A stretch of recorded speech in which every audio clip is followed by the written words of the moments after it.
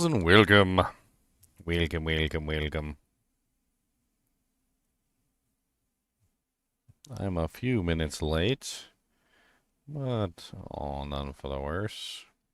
Today we're going to be going over the Diablo 4 Campfire, which is starting at 2 p.m. Eastern Standard. So we still have about, well, what, 56 minutes before that starts. We're going to start out with a Theorycraft, though. I've been hankering on this one. And this is a Theorycraft that I've been meaning to do. It's basically a Fireblast Theorycraft. Fireblast is an interesting ability that has a lot of synergies, kind of similar to Bone Spirit.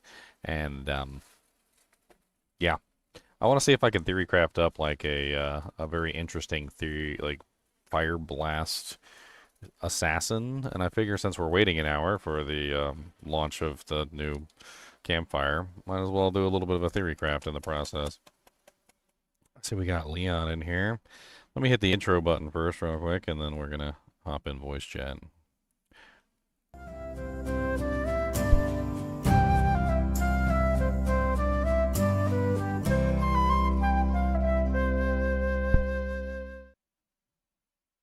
All right. What's up, Leon? What's up? How's it going? Yeah. I can barely hear you for some reason. You can't hear me? Let me Turn check you up. check my mic. No, I probably just turned you down at some point because you were loud, and then I did never turned you back up. um. So this Theorycraft, I'm trying to Theorycraft my character for next Diablo 2 season. I'm thinking a Fireblast assassin, and I mean let's start out with the charms. That's easy, right? So we're gonna be doing miscellaneous charms, skillers, assassin. So they're most likely just gonna be entrapping large charms. I mean, I really doubt I'm going to get like 45 lifers or anything, but let's just go ahead and put them in here. I'm also going to need the Sunder Charm as well, so we're going to need a Fire Sunder Charm, which I don't have right this second. I can copy him in. We got the Annie, we got the Torch. So at this point, we need lots of plus to skills. Um, it's most likely going to be things like Sojas. It's probably going to be 2 Sojas. That's pretty much no other choice because we want as many plus the skills as we can get here. So we're most likely going to just be going to Stone of a Jordan Rings. This is most likely just going to be a Arachnid's Mesh.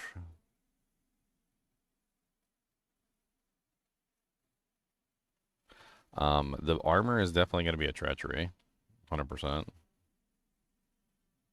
no way around it.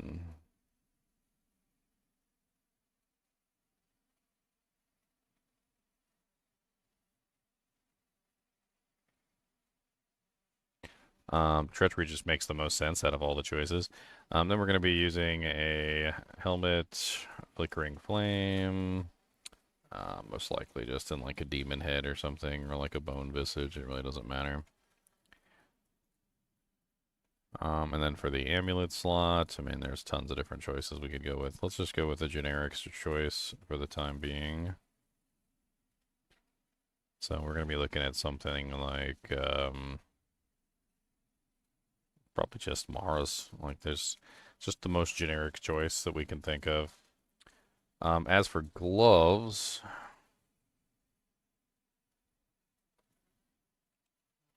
I can't remember if you can get trap skills on gloves. I know you can get bow and crossbow. I know you can get quite a few different things. I don't think you can get shadow discipline. You can get passive in magic. I know that. You can get martial arts. I don't think you can get traps. I don't think that's a thing. We could always pull up affixes. Let's see, D2R affixes, so I can remind myself. So we're gonna look for skill levels. So archers can spawn on gloves. Passive and magic can spawn on gloves. Javelin can spawn on gloves. No, traps cannot spawn on gloves, so that is a no. Which means that our gloves are going to be like whatever the hell we want. Like, does it even matter? Faster cast doesn't mean anything to us. Crushing blow doesn't mean anything to us. Mana maybe might be like a bonus, depending on how fast we're able to cast our abilities. Maybe this is a interesting situation where we end up using something like Frostburns just for like all the extra mana that it gives. It's a pretty large amount of mana.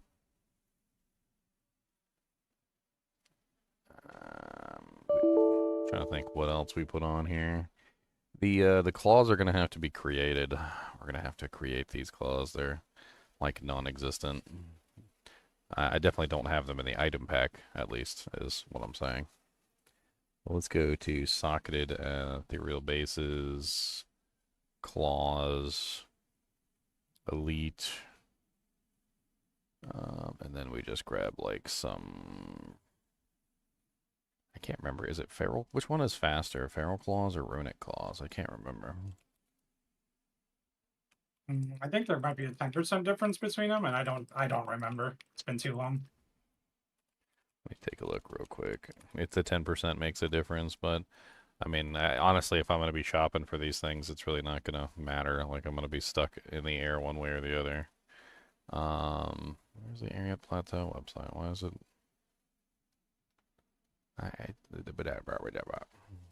No. No. Hey, I mean, that's not really what I wanted, but that works.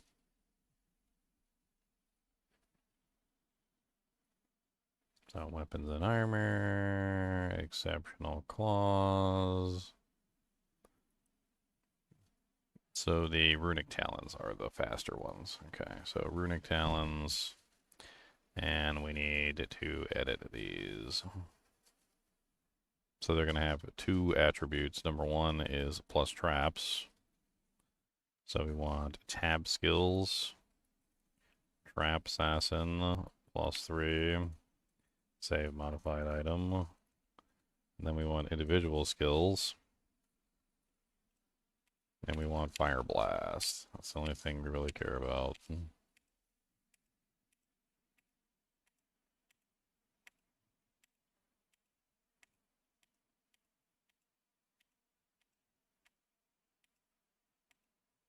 Okay, and then 3 to Fireblast.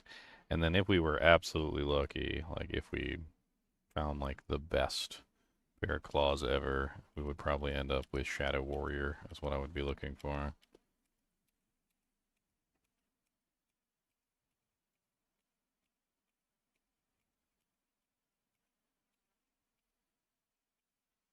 Oops. Passed right by it.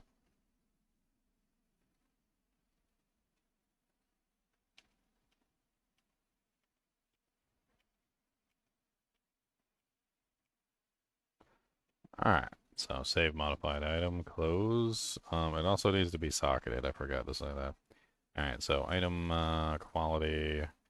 Ideally, if we happen to get like the perfect version, it would be 2 sockets. Although, if we're unlucky, it would be 1 socket. And then we're just going to copy the item and put it in the other socket. As for boots, I don't even know what we would do for boots. I have a feeling we're probably going to have mana issues, so I was thinking something like silk weaves. But we might not have mana issues, like I don't know. Not entirely sure how this is going to work out. But silk weaves definitely don't hurt nothing. What's the mana cost of the skill? I'm not sure. I think it goes up with level, so it's going to be something that I'm going to find out. I think it starts out really low, though. It's only like 1 or something, and then it like scales up pretty dramatically. So it might be like freaking like 15 or 20 per cast or something by the time I get it to the high level. Charms. We need to look at charms. So miscellaneous, charms, Small charms. Can we throw some magnesium in the fire? I don't know. Let's just do life resist charms. It really doesn't matter. Like, they're just there. Mercenary is probably gonna end up being like a plague mercenary, so let's grab some plague gear. Cheap, it works. It's way easier to come by than like an infinity.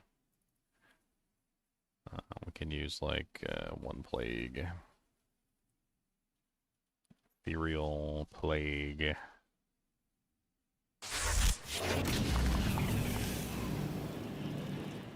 Conquest sword? I think we do conquest sword. And then the other weapon could be anything. I mean, obviously, I think ideal would be grief. So, grief, Eth, phase blade.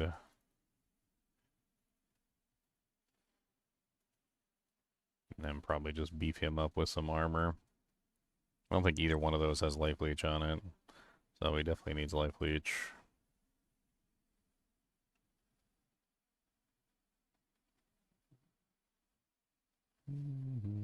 Let's just give him more budget gear. It really doesn't matter. So like an Eth treachery and bulwark. Both really good choices for a mercenary. And then we need facets. We need 2 facets per weapon. So unique, jewels, fire facet. 1, a 2, a 3, 4. Save. Alright, so let's copy this character over and let's see what we can make out of him. We also need to copy over the mule that has the charms, because I need a Sunder charm.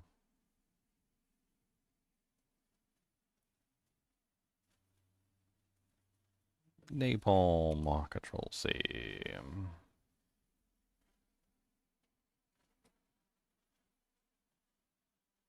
The hell was that? Did I just crash my freaking browser or something? That jank said bye.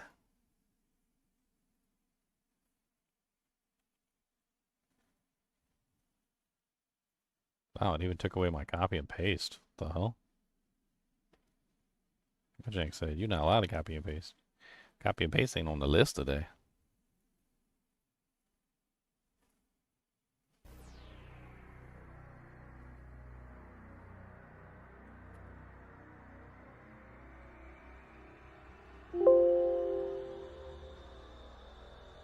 Alright, and we need to copy one more character.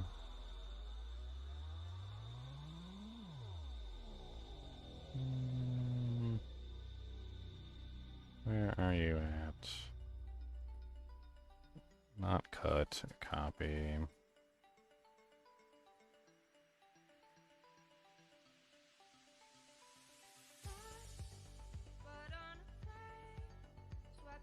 Alright, that should be it. Let's go.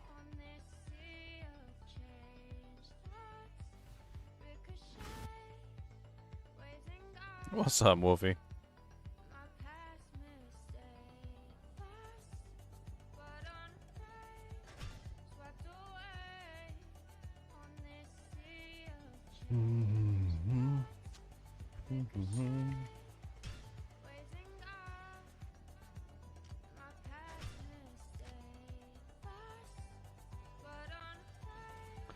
All right, we're here. We did it.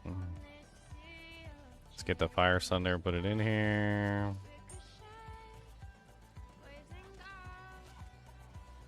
Good day.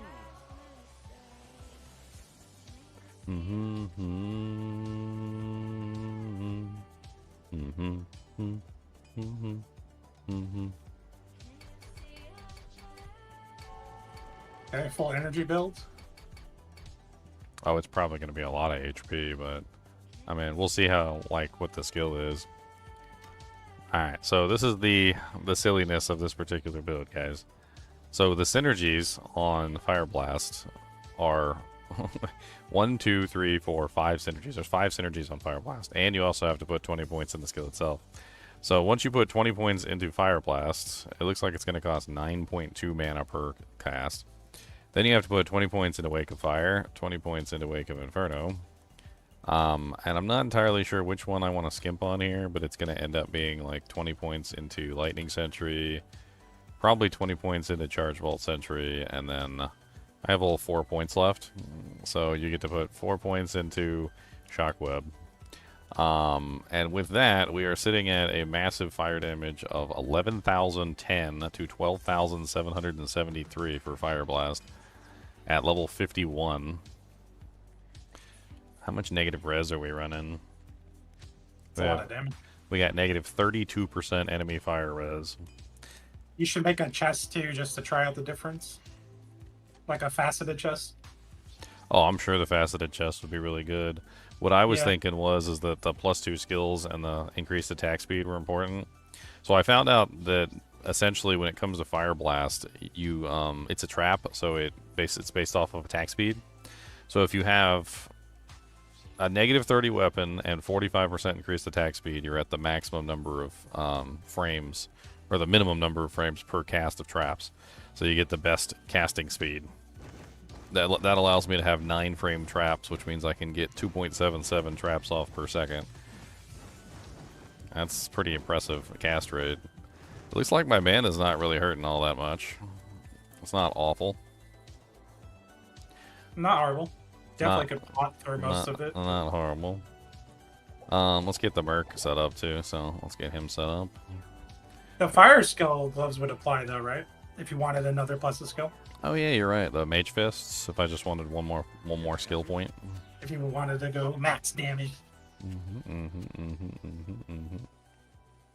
Haramond, Magnus, Dross, Ethelred, Caden, Dross. Come on, Dross. Alright, let's outfit Dross with his equipment.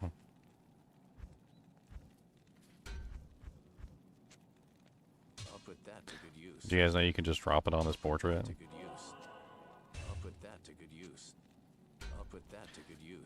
Alright, let's go get some potions and let's test out this build.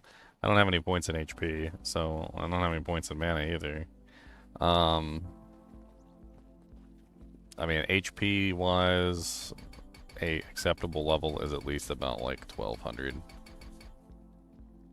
So like, let's just see if we can, there you go. So like we're at like 1300 right now. And we still have 180 stat points left, so we could theoretically dump some into energy if need be, or just dump the rest into HP one way or the other. Obviously we do have some HP on these trap skillers though. I'm also running these, so there's a lot of HP that's coming in from that I might not have, like on a budget run. Put another 100 into it, and then some into energy. I don't know. I mean, I could just dump all of it in there, honestly. Like, if I find another way to deal with the mana problems. It doesn't even seem like I'm really struggling for mana all that much. I mean, let's do Nine's not bad. Let's do a pretty standard spread, and let's just grab like half and half mana energy. And let's go test and see the damage of our Fireblast.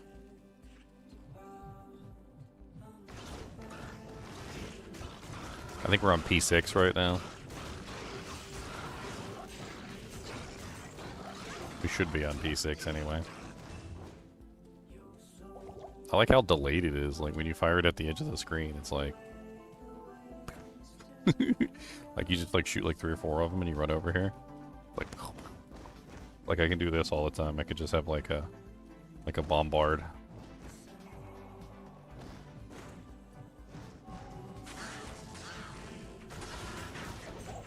That guy dies pretty quick.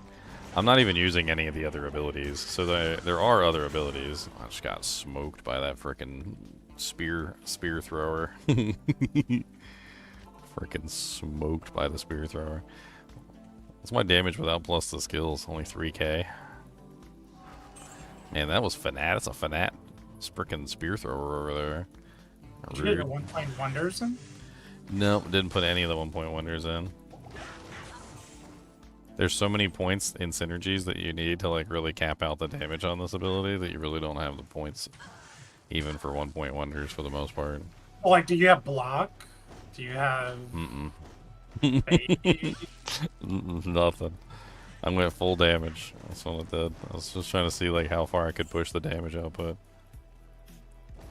Man, fanaticism on spear throwers is not what I like planned on for my life right this second. Now the interesting thing is I also have other abilities. So I also have like Wake of Fire, for instance. It's not like I'm completely without other abilities to use, because I literally have capped out Wake of Fire, Wake of Inferno, Lightning Sentry, Charge Bolt Sentry, Fireblast, and then I have like some moderate points into Shockweb. So like I still have tons of other abilities to use in combination with Fireblast. Like I can like walk into an area, drop down like, you know, 5 Wake of Fires and just start spamming Fireblasts. Yeah, those things hit hard too. The fire traps. So like as an example, that's not really a good place to test it.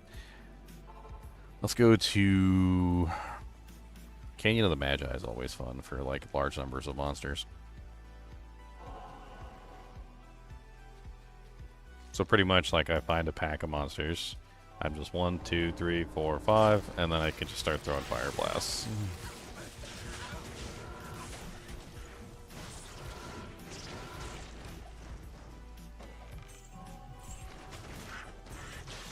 Womp, womp, womp, womp, womp.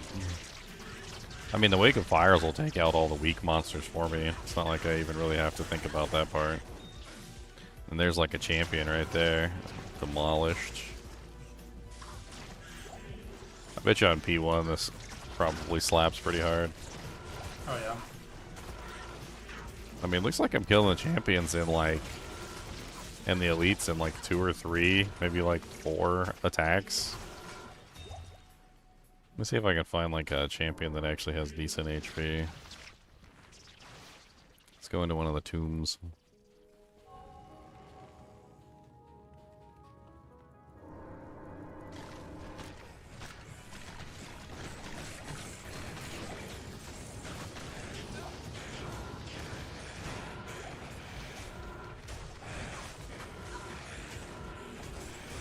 It's got an AoE on it too, like Fireball. So it's 3.3 yard radius. So everything within a 3.3 yard radius gets hit.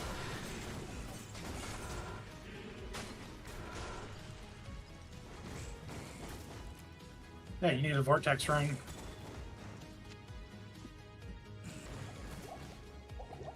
The vortex ring. What's that do? No, a vortex room. You need to suck them in. Yeah, Cry yeah, run. yeah, suck them. Snot shank. That was like 4 fire blasts. 1, 2, 3, 4, 5, and then we just.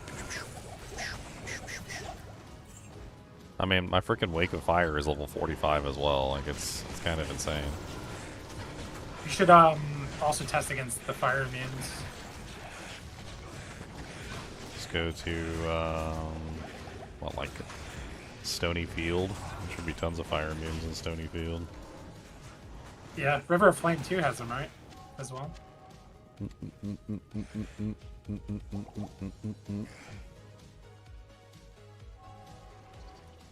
Pew pew pew pew pew pew pew pew pew pew pew. It's funny too, because like the time that it takes to throw it seems to depend highly on the distance. So like if I throw it over here, it takes like forever to fall. But if I throw it like directly in front of me, it's instantaneous. Like if I'm just...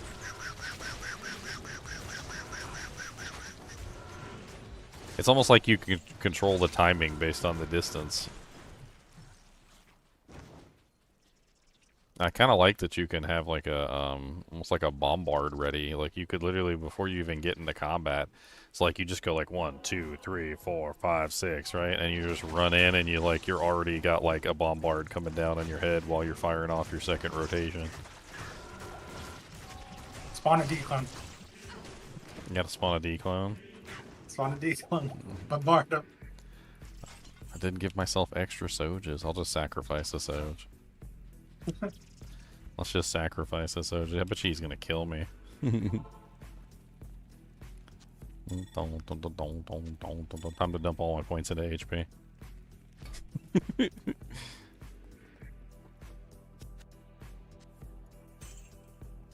It's a P60 clone too. Let's get some more HP potions.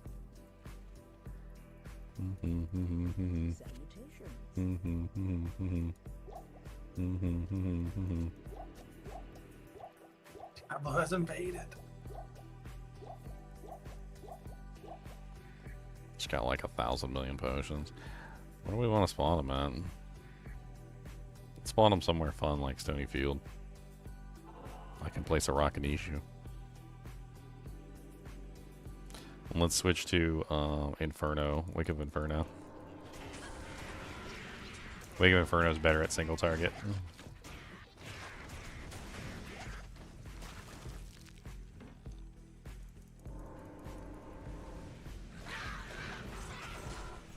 I wonder with this kind of ability, could I just like long range bomb him to death? Oh, there he is. Here, I'm on the other side of a rock. Let's see, let's see. Can I long range bomb him to death? No, he's coming to play with me. 1, 2, 3, 4, 5. Alright, 1, 2, 3, 4, 5, 6, 7, 8, 9, 10. Don't stop shooting, hit him hard. Yeah, yeah. 1, 2, 3. I don't know if I can stop his regeneration with this build. I probably need to hit him with like some sort of prevent monster heal before I Is the burning damage enough on anything? No, because it leaves frames where he can regenerate, is what the problem is. So there's always going to be a frame where he can regenerate his HP.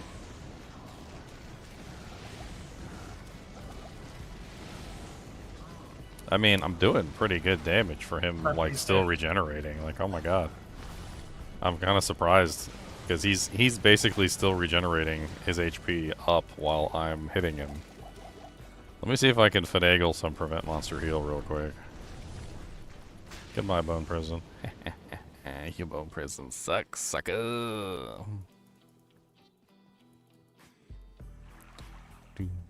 I can steal some runes from my my single player character. He doesn't need them. He's not allowed to use rune words anyway. Does he got a 3-socket bow in here? I don't think I do have a 3-socket bow. No. I mean, all I need is like 1 hit of prevent monster heal, and then that's it. And then I can like stop his regeneration entirely. See how the damage works. I mean, edge bow is the easiest option. There's other. That one belt? Yeah, there's a Hawaiians. There's a couple different like prevent monster heal options. I've got infinite gold actually. Hold on a second. I didn't even think about that. I'll just gamble it. I can just gamble a prevent monster heal weapon pretty easily. Let's just get a claw. Hey look, the first gamble, prevent monster heal. There you go. Alright, so all I gotta do is walk up and smack him one time, and as long as I hit him, then I'll get the prevent monster heal activated and we'll be fine.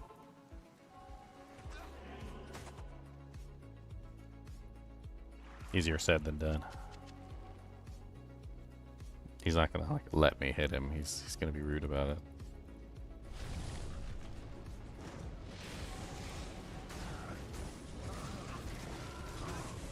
Just hit him a bunch of times just to make sure it really lands. I'm pretty sure I've hit him at least once. See a lot of X's. Yeah, but I think I hit him at least one time. Yeah. That's all you have to do is hit him one time. Okay. So, let's see if that worked.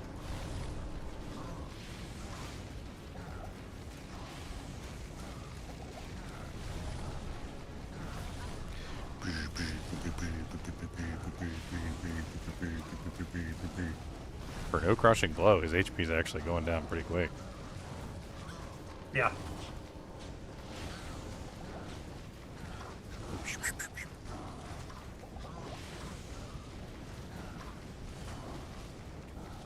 And this is P6.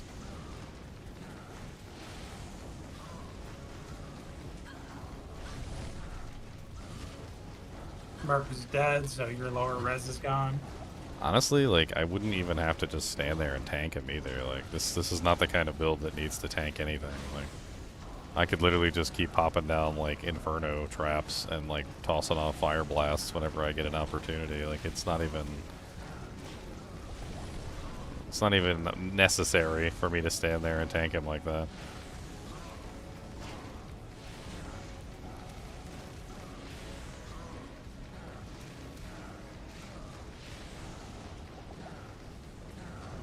I love how fast I can destroy these bone prisons. I've never been able to destroy a bone prison that quick in my life.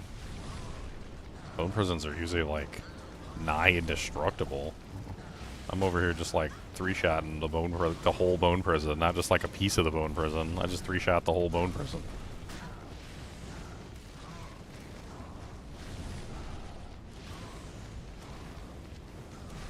I mean, the damage is definitely there. I think you're right. I think more negative res would definitely help.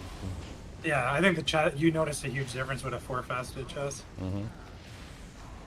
A pen is amazing. But treachery is so easy to come by. Like, I was like, this is... Yeah, you would start with treachery. Start with treachery for the +2 skills, the free fade. Like, just let it ride it out for a while. And then maybe eventually, once you get, like, all your other stuff, you can go to the 4-faceted chest. 1, 2, 3, 4, 5.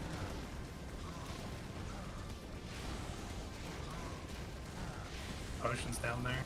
I see him. I'm using them too.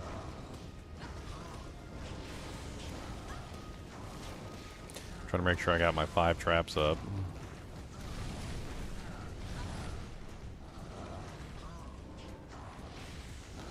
No.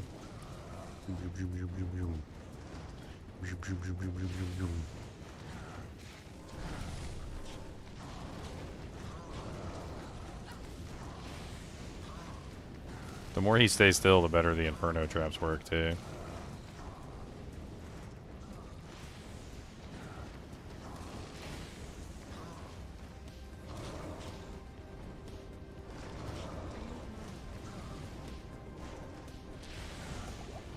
Mana's not really an issue, and it definitely seems like you can manage it with potions, but even if you did have an issue, you could always put a couple more points into mana, like 50, 60 points or something.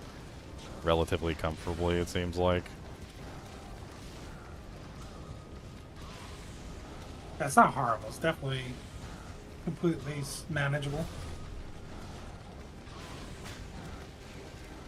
He's gonna lock me in a prison one of these times, and he's gonna kill me with it. I gotta go. Wait, isn't there a well over here? Haha, cheater well. Cheater well.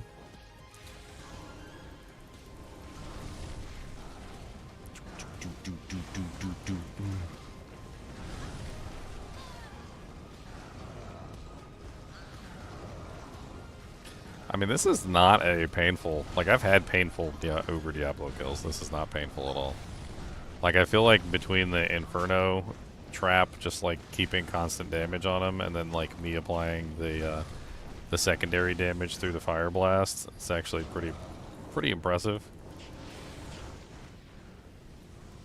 I wish I had some more juvies for this fight, but... I mean, it'd be what it'd be.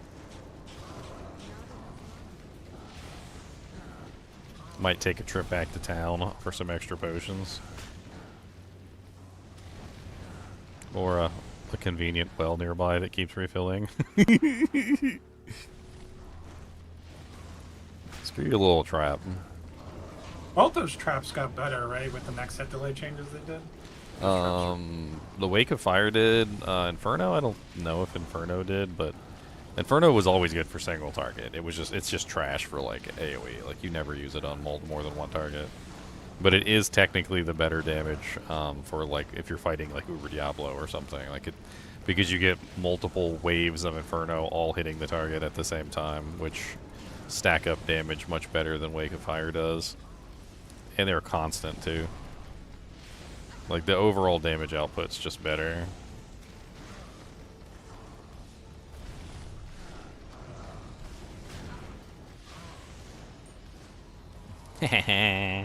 Punk, bitch. Yeah, yeah, yeah, yeah, yeah, yeah. That was pretty impressive on P6. I bet you would be a lot faster on P1. Yeah. I mean, that was honestly breezy. Like, it was like a breeze. All I really had to do was keep up Wake of Infernos, which are doing 9,433 to 10,295 damage per second. And I do 5 of them, so I basically just have like 50,000 damage per second, just constantly hitting him. A little bit of Prevent Monster Heal helps, just run in there, smack him one time. Edge bow would be optimal, because then you don't have to get into melee range. You can just shoot him from afar. How much health does he have on P6? I don't remember, a lot. Like P1, I think it's 600,000 or something.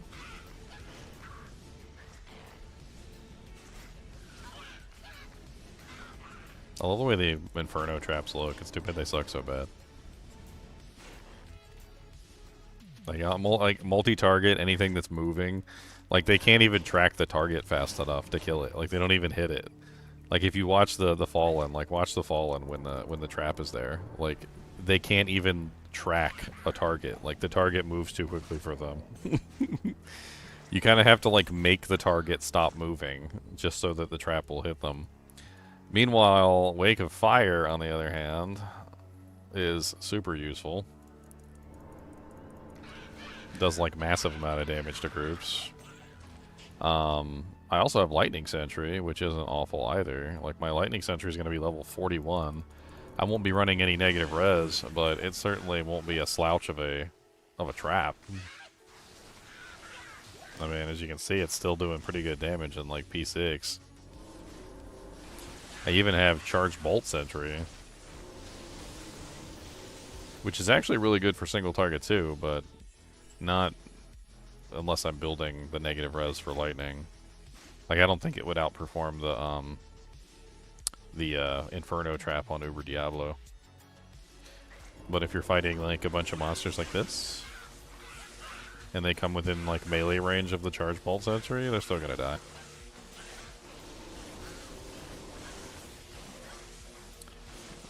A zombie is defying my lightning bolt sentries. I was also considering maybe Shockweb, like, I don't know. It kind of goes along with the whole theme of, like, throwing objects. Like, having, like, the Shockweb down at the same time. The only problem is that, I'd have to, like, take points away from something else. So, if instead I wanted to have, like, a higher Shockweb, I would have to drop points from, like, Charge Bolt Sentry or something like that. Have I played Zelda Ocarina of Time? Yes, I have an actual photograph, not a digital photograph, but I have an actual photograph of me beating the game. I photographed the TV. It's the worst photo ever, but you can make out the end, and that it's obviously Ocarina of Time, and that's about it.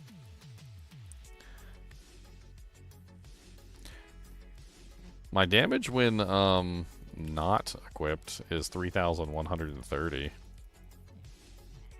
Of course, I'm not going to be able to kill fire immunes without negative fire equipment, but I wonder if the shock traps are enough to kill these guys.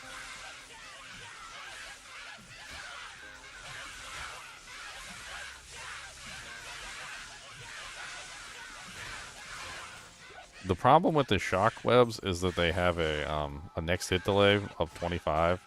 And they don't hit the target more than once per trap per 1 second. So 25 frames of delay, essentially. So, if the fandom archive is right, on P1 he has 642,000 health, and then on P6 it would be like 2 million. So 646,000 plus, it's 50%, yeah, 50% per difficulty, so 50, 100, 200, 300, so plus 300%. So yeah, like 2.5 million. So I did 2.5 million damage in a relatively short period of time. Let's see how Shockweb behaves, because I'm kind of interested to see, like, whether it's worth anything with this build. Obviously, we're fire, and we're building negative fire res, but it could be interesting to have, like, a very reliable secondary, like, tossing mechanism. So let's do a respec real quick. Get our 115. our 115, grab our vitality. So we're going to do the same thing we did before. We're still going to build up the fire, but then we're going to dump 20 into Shockweb, 1 into Charge Bolt Sentry, and 20 into Lightning Sentry. And then we build 1 point into Death Sentry for the Corpse Explosion. And the only thing that really changes is now we have access to a maxed out Shockweb, which is 2,635 damage per second with 22 spikes. And it kind of like falls in line with the Fireblast. That's all I'm really thinking. Like if I was, like say I was fighting some monster at the edge of the screen, right? I could go like click, click, click, click, click, click, click, click, and you would just see like boom, boom, boom, boom, boom, boom, boom, boom, boom, boom. It's like an artillery shell barrage.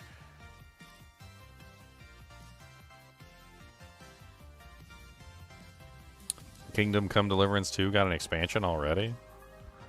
That's crazy.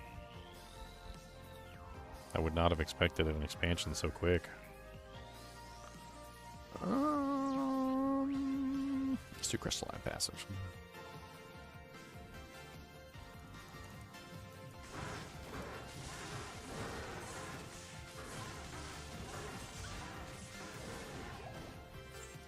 So what's the duration of these? The duration is 3.6 seconds.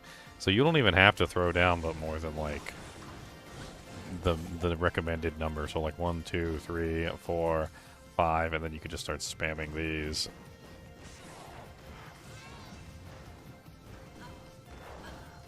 You can just like alternate back and forth.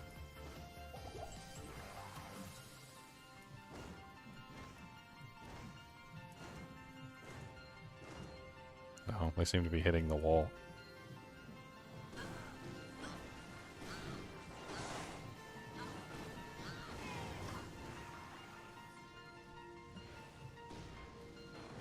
I think these guys are immune to fire naturally.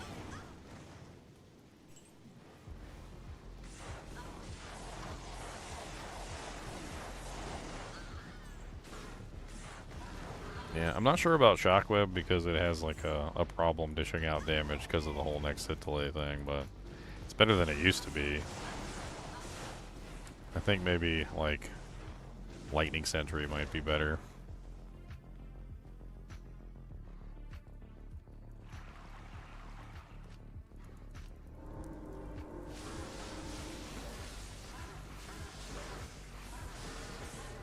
Yeah, definitely does more damage. Wake of Fire obviously is going to do more damage as well.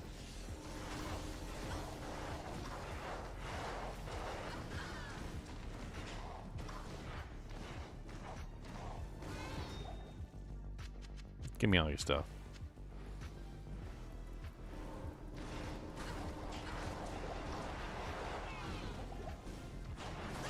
Dude, Wake of Fire hits really hard with this build as well. Like, I mean, it's essentially a Wake of Fire build along with the Fireblast. It's kind of like an advanced Wake of Fire build. It's technically Fireblast was always a part of Wake of Fire, but if you don't build the other synergies, you don't really get good damage out of it.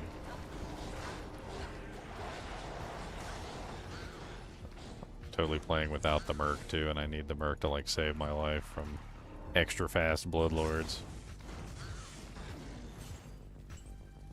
Let's go grab the Merc back and let's see how we function with the Merc.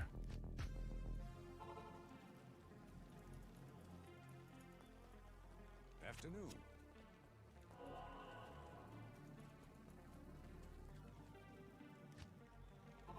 Oh, let's go to Glacial Trail this time.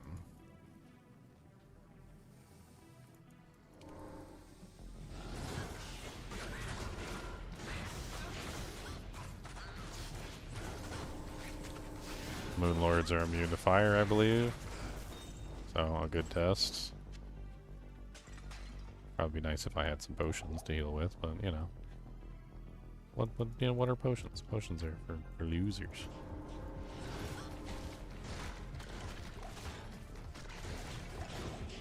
Did you guys just see my Merc hide behind the wall? Yeah, he's hiding. He literally just went and hid behind the wall. Like, legitimately. Like, he was just like, you know what? I'm not fighting today. He goes, well, I'm just gonna hide behind this wall right here. Holy fire immunes, Batman. He's hiding again behind that door. This place is scary. Let's switch to lightnings. Oh god, I'm so dead. Oh lord.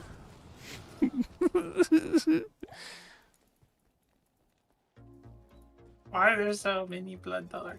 Dude, that area was like cancer for a fire build. Those were all fire immunes. Like it was like a sea of fire immunes as far as the eye could see. I think P1 you won't even notice the fire moons, but on the higher tiers, if you want to do more damage, you're gonna need that chest. You're gonna need the pen. Yeah, more pen would definitely be nice. Let's test on a lower player count too, real quick. We're running out of time. It's almost time for the. We got what 10 minutes until the campfire starts. The countdown's on the stream. 10 minutes and 26 seconds. 25.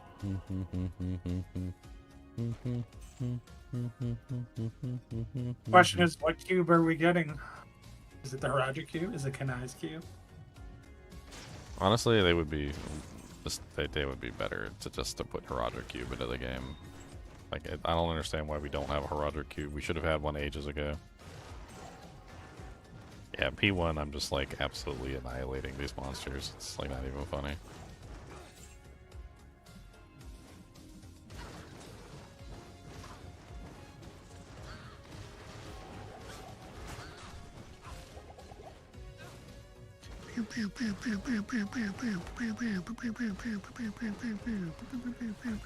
I mean, early on, I shouldn't have any trouble. Like, Wake of Fire absolutely demolishes, like, early normal difficulty and Nightmare up to Act 4.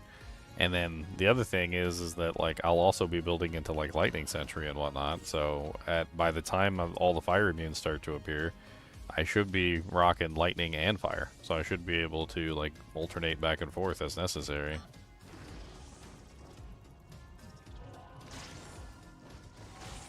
It's funny just watching, like, the bombs come in, like you just fire off the bombs over there, and just, like, watch them, like, slowly, like collapse in. Like, pew, pew, pew, pew, pew, pew.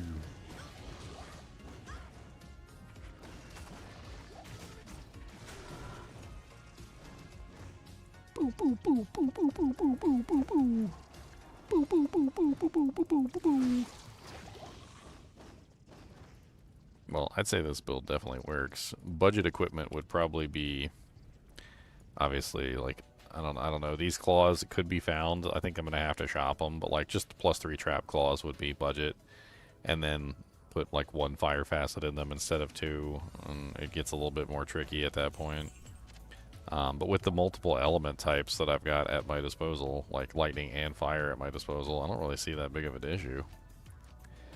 That was one last thing I wanted to check was, I wanted to check, like, how good she was at killing things with Fireblast. So we have to cast all the synergies. And once you cast all the synergies, then she has the ability to use, like, the upgraded version. The fully synergized version, essentially. And let's see how she does versus, like, a monster with it. Let's see if I can get her to cast a Fireblast. Come on, Shadow Warrior. All you gotta do is throw a doojank. That's it. Just come over here and throw a doojank. Why are you over there? What are you doing? What is she doing? Get over here. You need the dragon teleport just to fix her. Dude, she was just like looking at the wall, licking paint. Like, what is she even doing with her life right now? Throw some Fire Blast. You got Fire Blast. I don't know if she can throw Fire Blast. She might not be able to. It might be one of the skills that she's restricted from. No, there you go. There you go. She fired one. There we go. There we go. Oh, she's doing it. She's doing it. I don't think she's doing any damage, though. The fire blast. Where are they coming? Where is she throwing them? Okay, she's doing them over there. Okay. No, they're really not doing very much damage. Hers are unsynergized for some reason. I don't know why hers are unsynergized. Oh, that's unfortunate. I'll make her cast something else like lightning sentries and like stupid stuff.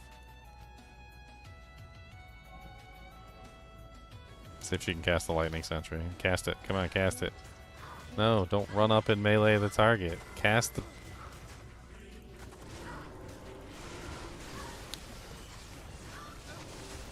AI on the Shadow Warrior is so bad. It's always been so bad. Hey, she cast one. She cast one. Look, she did it. That's hers. That's her lightning sentry. That's pretty good, actually. Okay, so she's doing pretty good with the traps, but she's not doing good with the Fireblast. So she could literally be the trap caster for me. I could just like put like Wake of Fire or something on my like right click and just make her do it. Just have her like casting Wake of Fires all over the place. Cast it. Cast them Wake of Fires. Do-si-do. That's a fire. Was that poison immune? I don't remember. I think those guys are fire immune. Well, I think the fact of the matter is waiting on her to do anything is going to be a pain in the butt. I mean, it definitely seems like it would work. It would essentially functionally be a fire trap assassin at the start, and then would slowly morph into a lightning trap assassin as well. And then over time would morph into more of a fire blast centric build, but I mean, it works. Let's pull up the campfire chat. It should be just about ready to start.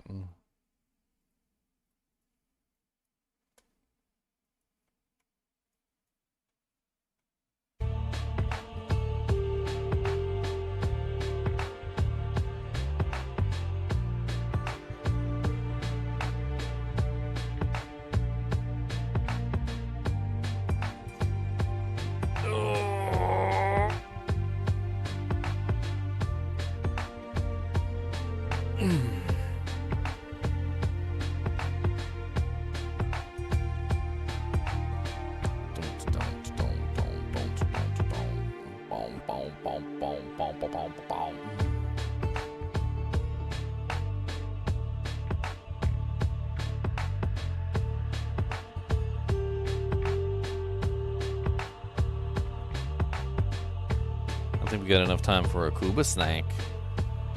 Does Kubas want snack? Kubas, these you want to snackums? These you want some of these? Yeah, come get them. Come on.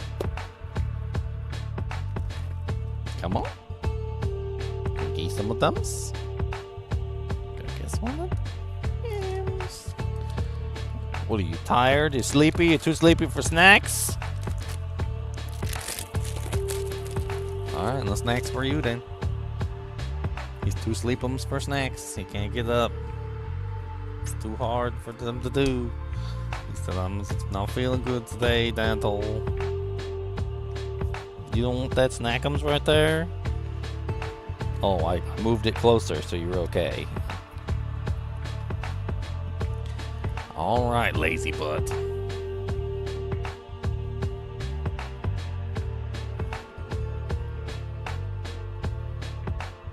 You coming up here? Do you want some more? Come on. Come on up here. So don't tell me what to do.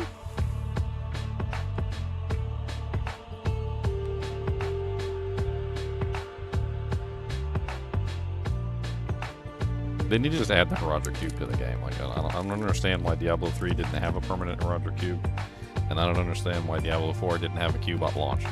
Like, it's one of the most iconic things about Diablo 2 is having a Roger Cube in your inventory, and like everybody would be benefited by having the cube in their inventory. It's more inventory space. First off, it's also like the ability to use crafting recipes on the go. Like they could institute an entire thing where you could like do crafting recipes in the Roger Cube on the go, where you could like take your item and put it in there with the right materials and like and hit the button and like craft up items.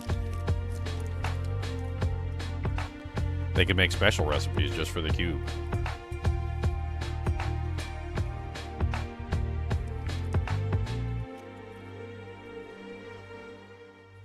Come on. Come on, Boogus, let's go. Come on. Come on.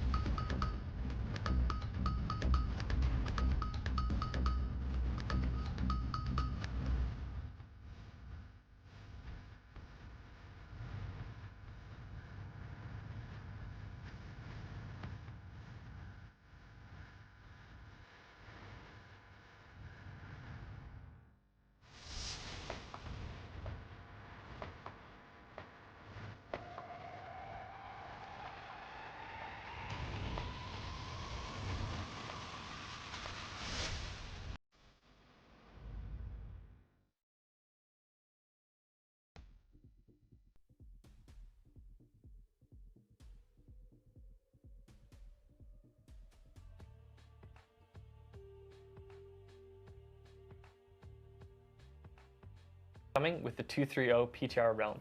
My name is Marcus Kretz, and I'm a community manager here at Blizzard Entertainment. And today I'm joined by some new and familiar faces to the stream, which we're really excited to get into. Liam, welcome to the stream. Do you want to introduce yourself and tell everybody what you do on Diablo? Hello, I am Liam. I'm an associate game designer here on Diablo. I'm always caffeinated, and I'm excited to be here. Hey, I'm Aislinn. I'm a systems designer on the final design team, and I'm also happy to be here, and probably not as caffeinated as Liam, but sometimes I wish I was. Hey everyone, I'm Charles Dunn. I'm a game designer, work on class design on the final design team, and I had some coffee this morning, so I'm feeling pretty good about it. Nice. Good way to be. And coming in all the way from downtown Albany, New York, Mr. Dan Tangway, how much caffeine have you had today? Hey everybody, I'm Dan Tangway. I have had 0 caffeine today. I'm not allowed to have that stuff anymore. So. But yeah, I am the design director for live services, and yeah, I'm excited to share what we've got cooking. Awesome. Well, that's great. Great to have you here, Dan. And yeah, we're really excited to dive into everything coming with the 230 PTR realm. It's going to be live from May 27th till June 3rd. We're going to be getting into everything coming with that today. However, it's been about a month since Season 8 launched, Belal's return. We've all gotten in and gotten some fantastic boss powers. So, you know, I know we wanted to take a moment to sort of address and see where things are currently sitting in the game. So, like, Aislinn, how do you feel things have been since the start of Season 8? Yeah, so yeah, we just love to talk a little bit about how has Season 8 gone? Like, what kind of changes did we make from the Season 8 PTR? How did they go in live in Season 8? So the first thing I want to talk about with that on this topic is level pacing and activity variety. So as you guys may be aware, we slowed down leveling just a little bit in Season 8, and I'm really glad we actually ended up bringing that to PTR because it got us so much fantastic feedback from you guys, and we decided to pull back on it a bit, and now we're actually pretty happy with where the pacing of leveling is in Diablo 4 right now. With that said, it did end up highlighting a few other things with the slightly slower leveling, which was that there may not be enough activity variety while you're leveling up. And I think we saw this with Apparition Incursions in Season 8 specifically. There was this pressure, a lot of people felt pressure to, you know, if you want to make progress in the season, you want to actually get rewarded on the seasonal track, you have to go to the Apparition Incursion event.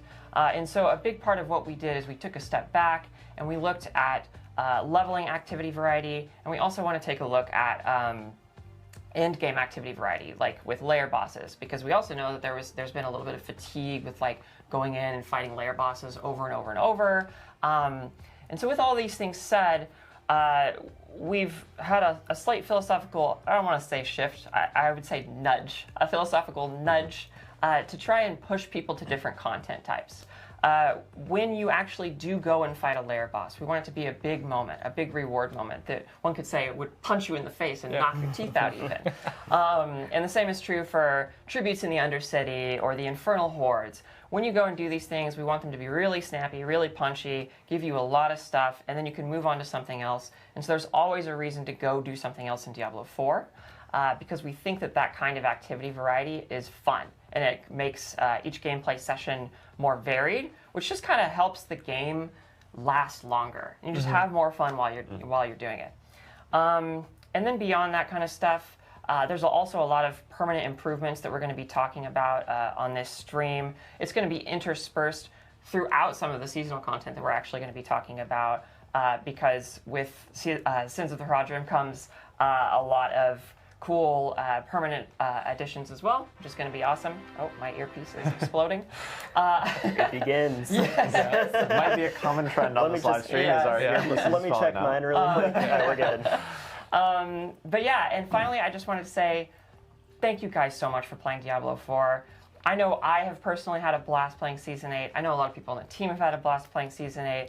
We're constantly just playing the game, finding what works, what doesn't, listening to what you guys are saying about it, and we're all here to make Diablo as just fucking awesome as it can possibly be. And so thank you for joining us on this journey. And with that, I wanted to pass it off to you to talk about class design. Yeah, absolutely. I'd love to talk a little bit about where we see the class balance and relative balance of the different builds and classes in the current season, in Season 8 here. I think broadly speaking, class balance, at least in terms of like the spread and diversity of the meta, is in pretty good spot. Certainly compared to some of the previous seasons of Diablo 4, where we had one or two outlier builds that were just so far above what anything else or any other class could do. We don't really see that this season.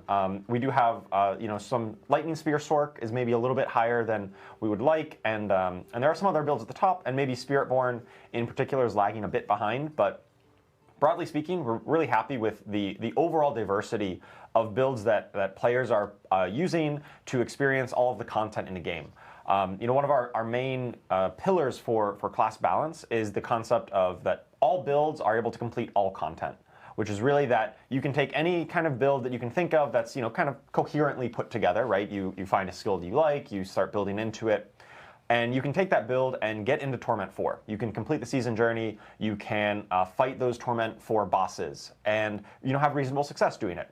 It doesn't necessarily mean you're going to be the absolute fastest speed farmer in the pit with every single build, but you're able to complete all the content. That's really the bar we're trying to shoot for with a lot of our class balance, and we want to make sure that there's a wide diversity of classes and builds that can achieve that.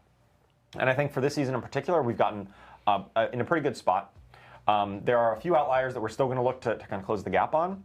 And also, I just wanted to say that this is an ongoing process, and one of the things that the PTR is so valuable for us testing is getting feedback on the new content that we're putting in, the new builds we're trying to enable, and make sure they are hitting that mark. Yeah, it's a great point. Like, that's the nature of live service games, right? Like, it's always iterative. We're always trying to balance things and get them to a spot where they function really well and builds feel really good, and it feels like you're not shoehorned into one. So yeah, the state of the game right now in terms of Season 8, having all those builds be available to get you through your entire season's journey is really, really nice. So that's really great to hear. Yeah, and of course, we'll be sharing some updates for the class balance later on in the presentation, specifically around the overpower stat, which has definitely been kind of dominating the meta this season and has been for a little bit. So we're definitely aware of that and going to look to make adjustments with the interest of promoting non-overpower builds to also compete with them.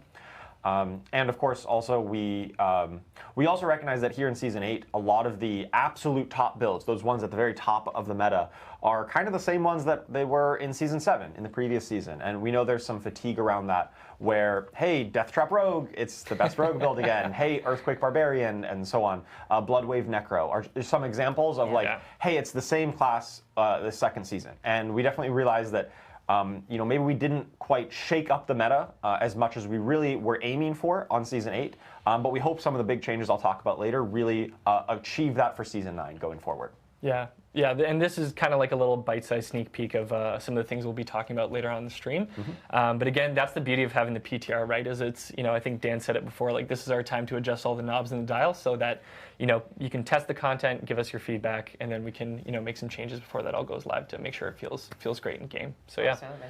So yeah, with that in mind, with the 2.3.0 PTR, for those of you that are keen and know the roadmap inside and out, you'll know that this next season's is going to deal with all things dungeons. So we have a lot of new and exciting systems and activities that are coming in Season 9 that you'll see in the 2.3.0 PTR. So Dan, what are some of the things that players can expect to get into and try out with this PTR? Yeah, absolutely. So I'm going to run through some of the features that you're going to see in the Season 9 PTR.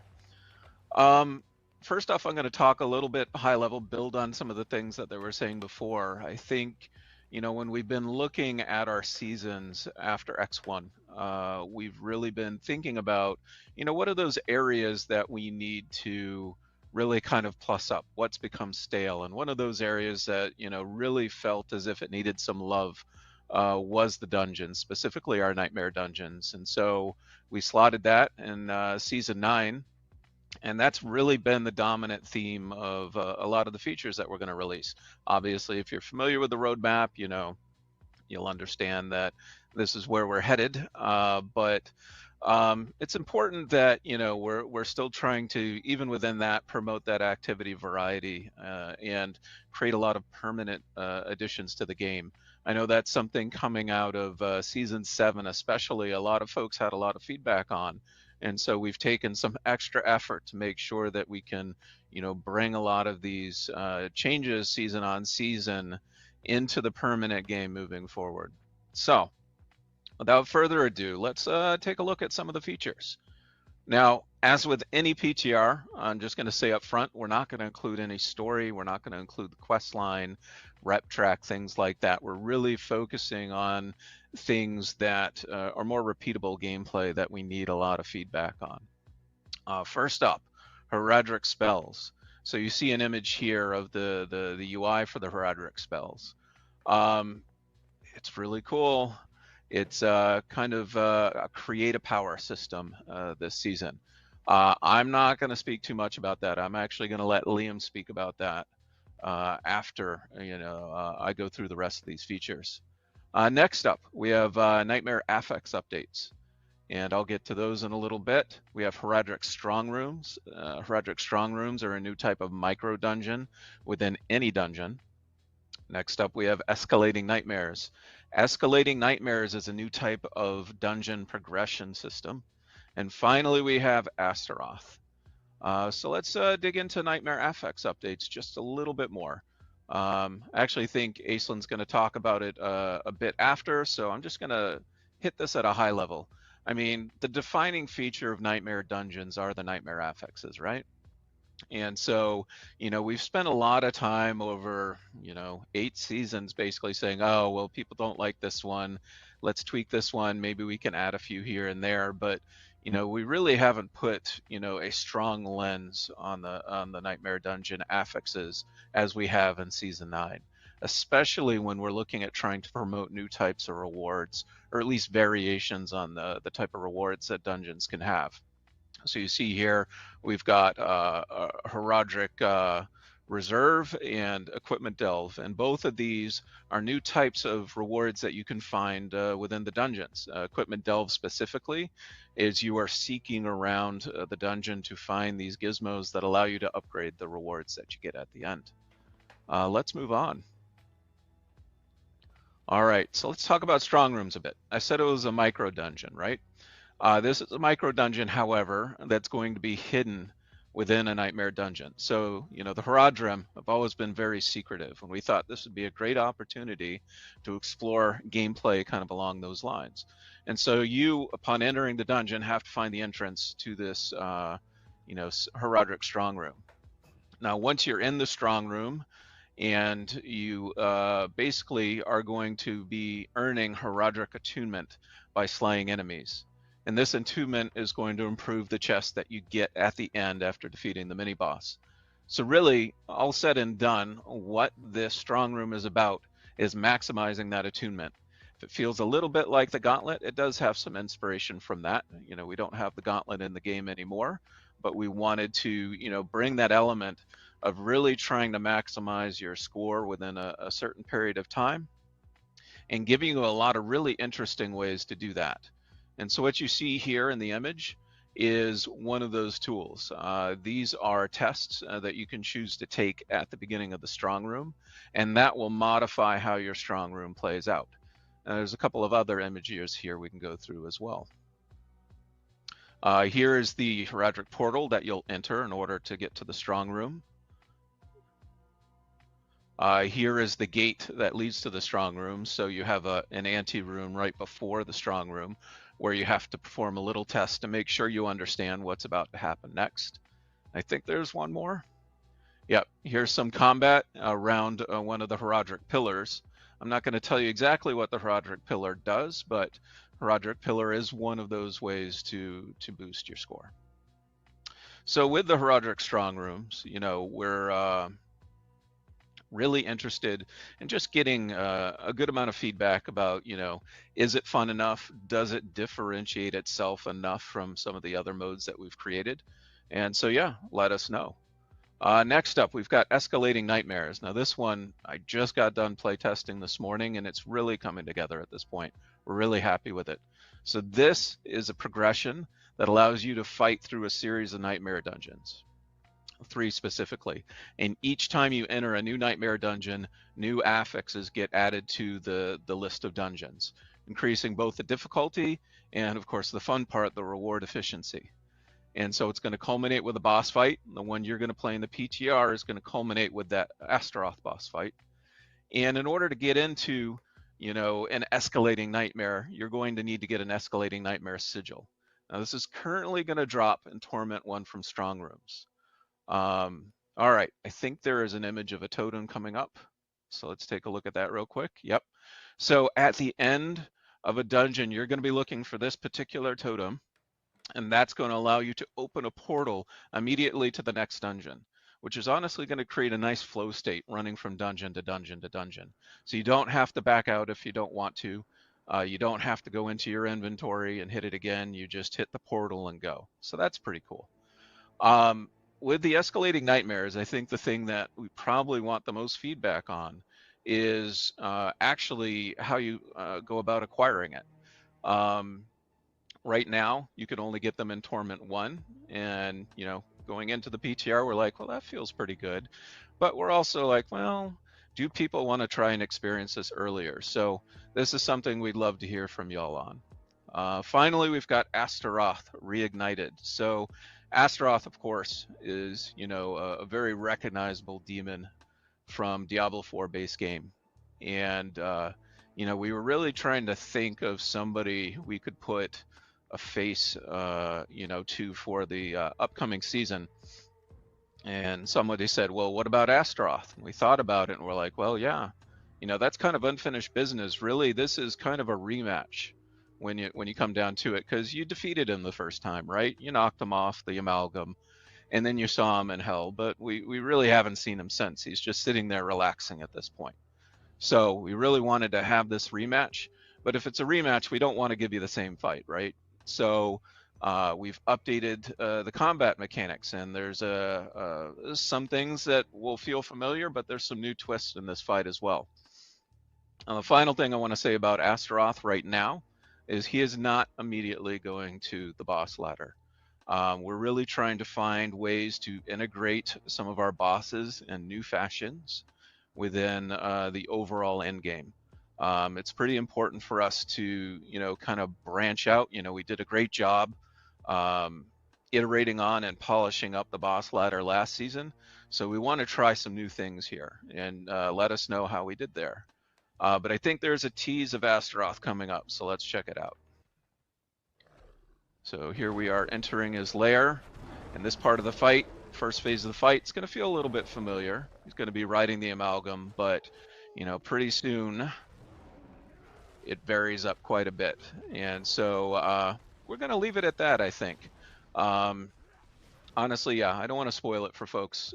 Just go check it out when the PTR hits.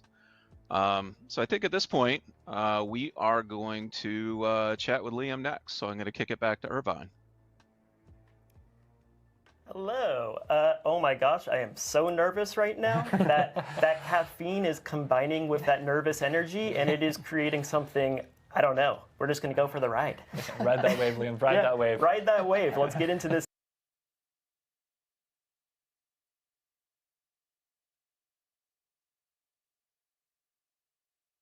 Did the live stream just die? I think so. Did the live stream just die? It just died. What the hell? Why does it seem like every single time they have some sort of issue with like audio or video or like microphones falling off, or like, how many campfires are we in now and they still can't get the campfires right? Like, who hit the switch? Somebody at the office over there is like, oops, I accidentally hit end stream and then also confirmed, yes, I'm sorry, I didn't mean to.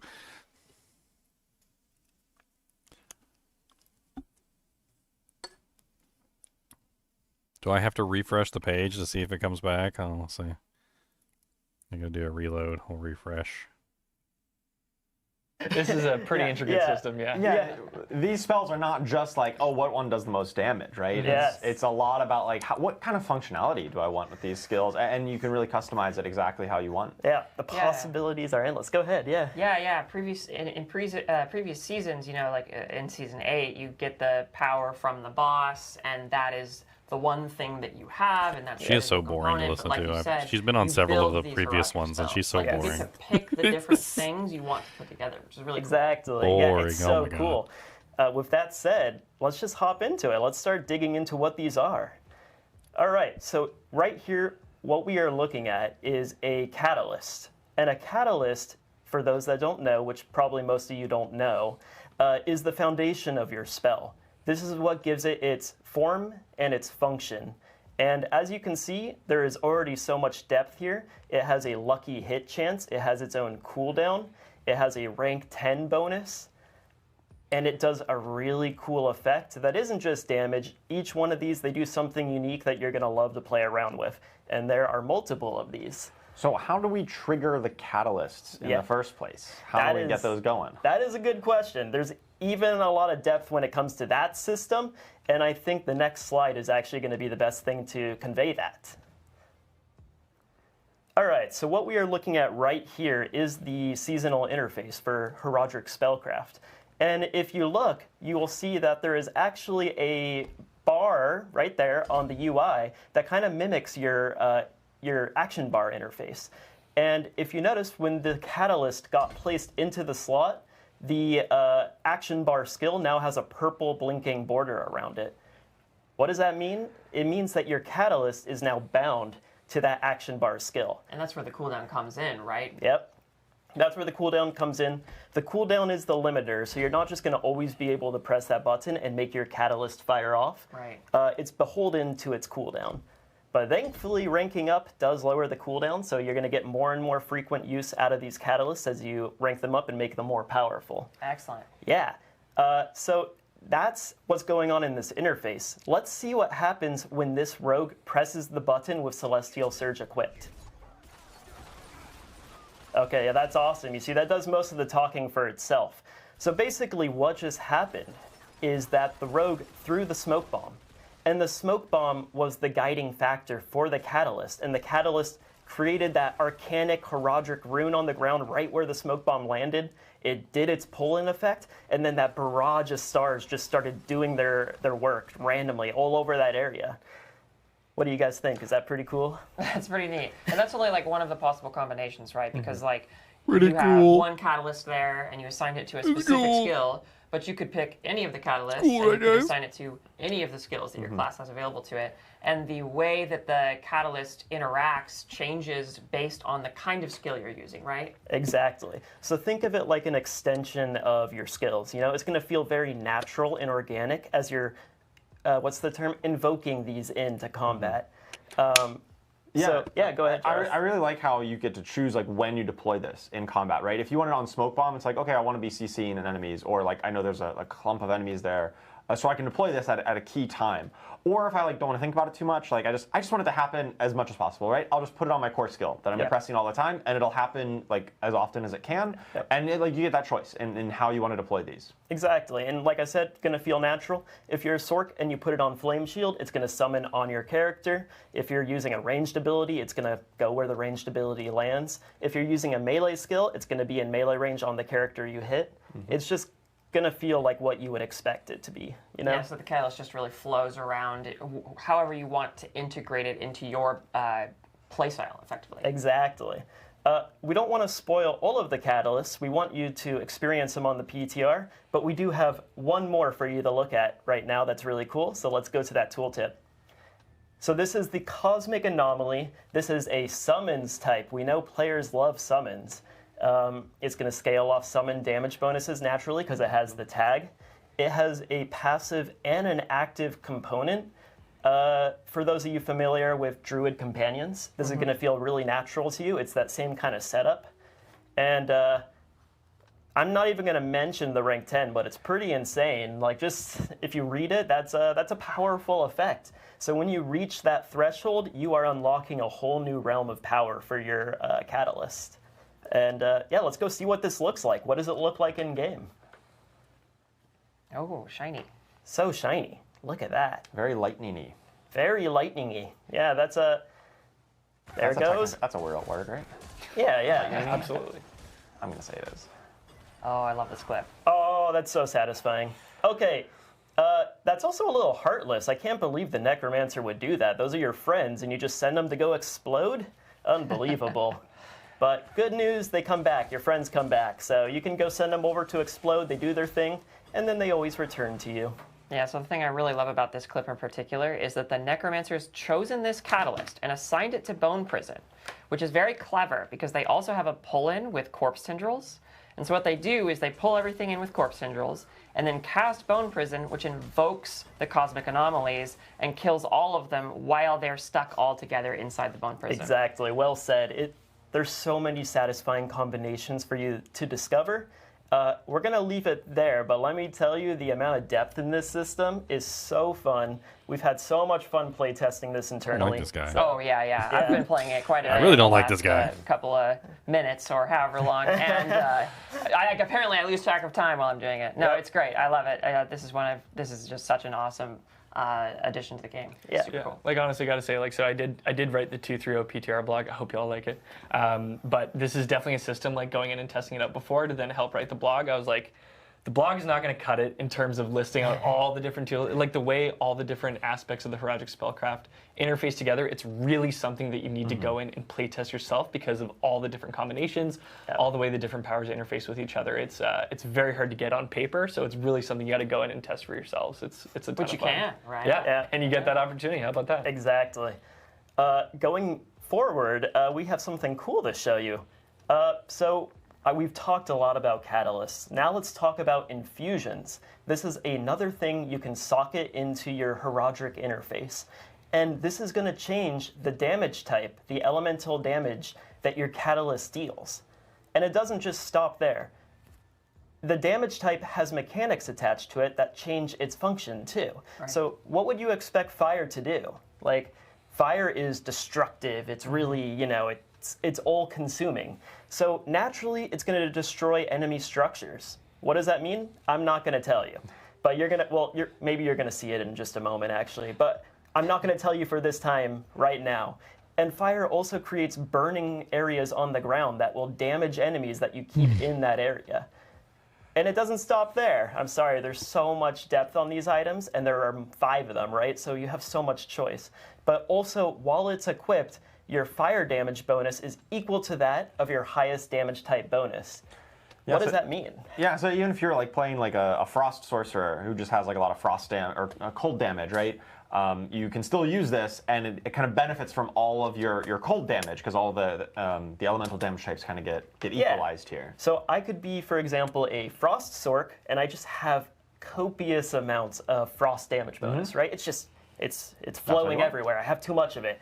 I swap in the poison infusion, and then suddenly I have an equal amount of poison damage bonus. Right. That's really cool because my poison catalyst is going to be hitting like a truck, and players love dealing lots of damage, right? Of course. I love it.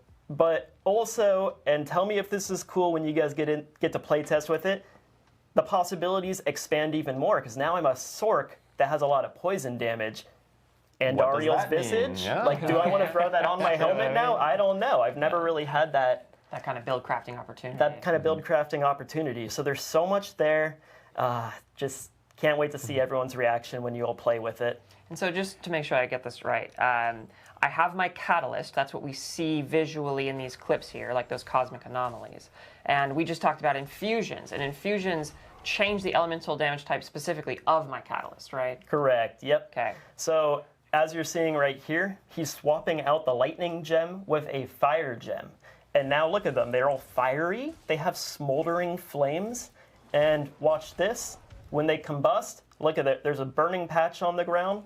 And you can get multiple of those. It isn't just always going to be one.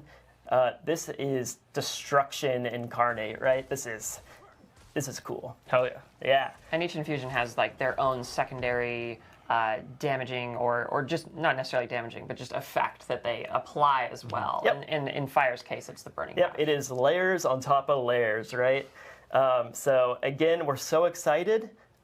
For people that were closely reading that tooltip on the infusion page, you might have seen a rank 5 bonus.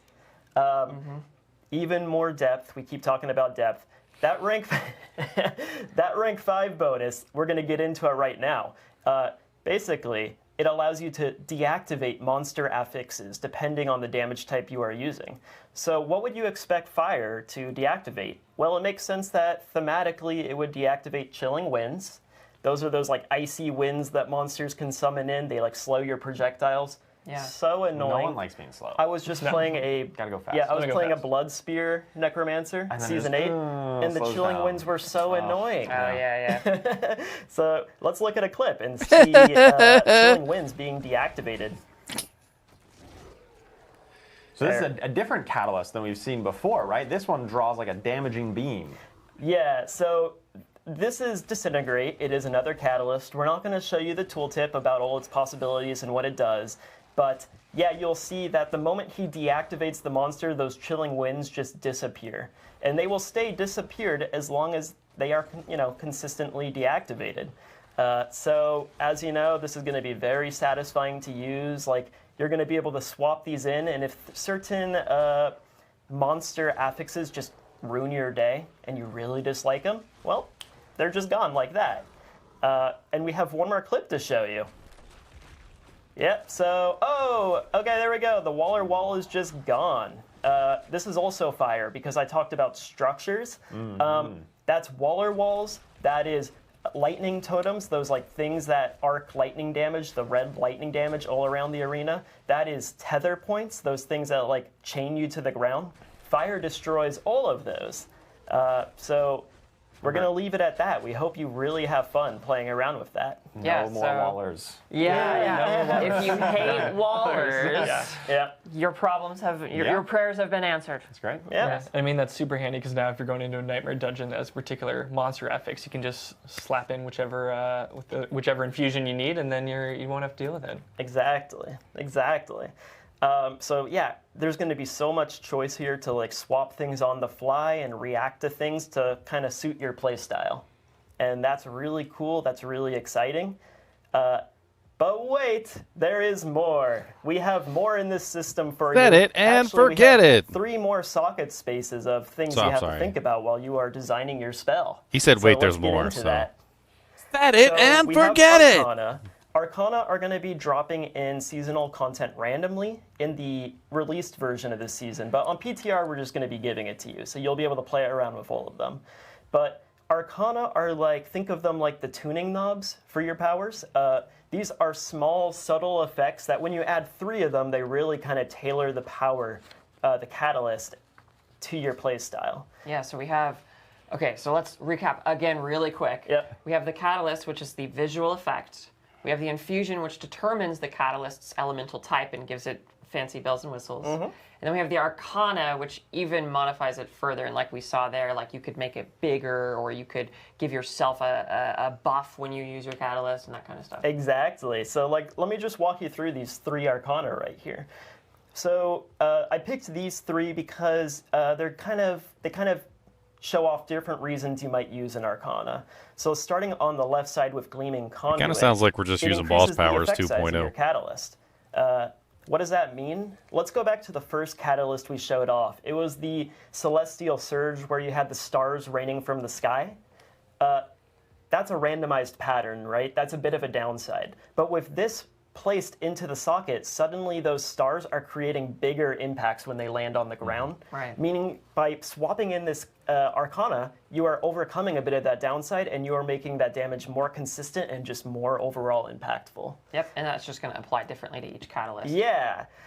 For Tranquil Stone, I'm actually just going to throw this over to Charles. Charles, what class might be happy about this Arcana? I mean, I've heard some classes, Necromancer, talking about how they don't have too many options for Unstoppable. Well, now you have many, many options, 5 different catalyst options, and tons of different ways to invoke it to gain that Unstoppable. So, Necromancers, look out for that Tranquil Stone. Exactly, yeah. So this kind of goes to that philosophy of these will kind of fill in holes. Oh my gosh, taking my...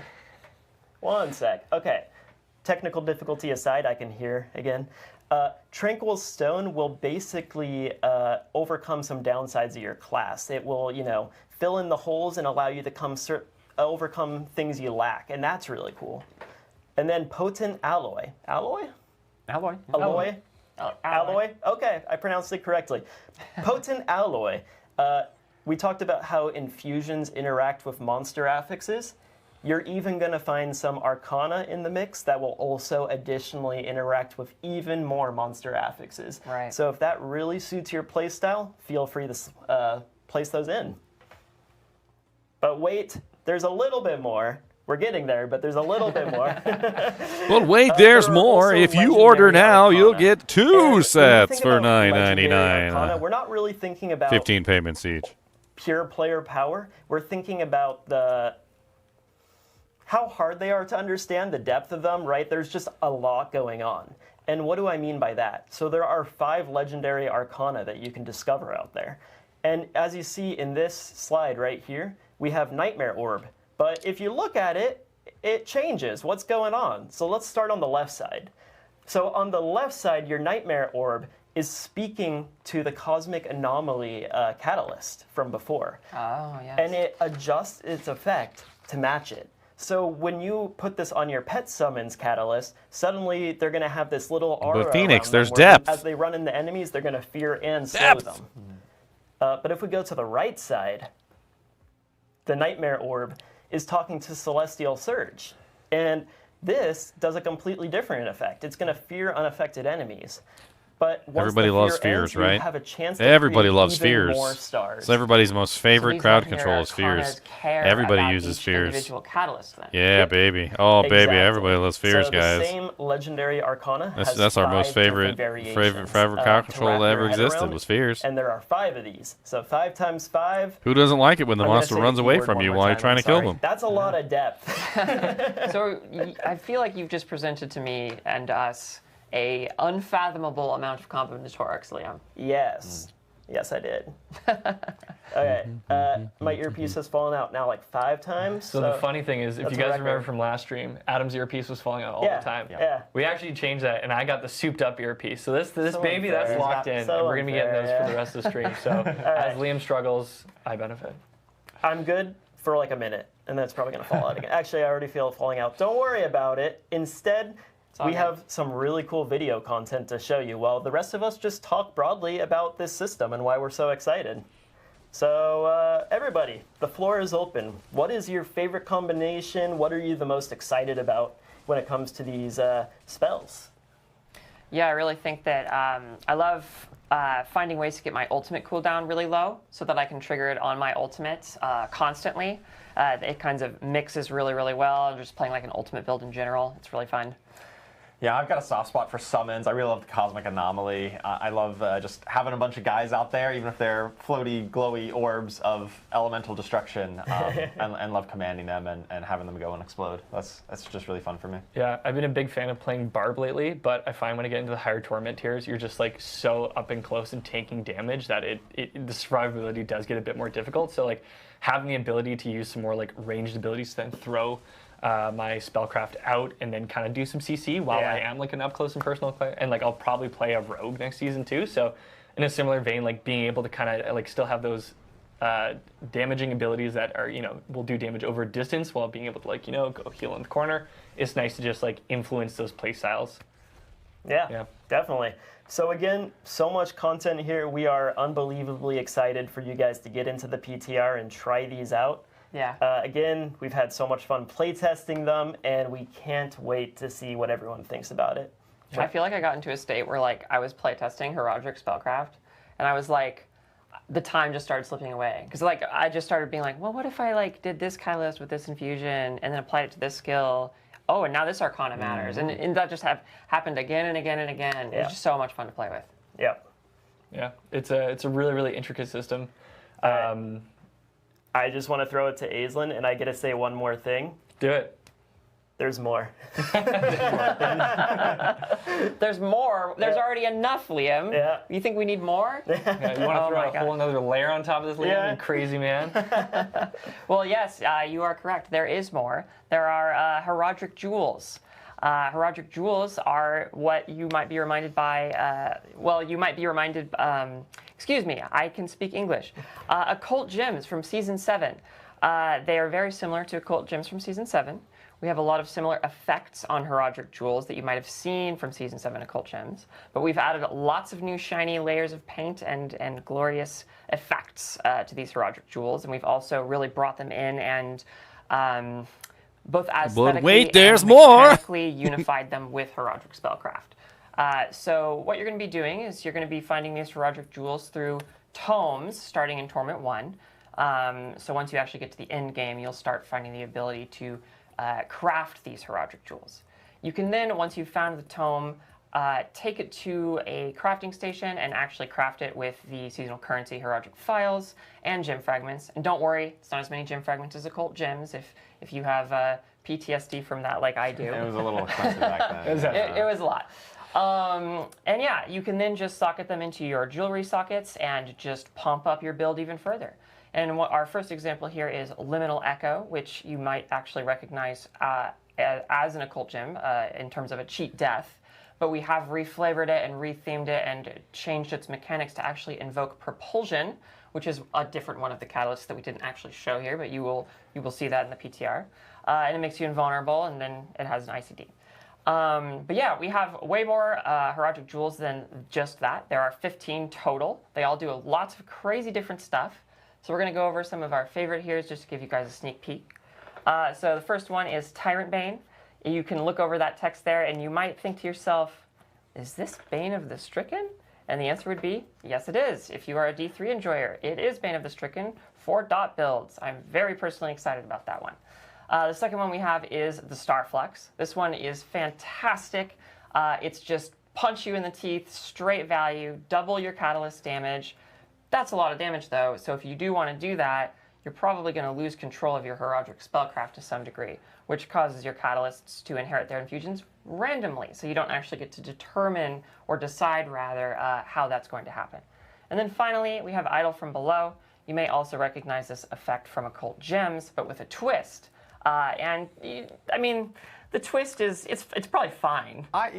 Jeweled Guardians, I bet they're pushovers, but don't worry about it. No. About it. No, focus on the first line for that one. That's the important part. Primary core stat, max life, unhindered, great stuff. Absolutely. Nothing else to worry about. For sure.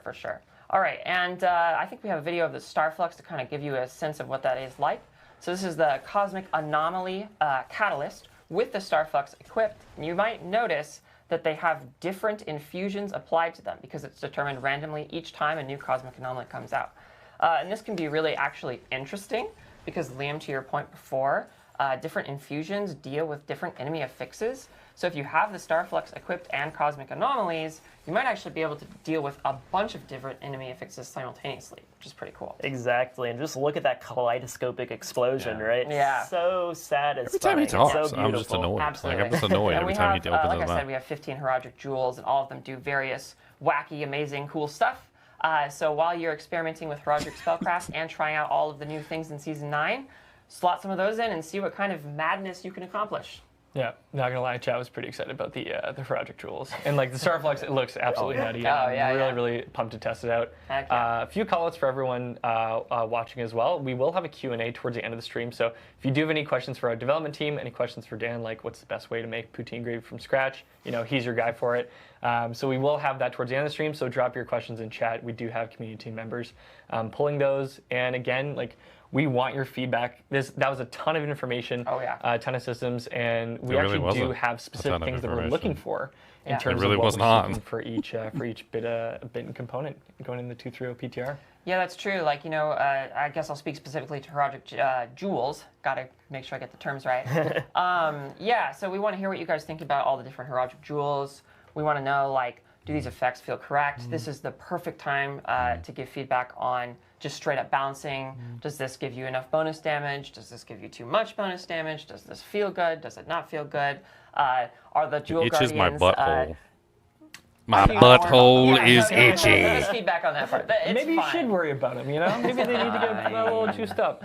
Yeah. Surely. But yeah, let us know about heraldic jewels, and of course, I'm sure you'd love to hear people's thoughts about it. Definitely. For heraldic spells, please just let us know how it feels both in early and late game. I know it's PTR, a lot of people are going to be mainly jumping into the late game, but early game is also really helpful. We want them to feel really cool and satisfying to use in all realms of content.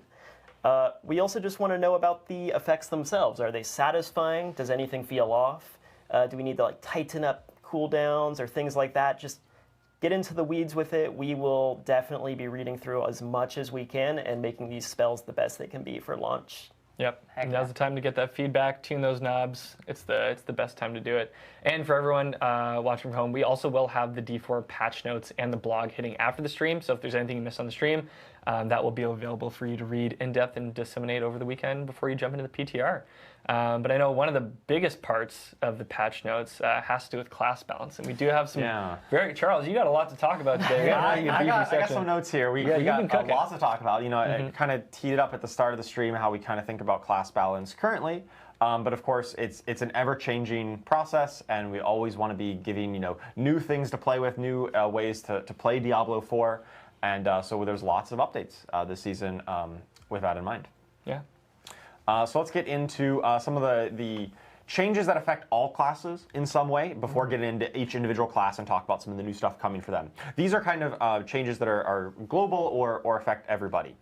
So first up, Overpower has been overpowered for a while. We should have seen that coming with the name. Oops. Yeah, it has been really like just one of the strongest things you can be doing across any class for the past handful of seasons now. And so we're definitely taking a big swing at it here in Season 9. So Overpower's initial design philosophy was it was supposed to be a stat that tankier kind of builds, things that have like that strong defensive fantasy, things like Werebear, Barbarians, Blood Necro, could build these defensive stats like max health and fortify and convert that into offensive power. That's the initial design conception of it, and which is why whenever you did Overpower, you got bonus damage based on the amount of maximum life and fortify that your character had. This ended up being a lot because it was kind of tied to the like ratio of how much of health you already had. I don't want to get in too deep into the math here, but basically it was a lot of additive damage. So it would be the equivalent of you having like plus 1,000 or more % damage on your gear when you overpowered. And that led to overpowers being extremely strong, far more than, say, Critical Strike, for instance. And even dominating builds that originally weren't intended to benefit from that so much. Yeah, we saw just every class was trying to overpower because it was so valuable. Yeah. Probably also didn't help that it's already so good to just stack max life, Yes. right? So it was like you're doing a ton of damage and you're doing the right thing by stacking max life because it's so potent, right? So it was very dominant for that reason. Right, and so in this season, in Season 9, we're going to be making an update to that additive portion, the additive damage that you get from the overpower, that messy behind-the-scenes formula that you would get, essentially reducing it by 80%. So if you used to get 1,000% bonus damage there, it's only going to be 200 here in the PTR. It still gives a multiplicative bonus, just like Critical Strikes, because it's still rare. It's still you need to work to get your overpowers online, just like Critical Strikes. Gone. So it's still going to be powerful. Overpowering is still going to be better than not doing it, but it won't be so infinitely far ahead like we've seen it. We definitely want a lot of feedback on this because we know it's been the real big talking point of a lot of different meta builds right now. Feels like you need to work on overpower. Yeah. That's not the intent. We don't want everybody to feel like you have to do it all the time in order to optimize your damage. So we definitely want to make sure that we open up the possibilities to other classes. Kind of tied in with that, the additive damage rebalance. So that's the base power of overpower we talked about. Another contributing factor was that whenever you got overpowered damage on your items, it was just overstated. We balanced those initially when earlier on in the game's lifetime when we had a different estimate of how often players would be overpowering or doing any of these kind of conditional effects like Critical Strike or dot damage or what They're have making you. the classic mistake. So we've done They're hitting kind of it from two comprehensive different tests sides. on items, the base affixes that show up this season, and said, okay, Critical Strike damage, we're going to give you an equivalent amount of Critical Strike damage and overpower damage if it appears in the same spot. Previously, it was something like you would get a one-handed weapon, and it would literally have almost 200% overpower damage and Ancestral, and it would give like 55% Critical Strike damage, and that's just way too different, right? Yeah. Like that was one reason, like, well, why would I build crit damage when I can build overpower and get 4 times the benefit? So we're looking to renormalize that and kind of establish a better baseline of comparison of these stats against each other. This affects everybody in some way. As you're building your items, you're going to be looking for different stats. The numerical values will be different there. But we think it gets into a much better state for allowing you to go, for vulnerable damage, for crit damage, for summons damage, and not feel like you're doing it wrong because it wasn't overpower, right? Next, we've got a basic skill buff. There's a lot of things that affect every class this season. Yeah. So talking about basic skills, this is kind of an initiative where we are starting here to really comprehensively look at all of the skills in the game and look at their relative balance against each other. And sometimes we've had some basic skills which just do negative damage. You think like you're healing the enemies by attacking because it's so weak. And other ones that you can actually like really build a full kind of basic skill build around because it has a lot of support, has good base damage, has whatever effects. We've done a comprehensive pass on every single basic skill in the game and retuned them. And when I say retuned, I say double or triple their damage output for the most part. Literally skills that used to do like 20% of your weapon damage now do like 60 or 80%. Just massive increases on every single basic skill in the game.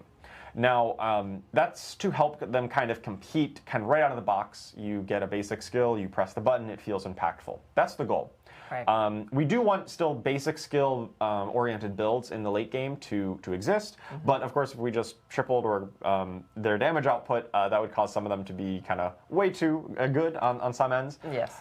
So we have adjusted some of the scalars that you see on some of the legendary and unique items that talk to basic skills in particular, brought them down a little bit. We still want them to be competitive and probably better this season than they have been in the past, but we're just we're not trying to triple every single basic skill. We want to make sure that it smooths out that progression. Right. I will say that this is, we looked at basic skills here in this season. It's an initiative where we're going to be looking at other categories of skills in future seasons. So definitely keep an eye on similar kinds of comprehensive balance passes for future seasons as they come down. So your feedback on exactly how we landed on this basic skill pass is really helpful to help inform like, hey, is our methodology, our comparison right, and were the tuning on these accurate. Next up, maximum resistance. This is a relatively quicker point. So right now on live, if your maximum resistance for every element is capped at 70%. Now on the PTR, it'll be capped at 75% baseline, so everyone can get a little bit more resistance. The absolute cap is still 85 if you get some maximum resistance effects, but the baseline you'll get 75 resist in order to be resistance capped. In exchange, there were some unique items that were that had just a whole bunch of all resistance on them, like Yen's Blessing, some boots that just gave you like 50-some% maximum resistance to all elements. Those Solves ones too much of it a little by itself. Yeah, exactly. So some of those outliers that really solve your resistance a little too easily, we're going to tone those down a little bit. But kind of in exchange, we give everyone the option to build a little bit more to make sure that building up resistance has a kind of a meaningful journey to it. And finally, on this slide that affects all characters, the key passives, we've also done a pass, much like with basic skills, to look at our various key passives that affect every build and kind of look at their relative power level. And a lot of the outliers that we've seen in class balance historically have come from a key passive that just scales kind of infinitely, right? You build up some critical strike damage, which increases your other damage, and that just scales infinitely. And that causes builds that can use that key passive to be far more powerful than builds that use other key passives, which maybe don't scale that infinitely. So with that in mind, we looked at every key passive, and we've set a bar of about 75% multiplicative damage, a bonus. So if it just said do increase damage, it would say 75% increase. Right. Now some will have more conditions, it only affects certain types of damage, and so we budget those at a little bit higher and so on. But anything that had like a previous uncapped scalar, we're going to put a cap on it to make sure that it kind of hits that 75% mark. And even a handful of some key passives that were underperforming that mark, that were not quite that good, have gotten buff up to try to let them compete. And so builds that got some of those buffed key passives will be really happy to see that too. Absolutely. I guess I'll just make a comment. We're not the fun police, right? No. We're not coming here to ruin your day, but what we are doing is we want to make a more consistent experience for our players. And we want the pieces to fit together naturally. Your progression is smooth. There's all these puzzle pieces. They just make sense as you stack them up. And we want to move away from having such extreme outliers. Yeah, the extreme balance outliers are really what kind of can kill the fun of the game. If you're like, hey, I want to play, whatever kind of build you want, but then you see somebody else doing something different, and you're like, oh, they are 100 times better than me. It actually does affect how much fun you're having because you feel like you're playing suboptimally. And by kind of bringing some of these more in line to a kind of a budget of power that we want from certain sources, we help to eliminate those outliers that are like miles ahead of everybody else. With that in mind, we think that this is going to promote better build diversity, of course, as you can play more options, and it won't feel as bad that you aren't being left behind in such a way. All right, so let's move on to the individual class changes. Those affect everybody, but of course, every class gets some new stuff to talk about here. And first up, we've got Barbarians. So for the Barbarian, the big talk of them for a while has been earthquakes in particular. Barbarians love to, stomp on the ground, and they stomp so hard that they make some earthquakes. Those have been extremely powerful for a handful of seasons, and we know that there's other fantasies to explore in Barbarian other than just earthquakes, and so we have done some updates to kind of bring down some of the power level of Earthquake, specifically on its legendary Paragon node, the Force of Nature, that gave it a ton of multiplicative damage on the Earthquakes. That has been brought down quite a bit. To the second bullet point here, a lot of the legendary Paragon nodes in Barbarian, Paragon, and across every other class has been kind of simplified. Some of them used to have effects, which was like, do a thing to get a buff, to give you some damage, and it stacks up to 5 times, right? Yeah. It would be like kind of a multi-step thing for a Paragon node, which we thought that's maybe a little bit more complex. It's asking you a little bit too much. So we've simplified them, and often it's just like, hey, do a thing, get a bonus, and that's it. Right. And specifically on Barbarian, I think they got some of the bigger updates in that regard. And in a lot of cases, the Paragon become even more powerful because you don't need to stack it up 5 times or whatever it might be. You just get the bonus right out of the gate. So Hey, they Charles. are slightly more powerful. Could you say Barbarians are getting a seismic shakeup? I'm so sorry. A little bit. On some of these, it may feel that way, yes. This guy is so cheesy. Additionally, we've got a oh new my unique God. item this season. We know that players love playing with a Bash Cleave from a while back, and now what if every other one of their basic skills could cleave? Well, have I got the unique for you? And it's my favorite named unique in this season, which is saying something. It's true. It is the Hooves of the Mountain God. So good. So, Hooves of the Mountain God, whenever you attack with a basic skill while you're at maximum fury, you kind of enter this state where your fury is going to be draining, and you're kind of empowered here, and during that time, your basic skills will cleave and deal increased damage. All of your basic skills will do that while you're empowered here. And of course, your fury is draining, so you're going to want to keep spamming those basic skills to rebuild it back up and kind of maintain that state as 25% long basic as possible. attack speed. Yeah, so at this point, with this unique, you really care about generating a tremendous amount of fury, but it's not actually to cast a core, it's just to keep going. Yeah, keep going and keep hitting with your basic skills that are just hitting hard and cleaving all around you. It's pretty awesome. We got a video clip here of this in action. Of course, we've seen Bash cleave before through some of the tempering affixes. That tempering affix is going to be updated to give another multiplicative bonus to Bash here, but because now it can cleave through this unique, and of course you can mow through a whole set of skeletons here with your Bash while your fury is draining. Yeah, I love that, the part that's coming up where, yep, one hit, they're just all to the side. Oh, yeah. Get Poor out of here. skeletons. Oh my goodness.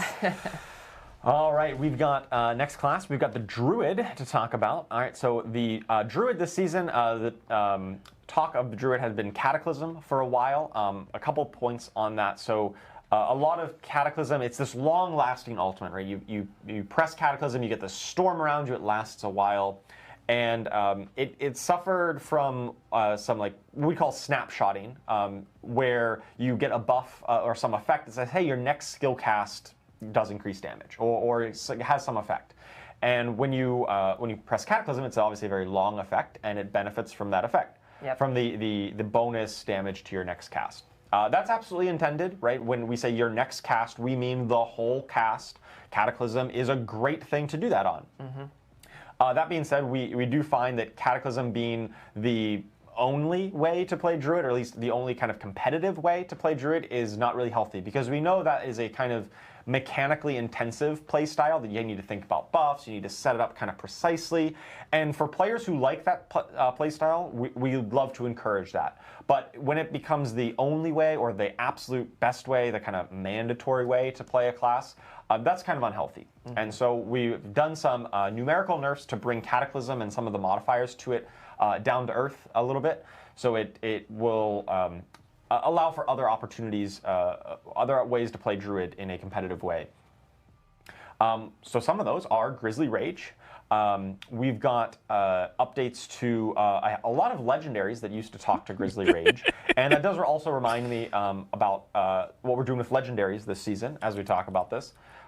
In previous seasons, we've always had a new unique item and a new legendary aspect for every class. Here for Season 9, we're just going to be doing a brand new unique item, and we're instead doing reworks to a lot of existing legendaries. So a handful of legendaries on each class have been rather substantially reworked, where we looked at them and we said, hey, we have a legendary that already talks to Grizzly Rage, but it kind of sucked. Right? And we said, well, rather than make a brand new one, let's take this existing one that really wasn't hitting that mark and then just like functionally change a lot of things to it. It may still have, you know, the same kind of theme, same kind of niche, probably keeps the same name in a lot of cases. But instead of like adding a brand new legendary aspect that kind of dilutes the drop pool, right? Every legendary we add makes it harder to find any in particular legendary. You also don't want a situation where, like, if we leave that aspect not desirable, but then we make a new one that is, you're like, oh man, I really hope I find the good one and not the bad one. So that's another positive for this. Exactly. So we've done a lot of updates in every class to take the bad legendaries and look to update them to support some of the new play styles that we're interested in encouraging this season. And so for Druid, several of the ones talking to Grizzly Rage and Poison in particular are going to be updated. So benevolent of us finding homes for all these legendaries. You know, it's great. Like, now they have a home to go to. They actually hopefully find a new niche to fit into, and they won't be so sad off to the side and people pick them up and they're like, no, in the gutter. Yeah, that's absolutely the hope, is that we're able to look at every legendary and unique item in the game and say, hey, you pick it up and you read it and you're like, oh, I see where this would be useful. And you would feel excited about it. It might not be the build you're currently playing, but you see that it does have a home and a niche. That's our goal. And we know that a lot of legendaries in the game right now aren't hitting that mark, and that's why we're focusing on reworks, at least for this season. Right. With that in mind, with Grizzly Rage and some Poison updates, let's talk about probably one of my favorite visual uniques of the season. I call it Splashing Poison Puddle, right? Because you know, we're coming up on summer here. Everyone loves splashing in the sun, you know, playing in the water, but we're in Diablo in the World of Sanctuary, and nothing's ever that wholesome. It's poison puddles. Let's take a look at the Rotting Lightbringer. So the Rotting Lightbringer, every 10 seconds when you cast Pulverize, it'll form a poison puddle where you pulverize. And if you pulverize that puddle again, then it'll splash additional % of that damage to enemies nearby. It'll like throw out some extra little projectiles of poison. And of course, you are splashing in the poison puddle to damage everyone around it. Sounds horrifying, Charles. Oh, it is. Sounds For your enemies. Yeah, for your enemies. Yeah, I don't know what you're talking about. This is fun in the sun. This is great fun in the sun. I think we got a video clip here of this in action, right? Of course, we're at the beach. Yeah. Where else would you be? You splash, make a poison puddle, and as you do that, you know, little globs of poison go out and hit the enemies around you. And this is also marrying the concept of like poison, the theme in Druid of poison, and werebear, which has typically been for specifically werewolf, but now we're seeing it here too. Druids are the master of kind of this hybridization and mixing and matching these things. So we always love encouraging you finding ways to mix these up. Right. All right. Enough on Druid. Let's talk about the Necromancer. So Necromancer has had some powerful ultimates as well. This is going to be a common theme. A lot of ultimate skills have been quite powerful recently. In particular, Soul Rift and Blood Wave. Now, Soul Rift is a skill which does everything, right? It does damage, it gives you increased damage, it applies vulnerable, it gives you resource, it gives you barrier, it restores your potion charges even. Yes, oh my so goodness. many potions. So we looked at all these things and said, well, we could like just chop down the numbers on some of these because like almost everyone is playing Soul Rift if you're not playing Bloodwave. It's like one of those two as a Necromancer. And we decided that the best course of action for Soul Rift is to just kind of reduce some of its functionality. So it will still do all of those things except generate a barrier. The barrier generation was giving a little bit too much survivability, which we thought felt a bit more at home in like the Bone Storm or Bloodwave kind of world. As kind of a more survivability ultimate. Right. Soul Rift will still give you lots of resource and still increases your damage by just a little bit instead of a ton. But we think that'll bring it a bit more down to earth and give some other options like Army of the Dead and Bone Storm a bit of chances to compete. So overall, you would say like it's kind of moving towards being, its theme is kind of like it's an engine for you, right? It sustains your potions, it gives you a sense, and that's its big, you know, gameplay niche. Yeah, rather than being kind of your defensive tanky source. Bloodwave as well has been kind of the other ultimate skill that most Necromancers have been building around. Already nerfed it with this the one overpower just change. does a ton of damage, and a lot of that has come from some of the unique items that interact with it. They give kind of a disproportionate amount of damage output in increase to your Bloodwave. Specifically Indira's Memory, which works on your pants, your leg armor. That's a slot which, for most characters that don't have a unique item, is not really an offensive slot. You can't really get a whole lot of bonus damage from that. And so we're looking to say, hey, any unique items that are on pants in particular, we're going to be looking to reduce the damage output of there. They'll still have some damage output, but not quite as much. And so that's where we're looking to reduce the power of Bloodwave overall, is on some of those uniques that talk to it. But of course, we've got new things to play with on the Necromancer. We've got Skeletal Archmages. And so this comes on the new unique, the Hand of Naz. So the Hand of Naz, new unique gloves, which if you really want to be playing a minion build, but you're like, I just want mages, you know, maybe you're really vibing with the Herodric mage spellcraft theme of the season. If you sacrifice both your warriors and your golem, and so you are all in on mages, you get to summon additional mages for every minion that you've sacrificed. So if you used to have a whole bunch of bonus skeletal warriors, you now can get that many more mages. Once mages attack 25 times, they get to level up. They get rank up to a skeletal archmages. They get a little bit bigger. They get a little bit of a flashy visual, and the skeletal archmages will deal some bonus damage, and also whenever they are attacked, they will teleport away to safety because they are, they got a new skill. When you level up, you learn a new skill. Same thing with skeletal mages. It's just the way it works. Of course. So let's take a look at this in action. So you got just 4 mages here. Of course, you're going to be able to have more if you really spec into it. And as enemies come up and attack those mages, occasionally they will teleport away. Their attacks now can do some additional burst damage, and they've got little like lightning effect on their hands, and they're a little bit bigger to show that they are promoted to Archmage status. So with this unique, I can't actually have my warriors or my golem. Right. So now I'm the tank for my mages. You do need to be tanking for your mages, right? It kind of turns the traditional minion playstyle of like, my minions go forward and protect me, and it turns it on its head, right? You have this powerful backline of a lot of mages who do bonus damage, but in exchange, you need to protect them. Right. They can protect themselves a little bit with the teleport away to safety, but it's going to kind of be on you, the Necromancer, to be the front line in this kind of build. It's pretty awesome. All right, next up, we've got the Rogue. So the Rogue, big talk has been their ultimate skills, Death Trap. Ultimate skills are great. They have been ultimate and very powerful for quite a while. Rogue's no exception. They've got Death Trap has been one of the most powerful builds for kind of 2 seasons in a row here. Similar to Soul Rift in a lot of ways, it kind of did a lot of everything. We also know that it did a ton of damage on its own right. And it also had a unique pants item, the Eyes in the Dark, that really talked to it and increased its damage output dramatically. So much in the line of our philosophy of, hey, pants armor shouldn't be so ridiculous amount of damage output, even if it is unique. We've done some tuning on the Eyes in the Dark to make sure that Death Trap is not quite as explosively damaging as it has been in the past.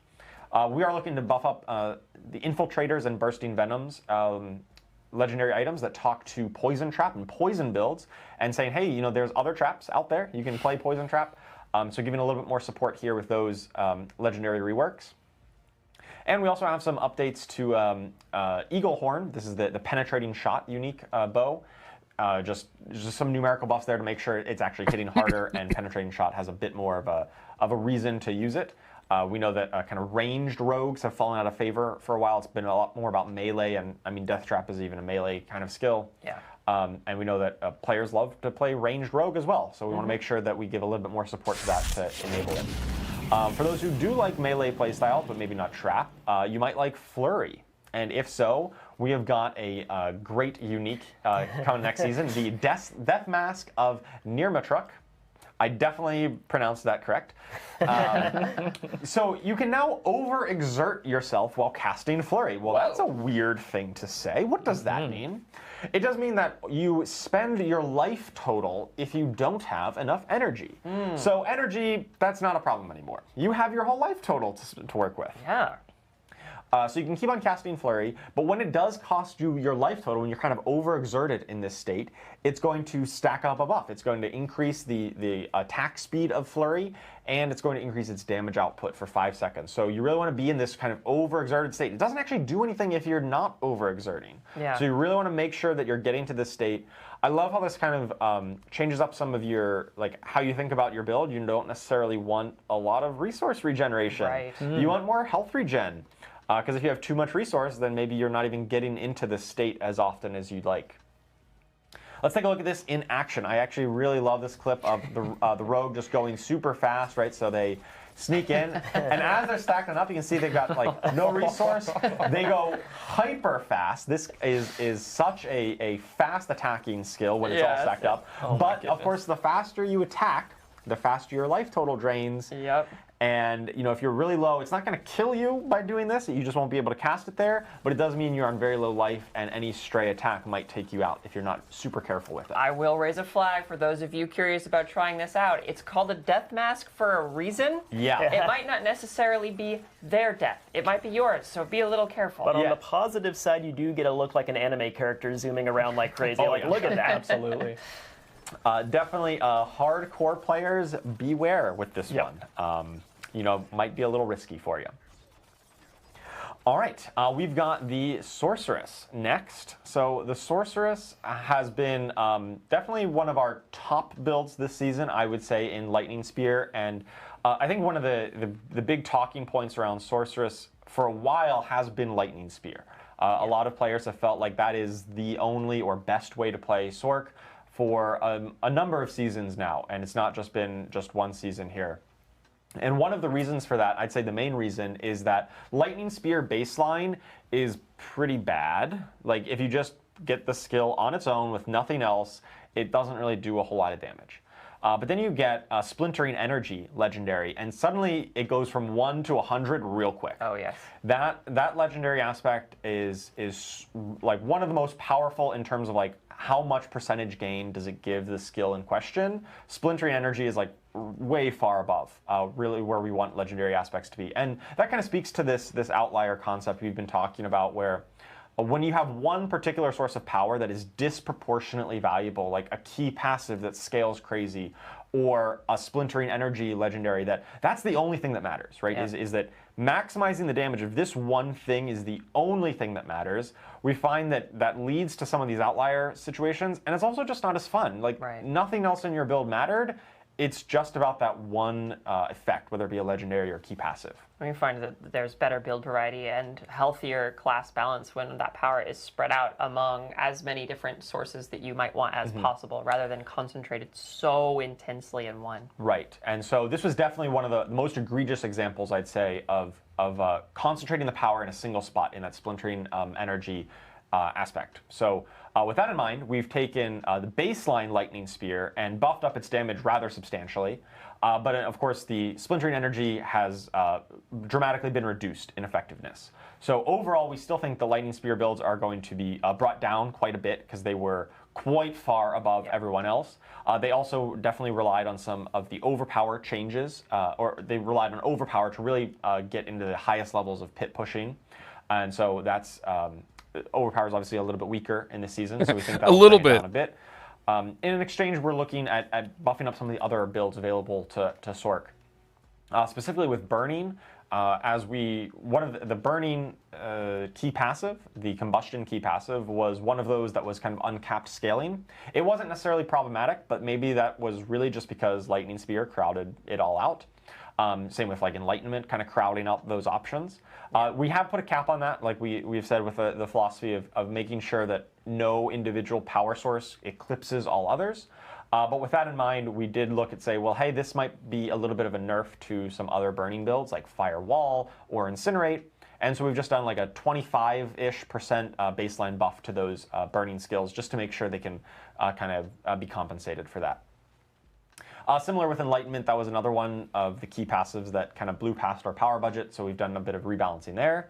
But also, we've got a new unique, one of my favorites, Huge Hydras. Yes. So this is the... Chat has been very excited for this. They saw really? They saw huge hydras. Huge Hydras, and I'm Like, just whoa, talking whoa, about whoa, this. what's this? Yes, so we've got the Ophidian Iris. This is an ancestral unique amulet. And here, Hydra gets the core skill tag, so it'll benefit from a lot of your core skill bonuses. And it'll always summon a 3-headed Hydra rather than, even if you had more heads, if you had like plus Hydra heads, you're still only going to get 3. That's the kind of the baseline number. But for each head that you would have had above 3, the Hydra goes larger and deals like 100% more damage per additional head.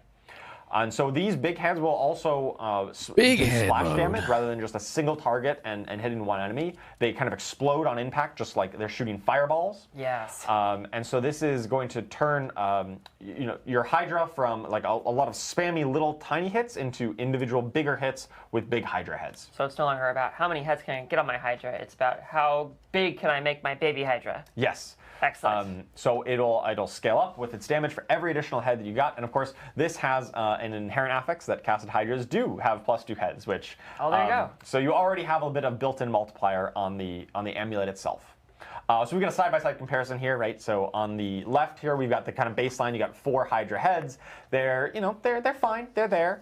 But after, if you really build up lots of bonus Hydra heads, you're only going to get 3, but they're gonna be much bigger than you, the character, and can be as big as some of those big elites running around the screen. And of course, with splashing, explosion, fire attacks, it should be a lot more appealing. We've also taken a look at updating some other things on Hydra. We removed its baseline mana cost, increased its lucky hit chance, and also done some other modifications to Conjuration and Hydra legendaries, just to make sure that like kind of a Hydra build really makes a lot of sense and is able to be competitive. So really love to hear feedback in the PTR about how these kind of builds land. And last but not least, we've got the Spiritborn.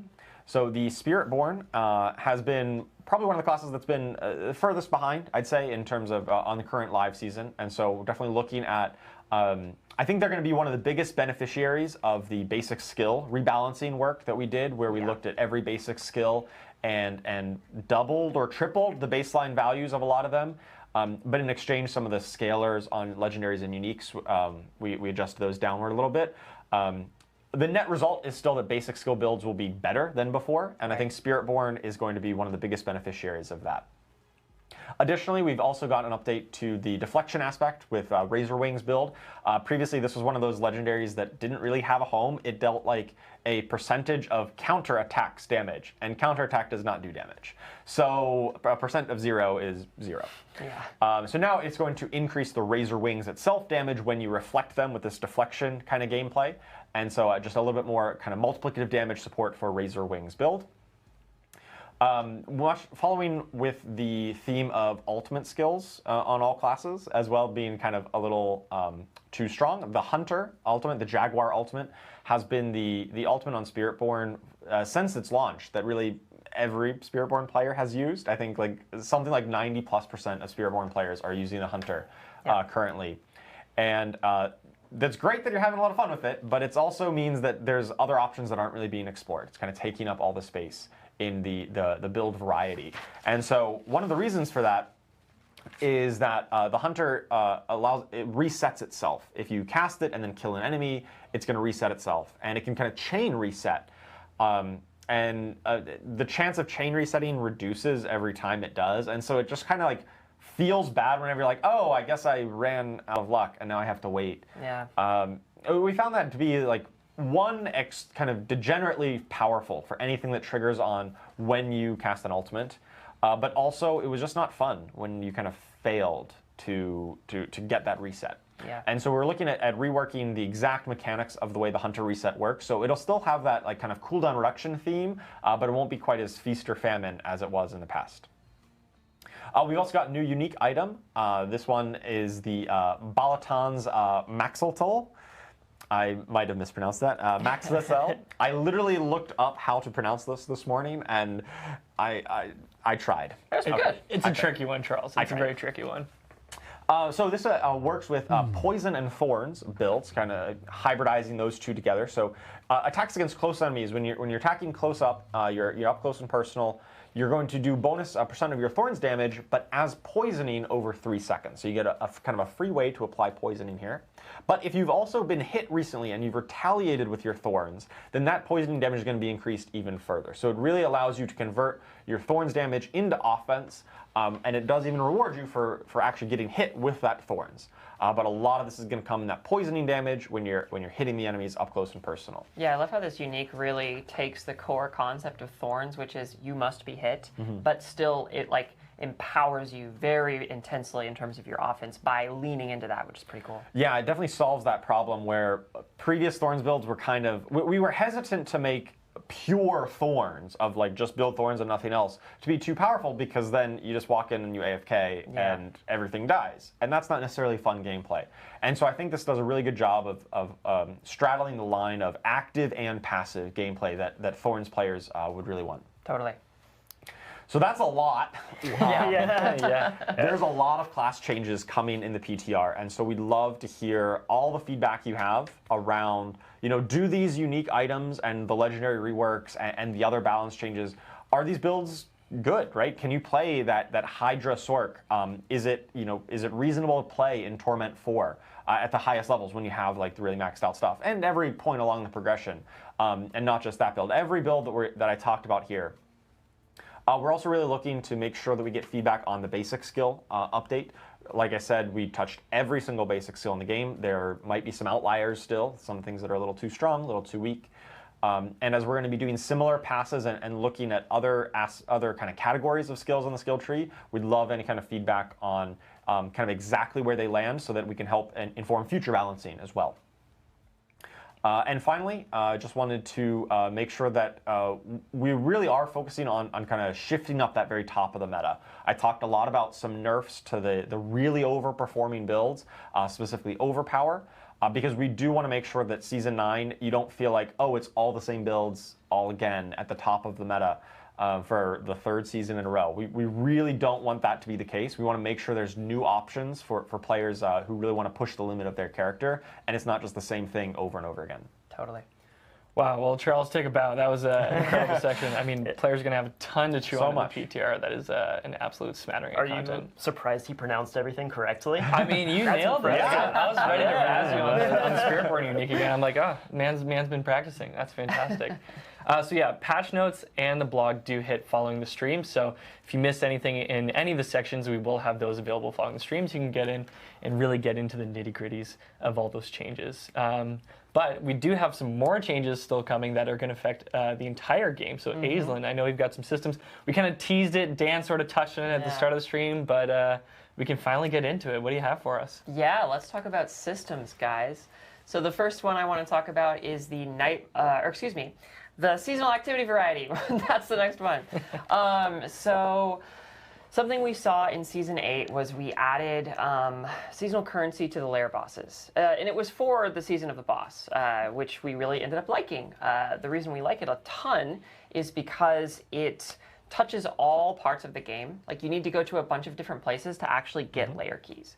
And so if lair bosses in the in-game are a thing that provide access to seasonal progression, that kind of naturally disseminates out to the entire game experience, which we really, really liked. So we actually want to keep that going forward, and we'd like to use that on top of any other ways that the player can earn seasonal reputation or seasonal currency in a given season. And the same is true not just in Torment, but across the entire game through elites and bosses granting seasonal reputation. Whenever you kill any elites or any boss in the game in Season 9, you are going to earn seasonal reputation. And this is tying directly into that problem we were having where, you know, we felt really pressured to go to Apparition Incursion. We love the seasonal content, and we love the Heraldric Strong Rooms, and we love all the new amazing Nightmare Dungeon updates.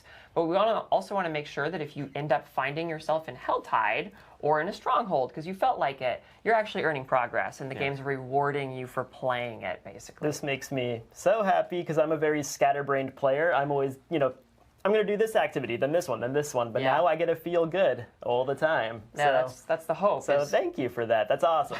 Of course.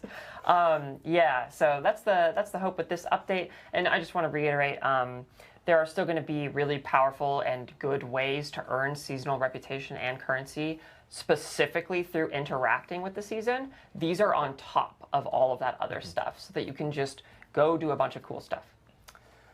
So yeah, that's that, and let's talk more about the Nightmare Sigils and what's coming with that. So we talked a little bit about it when Dan was talking about this, and I actually want to preface this section with something that's not listed here, but I think you guys might want to know. You can now teleport to Nightmare Dungeons from inside a Nightmare Dungeon. We wanted to make that update just a quality of life change because this was Season of the Nightmare Dungeon, so there you go. It's going to be a lot smoother to go from Nightmare Dungeon to Nightmare Dungeon in Season 9 and going forward in Diablo 4. Very happy about that because it was kind of annoying to have to leave the dungeon and then go to the next one, but that's no longer a thing.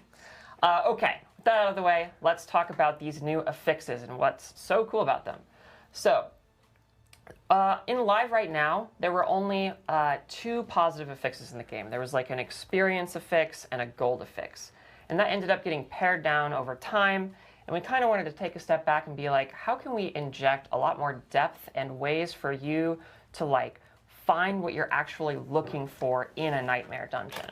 And so what we decided and landed on was we wanted to make a lot more positive affixes, and we wanted to assign a rarity system to them, so that sometimes when you crafted or found a Nightmare Dungeon sigil, you'd get really rare ones that were really powerful, and other times you'd get normal ones, but ones that might give you a specific kind of reward, which can be really useful. And so here, for example, we have the Heraldric Materials Reserve. This one gives you a smattering of different resources that you might need. So if you find yourself low on Forgotten Souls or other kinds of resources, you can specifically go to this Nightmare Dungeon and stock up on that stuff. And we have some other affixes like that, for example, specifically gems or different kinds of gems, which also helps you stock up on whichever kinds of gems you might be needing. And then there are, of course, still the experience one and the gold one and a lot of other miscellaneous affixes that will just, hopefully be really fun to just go in and poke around and pick which ones are the best for you. And another thing I really wanted to call out is that we specifically wanted to avoid penalizing specific elements or builds in negative Nightmare Dungeon affixes. So something we saw earlier in Diablo's development, or excuse me, Diablo 4 being live, was there were negative affixes that would say, you deal less shadow damage or whatever. And if your build was a shadow build, that kind of didn't feel great. And so we wanted to make sure that all of these negative affixes were more agnostic of speaking directly to your build, but still provided a challenge. And so with these 2 changes together, we're really hoping that we're going to see a lot more variety and depth in actually engaging with Nightmare Dungeons. and that they're not going to feel too frictioned, or you're not going to find a nightmare dungeon that just that feels like it's telling you, no, you're not allowed to play me. Like, we don't want that happening. And again, this is a permanent update to the game. We've done this because it is, a season very heavily focused on Nightmare Dungeons, which was like the perfect time to do this. And now we're super stoked that it's going to be going forward. And we want to hear what you have to say about it. That, like I said, there's a lot of different affixes. Let us know how they feel, run through these dungeons. Let us know how interacting with the mechanics in them works, and if you like it or not. And we'll be able to take that feedback and make the system even better for Season 9's launch. Yeah, that was actually a question that Addiction had in Twitch chat, which is, are these dungeon changes permanent? And so for this section, yes. all these changes that Aizen's speaking to are permanent, and the same thing with Escalating Nightmares and Heretic Strong Rooms. Those are going to persist beyond the 230 PTR in Season 9. So, and then everything Aizen's getting to now, that's all going to affect the Eternal and Seasonal and will be permanent. So, correct. Yeah, super nice, super good changes. Yes, super excited about it. All right, cool. Yeah, I think we have an asset here kind of showing off what you might be able to find in a Nightmare Dungeon. So that nifty little purpley mirror thingy is a Herodic artifact, which is a part of one of the new affixes that you'll actually find when venturing into Nightmare Dungeons. And of course, our rogue is getting rid of this pesky blood blister. So yeah, can't wait for you to try it all out. It's going to be fun. Next up, we have, drum roll, please. Big one. I'm so excited. I'm very, very happy and excited and proud to be able to say we are increasing the quality of items per Torment tier. And what this means is when you go into Torment 2 or then further into 3 or 4, you are going to find more ancestral items. You are going to find more ancestral items from all sources. This includes layer boss drops. When you go and fight a layer boss in a higher Torment tier, you are going to have a better chance at finding ancestrals when you climb those torments. This is true throughout the world when things are just dropping randomly. This is true in the pit. This is true everywhere. We really like this change. We think that it rewards you for ascending the Torment tier in a very impactful, like we say, punch you in the face kind of way. And it's not so intense that it feels required, though, to go to higher torments. And that's something we also really want to make sure we get right, because we want to ensure that we're enriching the progression journey for all players, regardless of where you are in the game right now. And so, again, we keep saying this, but this is going to be a test realm.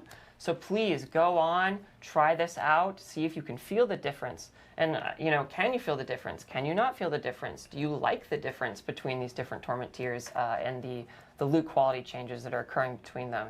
And that's just another topic that we'd love to hear your feedback on. All right. And with that said, let's just talk about a bit of more miscellaneous reward economy stuff. So here, there's some more miscellaneous feedback that we got from Season 8 that we want to just improve on for the game so that everyone just has more fun. We hear you guys about legendary rune drop rates. We know that those were too low. So we've just increased the chance across the whole game to get that back to a point where it feels like if you are playing a lot and you really are trying to make progress towards like crafting a mythic, that's feasible. Another thing where, again, the big reward moments, we want to make sure that when you actually run a Tribute of Harmony, it feels like a big burst. Like it's like, oh, yes, okay, cool. This is a lot of runes. This is fantastic. And so now, if you really do want to find a lot of those runes, Tributes of Harmony are going to be a really good bet. We also kind of just want to inject identity into Undercity Tributes in general, that they now all just drop a rune always. So now just in general, going to the Undercity, you're going to find more runes than you certainly would have before, and that just applies to all different kinds of tributes. The Whisper Cache resource increase one is actually split among 3 different Whisper Caches. So we were finding that the Gold Whisper Cache, the Materials Whisper Cache, and the Gem Fragment Whisper Cache just weren't really giving you enough for the opportunity cost against the other kinds. So we just bumped up how much those are giving you of their respective thing pretty substantially. You can also now actually find whole gems inside Gem Fragment Whisper Caches. And it's only a chance for some of the good ones. Like, for example, I think there's actually a very small chance to find a grand gem now in a gem cache, which is a lot of gem fragments, so it's not a very high chance. You gotta stop making my day. That sounds so cool. Oh my gosh. Yeah, let's go. And oh yes, this is one of my personal favorites. So we saw that the Jewelers of Sanctuary had adopted some Wanderer unfriendly practices, and their caches were perhaps a bit too expensive. And we have decided to, crack down on that and make sure that they are being more friendly to our Wanderers. So now here we have these different jewelry cache types. Their cost has been significantly reduced, and on top of that, not only has their cost been significantly reduced, but they're going to give you quite a bit more actual jewelry.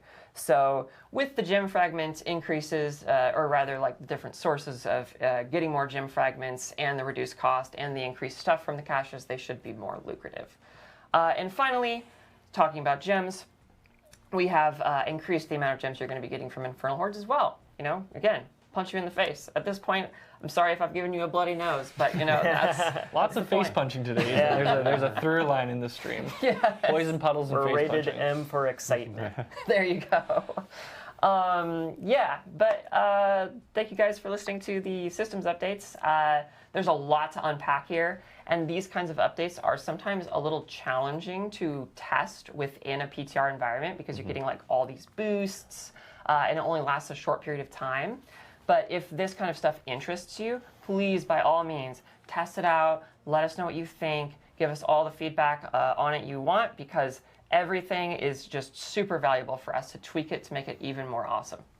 Yeah, like as Dan said, Dan did, as I'm citing Dan, one of the things he said is like, now is the time that we can turn the knobs and really juice things up. So definitely go in and like take your time with a lot of these changes. Some of them might not feel, impactful at first, but like really get a feel for how things have shifted, because there are so many different components in this PTR that it's gonna, there's a ton of different influences from all the different areas of the game. So that's really exciting, Aislinn. I'm super excited to check those things out, get some more jeweler caches. Yes. Yeah, that'll be great. Yeah. So the 230 PTR, so some just general reminders for everyone watching. It's going to be exclusively on PC BattleNet, and it'll be available from May 27th until June 3rd. So get in, test it out. Please give us your feedback. The PTR forums, the Diablo 4 PTR forums will be open.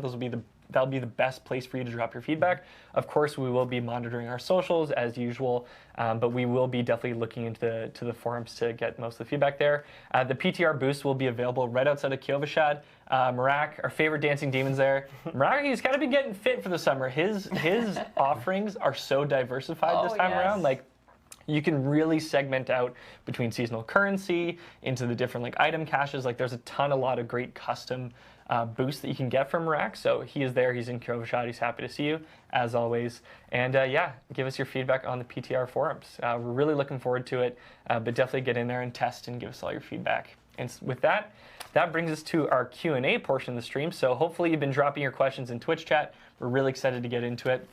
But first off, we do want to take a moment to address our first question, which is, what are we potentially doing about Reliquaries? So this is our first stream since Season 8 launched with the Reliquary. It was our team's first big swing at changing the battle passes in a big way, bringing in different rewards, more enhanced rewards, giving some more choice to the players.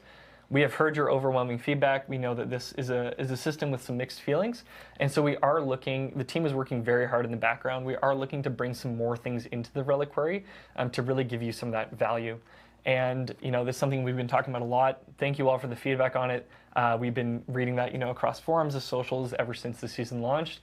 And do note, we do have an event Reliquary that is coming up around the corner. So in a couple weeks, pretty soon, you'll get another event Reliquary to dig your teeth into, but it is something the team has noted. We don't have a timeline on it, but it is something that we will implement in the future. So thank you again for that. Additionally, with Season 8, we also had the Berserk collaboration, which, like, Aislinn, I know you've got the Brand of Sacrifice on right now. Like, you're a huge Berserk fan. I became a fan once we started the IP collab. It's been really fun seeing all the, like, Guts and Griffiths running around in game. But again, we have heard your feedback on that IP collaboration, and we've taken that into account. And for those of you that know the roadmap, we do have another IP collab coming down the pipe in the future. So we want to take that feedback from the Berserk collab and really integrate that into the future offerings so that we can, better diversify and change up some of the ways that you access those pieces of content from the IP collab. So again, thank you very much for your feedback. We do really appreciate it. Ongoing game dev is an iterative process, and the community is a very big part of that. So we very much appreciate it. Yeah, Absolutely. thank you for that. And yeah, with that, let's get into Q&A. Okay. So thank you. Shout out to the community team for grabbing all these questions. What are we going to start off with? All right. Renata Kane. This one I might send this one to Dan first. Will you be able to find heraldic strongholds inside escalating nightmares?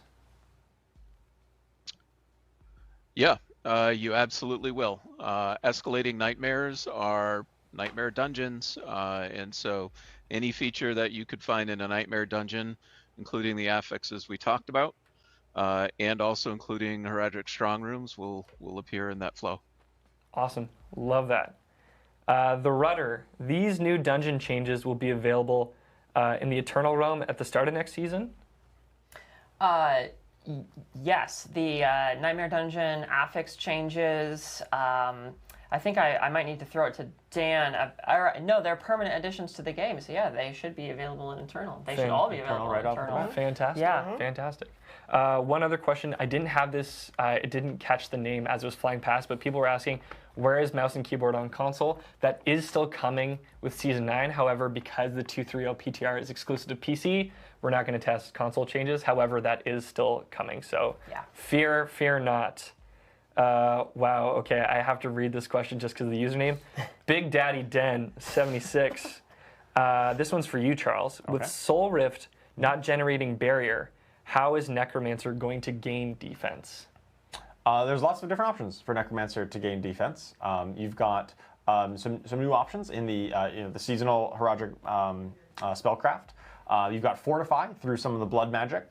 You've got other ways of generating barrier, but not just on Soul Rift. They've got some passive and some other ways of generating barrier from legendaries.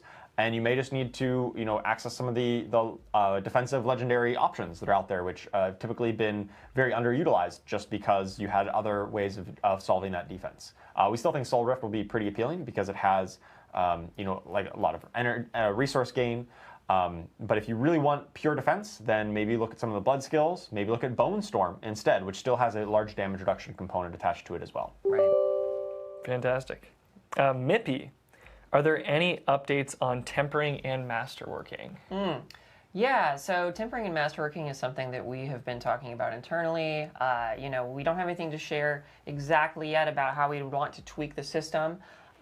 So hang tight. But I can say, in terms of a quality of life update, in 2.2.2, so the patch coming out in Season 8, we are actually going to be updating the amount of non-gold, non-obdicite resource and materials that it costs to masterwork from rank 1 to 4 and on the reset.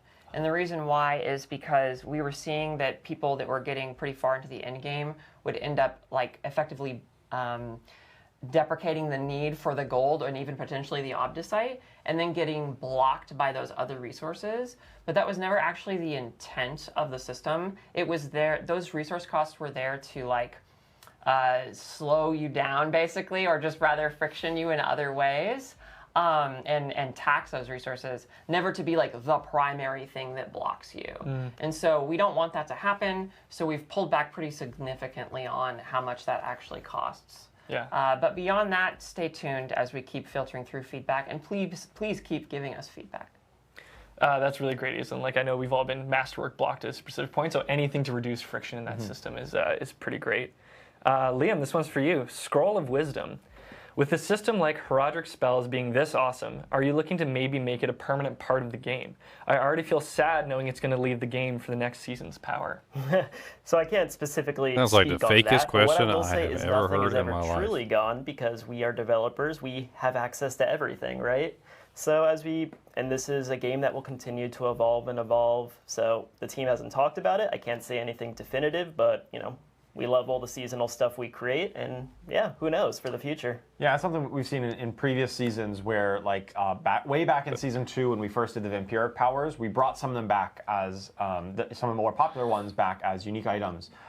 Once again, we're not committing to any particular bringing back, but it's always on our radar, and that's why we love hearing feedback about the things that really resonate with players, and then that can help us to design future systems, whether it be future seasonal or future kind of those permanent systems as well. We're always listening to that, and it's always on the table to bring them back, the ones that really resonate with players. Nice. Party Cannon 1990, very fun name. Will there in the future be a possibility that the Nightmare Sigils can have active whispers shown on them? Yeah, that's another thing that we've seen a lot of folks talk about. It's something we're interested in exploring that space because it's a really fun and kind of a natural connection. Right now for Season 9, that's not something that's going to be directly in the season, but we do look to, make these kinds of changes going forward pretty consistently. So, if that's something you feel strongly about, please keep letting us know, and we'll see what we can do. Absolutely. This one, Charles, I feel like I already know what you're going to say to this. Cop Mando, will there be any more balance changes for the current season? For Season 8, the current season that is live. Oh, actually, yeah. For the current season, yeah. Currently, no. There's no plans for any more balance changes on Season 8, the season of bosses that's currently live on the game. We've updated our seasonal balance cadence a little bit. So now, starting in Season 8 and going forward even into Season 9, we're going to have, the PTR before the season. That's when we do kind of our initial batch, like, hey, these are the balance changes we're looking at. We take in a lot of the feedback from the PTR, and then we iterate on it, and we when it goes live, the season goes live, we say, hey, here's the live season. We'll take the immediate feedback from that if there's any kind of progression breakers, things that are really outlier, things that we kind of missed, or an interaction that, oops, that wasn't intended, and we'll try to make a rapid reaction within the first week or two of a season to bring it bring it down to earth, or to bring some of those builds that were really underperforming our mark and bring those up a little bit. But after that point, our intention is to really let the season ride, right? Once you're about 2 weeks into the season, you've already committed some time into your build, you've invested in your character, and we really want to respect that time investment. And we don't want to come in and say, oh, just kidding, we're going to dramatically change the meta on you right after you've already done all that investment. We just know that's going to feel bad for everyone involved. And so we've really committed to making fast, rapid reactions right after that season launch within a week or two, and then letting it ride from there until the end of the season, until the next season when we kind of repeat the cycle again. Yeah, honestly, it's like I'm really glad at the way we do it too, because like even for Season 8, having it be a bit of a shorter season, it would be so rough to, you're like, okay, I've got these 2 months with, with my build and with these boss powers, so then to have, almost like the rug pulled halfway through and being unable to really get into the nitty gritties of it and stick with that build. So yeah, and that gives us as developers and like designers looking at this data and thinking about these balance changes, it allows us to kind of take our focus off Season 8 and focus more on Season 9. And so, we're going to be putting out higher quality balance changes and higher quality releases by kind of moving on from a season to focus on the next one earlier. That just gives us more time to look at that data and really deliver high quality releases season over season. So the little plug I'm going to put, please play the PTR because we're all a bunch of nerds. And I promise you, when you're playing the PTR, we are watching and we are just reading all the things being said, and it is so fun and meaningful to us to see people reacting and giving us new ways to improve the things we've made. Oh, absolutely. 100%. 110%. 150. We will be reading your feedback. Do not worry about that. Karoi Nekamata. I think, Liam, this will be, it could be one for you, but maybe for the whole team. Would you consider the possibility that one can disable the effects of other players or at least dim them down so that one is not always flashed when, i.e., Sorcs, like 4 Sorcs are running around? And I could see that with the powers coming in this season. They are so bright and visual that it's going to be a busy stream. It's probably a bit, the Herodric spells are pretty insane, and I know like we've had Earthquake Barbarians running around covering the ground with broken ground. Guilty. Yeah. So this is definitely things we're considering. Like we'll, play the game and we play in parties, so we know what it's like when everything is just cluttered and insane. I can't speak to broadly everything. I've heard bits and pieces. You could talk about that, Charles or Aislinn. But I know with the Heraldric spells, we are making use of some tech to do that on some of the powers, such as with the pets, the cosmic anomalies. You're not going to see 100 cosmic anomalies floating and going everywhere. They're going to be kind of dimmed out, very similar to like the Necromancer minions. We'll be using that kind of thing for them. Yep. Yeah, this is a kind of overarching pain point that I think surfaces from time to time, which is very reasonable and fair. And it's something that the team considers, especially with every new release, the Heraldric Spellcraft. I'm glad we're doing that. And it's something that they take into with a lot of consideration, and they want to protect the visual clarity of the game, but they also want to make sure that people can see the things they want to see. So if there are certain things that crop up that you find particularly egregious in that way, especially during the PTR, please play the PTR. Let us know, and we can get that information to the team, and we can talk about it. Oh yeah. I got a question here from Airsoft Daniel. At Diablo, what changes will be made to reliquaries in Season 9 to provide more value to paying players? So kind of similar to what I addressed at the start of the stream, we do have some changes coming in to get some more content into reliquaries. It's unclear as to whether or not that's going to be hitting in Season 9. It will be in the future, so Season 9 is probably too soon for those changes to hit. However, we are looking to inject more of that content into the reliquaries moving forward, so it's definitely something to look out for. Probably not Season 9, but definitely in the future. And I think we've got time for one last question. Let's see.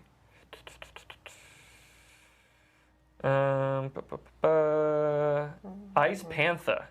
This one's for you, Charles. Are you bringing out any more new items, ancestral or mythics, into the new season? So for the new season, we're going to be releasing one new unique item per class, the ones we highlighted on stream here. No more, there's no additional items, unique or legendaries that we didn't talk about. Mm-hmm. But there will be some new, relatively new legendary effects, because we did some substantial reworks of, we basically said, hey, this was something that talked to Grizzly Rage was my main example, and we just kind of completely changed its effect. So in some way, those are kind of new, but they're not brand new in terms of like a brand new legendary to collect. And we didn't go over those reworked legendaries explicitly on the stream, but they are going to be testable in the PTR. They'll be testable in the PTR. They'll be in the patch notes blog once this is done. There just was like a handful, and because they were kind of reworks, we're naturally limited on time. This stream is already going quite a while. So we wanted to make sure that we, there are more class balance changes and more content than we even talked about here. So make sure you check out the blog afterwards for all those details. Absolutely. And that brings us to the end of the Q&A portion of the stream, which brings us to the end of the stream. So yeah, if you're still watching, thank you for sticking with us. This one has been a beefy stream for sure. Patch notes and the PTR blog are going to be hitting following this stream. It is a very, very substantial blog, so we will have all localized languages available early next week. But you can check those out when those do go live. The PTR is going to be available from May 27th to June 3rd on PC Battle.net. I want to give a huge thank you to all the developers that have been here today. Dan coming in all the way from Albany, thank you for hanging with us this whole time. It's been really great hanging out with you and getting to chat the new season. And to all of you at home, thank you for tuning in. Like Aislinn said to start the stream, we love that you played Diablo 4. We love being a part of this process, and you guys are a very big part of that. Thank you to our production crew. There's a ton of hands that work behind the scenes to make these streams possible. They work very tirelessly. So thank you to them for helping bring these streams to life. And yeah, we will see you all for the 230 PTR. We'll see you in Sanctuary. Hell yes. Oh, and stick around following the stream, because we will have a Diablo creator. We're going to be rating RizarJ on both, RizarJ on both YouTube and Twitch. So stick around for more great Diablo 4 content. But yeah, awesome. We'll see you in the 230 PTR. See you in Sanctuary. Close stream immediately. Apparently they're gonna have patch notes up. That's what they said. I didn't quite catch if they said it was gonna be like directly after the stream, or if it was gonna be. We'll just refresh a bunch of times. I mean, there were some good changes. There's also probably gonna be a bunch of stuff that's gonna like rattle a couple skirts. Some of the more interesting stuff, like let me just bring up my Discord. I took screenshots on a lot of this stuff. So like the Heraldric spells, like first off, I mean, everything they showed off, and I tried my best to fight it. But it really seems like this is just a rehash of the boss powers that we had from the previous season. Like the season that we're in right now. This is literally just boss powers 2.0. Like, I mean, I don't even know if it's going to be as good as the boss powers because there's less variety, even though they screamed like that there was so much variety. Like, you can tell there's less variety just by looking. So, like, with the boss powers, every single thing on the list could function as the primary power. But with this particular setup, only these things right here function as the primary powers, and everything else seems to function as like a secondary like modifier. With the boss powers, every boss power functioned as a primary, and it also functioned as a modifier. In this setup, it seems like there's only 1, 2, 3, 4, 5 primaries, from what I can understand. And then there are a whole bunch of modifiers. There's 1, 2, 3, 4, 5, 6, 7, 8, 9, 10, 11, 12, 13, 14, 15, 16, 17, 18, 19, 20 modifiers. Whereas before we had like 30 main powers and 30 modifiers. Like it was a lot more. And then these up here seem to be elementally attuned. So like it pretty much just changes the element of whatever you're doing. So every single one of these is every single element, essentially. If you need lightning, poison, cold, shadow, or fire, you literally just slot the appropriate elemental attunement, and it literally elementally aligns the ability with whatever ability you want to align it with. Seems kind of lazy to me. Like, it just seems like a rehash of what we already had. Now, was the boss powers that we already had, were they that bad? Not really. They were okay. I didn't think they were horrible or anything. I think they were the most amazing season that we had, but they weren't bad.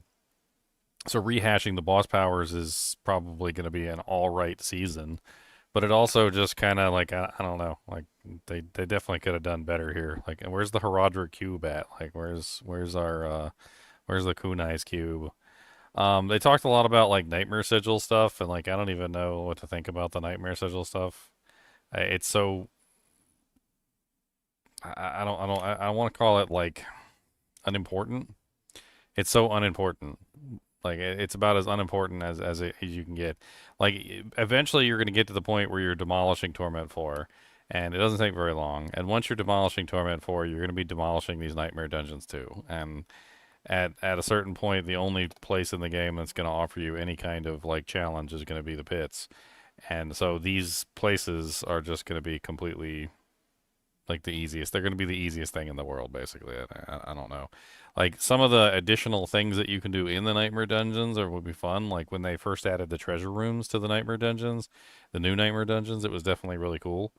So like having the like an additional thing in there, sort of similar to the treasure rooms, is interesting. But we'll see how it turns out. Astaroth is coming back. I mean, big whoop. Apparently, he's not going to be a boss. He's going to be like a mechanic in the current season. They basically said he wouldn't be a boss and he wouldn't have like a boss, like summoning mat. So,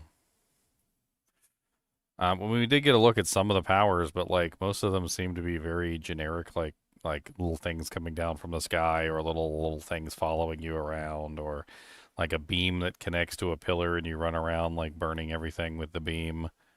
And then these are the elementally aligning things. So this is where you can elementally align your power with whatever element you want to align it with. So in this particular case, you're aligning all your elements with fire, and you get some additional bonuses for it. I mean, you can definitely customize these 1, 2, 3, 4, 5 powers in a lot of various ways, but like at the same time, still only 5 powers compared to, what was it, like 30 before? This was like one of the examples they gave of being able to like customize the power, and I couldn't help but roll my eyes and laugh because they were talking about this fear power, and like nobody in the game uses fear for the most part. Like it's nobody likes fear. Like nobody likes it when the monster runs away from you. You don't want the monster to run away from you. Like, and here's a whole power based on running away. But as you can see, like there's like different ways that you can set up the power, and it changes the way that it functions. So I'm assuming that's going to come into play as well. They also rehashed the special gems from, what was it, the occult season? I believe these were the occult gems. And I mean, the occult gems were a big hit, but it's still just a rehash from the previous season. Apparently, they pulled in some Diablo 3 powers too. That damage over time one there looks like it's going to be a big hit. Big old giant honking nerf to overpower. He said 80% nerf to the additive bonus essentially that was applied from overpower, and then said like that it would be the equivalent of like 1,000 before to 200% after. So they took a big old hammer to the overpower. And then they also said something about like additive damage rebalancing, which I couldn't quite figure out, like whether he was talking about increasing the lower additive bonuses or decreasing the overpower bonuses, because the overpower bonuses are always ridiculous, right? They're like 300% or like 200% or like 500% or something, right? And I guess what I gathered from that was that they didn't like the fact that you were getting like 500% overpower bonus. So they were reducing the overpower bonus additive that you were getting to be more comparable with critical strike damage, which seemed to be what he was saying. But I couldn't quite figure out whether they were increasing critical strike or decreasing overpower, but it seemed like they were hitting overpower from like two different sides. I might have to go back and re-listen to it. Key passive buff across the board. They didn't really say they were going to like buff all of them, but what they said was they were going to cap all of them so that none of the key passives will have any kind of infinite scaling anymore. I don't know how many still had infinite scaling because I'm pretty sure they capped them out at some point anyway. And I guess this makes it better. But then they also said they were going to take the ones that didn't have like multipliers on them and apply multipliers to them. So like if you had a key passive and it gave you 70 times multiplier and then the other one didn't give you a 70 times multiplier, I'm assuming they're both going to give you a 70 times multiplier now. Yeah, they said no more uncapped scalers. I couldn't quite tell what they were going to do with earthquakes. I know it kind of sounded like they were upset that everybody was using earthquakes, so probably a nerf.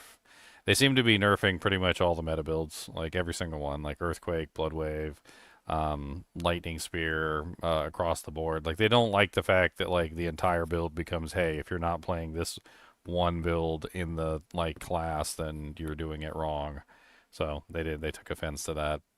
Legendary nodes on the Barbarian being simplified is good. A lot of the Barbarian Legendary Paragon nodes are like silly things like when you're using Whirlwind and you hit a target with a one-handed weapon, you gain 10% critical strike chance for 5 times, up to 50% critical strike chance and 10% damage or something. And it's like, so they basically said they were going to simplify some of them, which is probably a really good thing. This unique item right here, the Hooves of the Mountain God, honestly, really, really interesting. I think a lot of fun basic builds. I've already done some very good basic builds. Leon's done the Lunging Strike build. I've done the Frenzy build and also the Flay build. I never really played around with Bash. I think Leon played around with Bash a little bit, but this would work with all of them.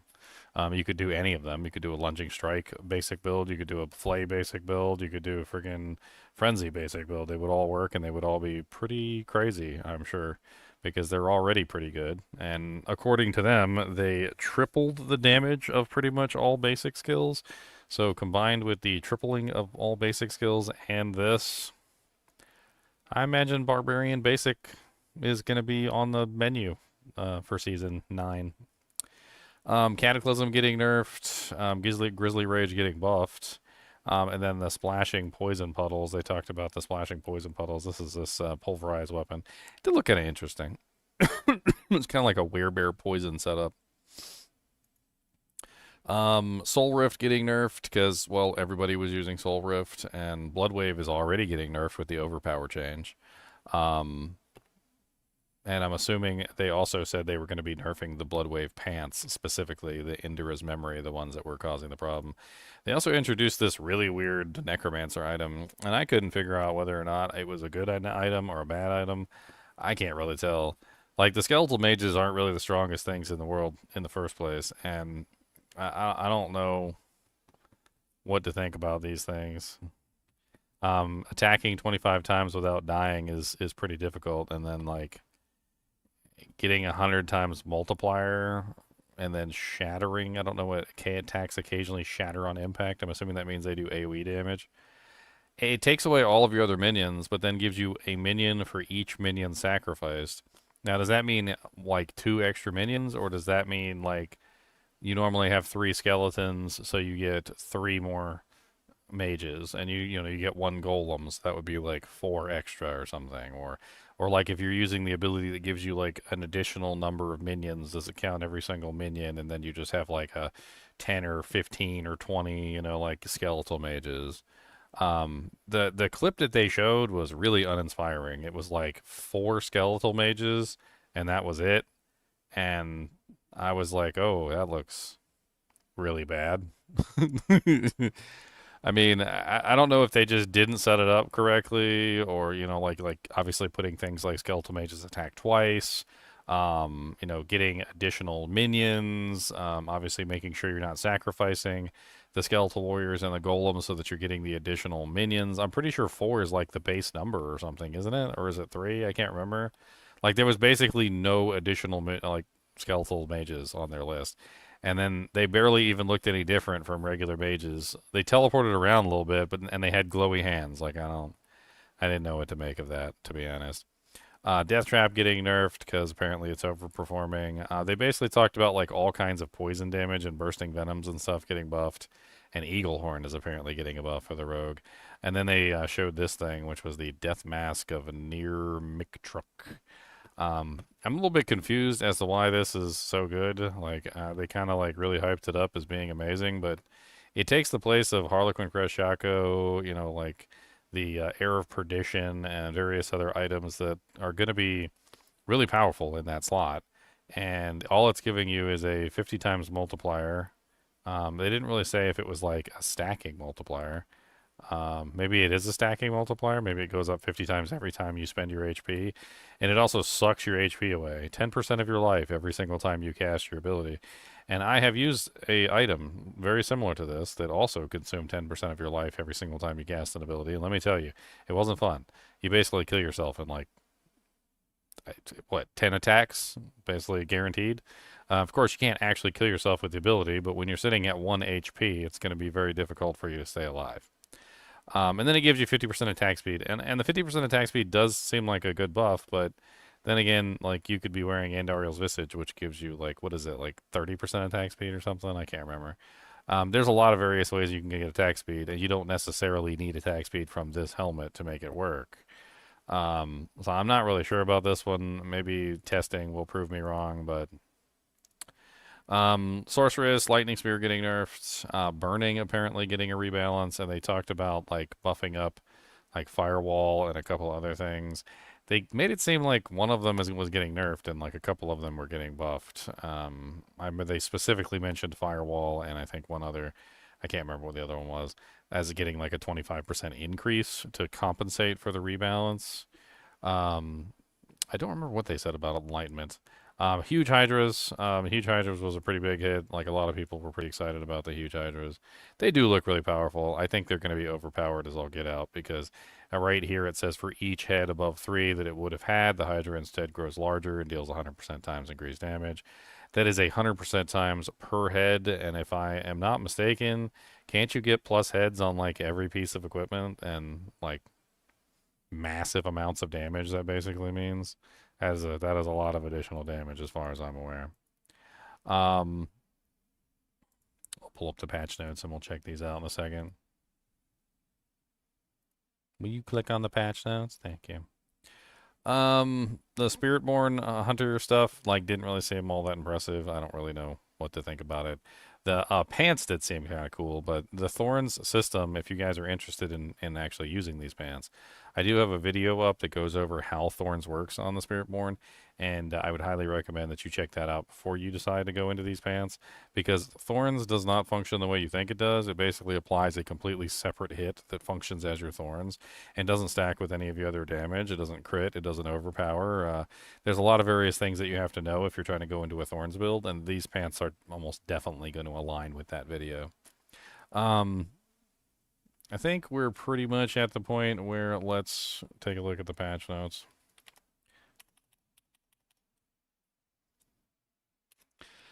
All right. So on May 22nd, we held Campfire Chat. On May 27th at 10 a.m. PDT. Oh yeah. So the PTR is going to be on May 27th, 10 a.m. at PDT. I'll put that down here for everybody.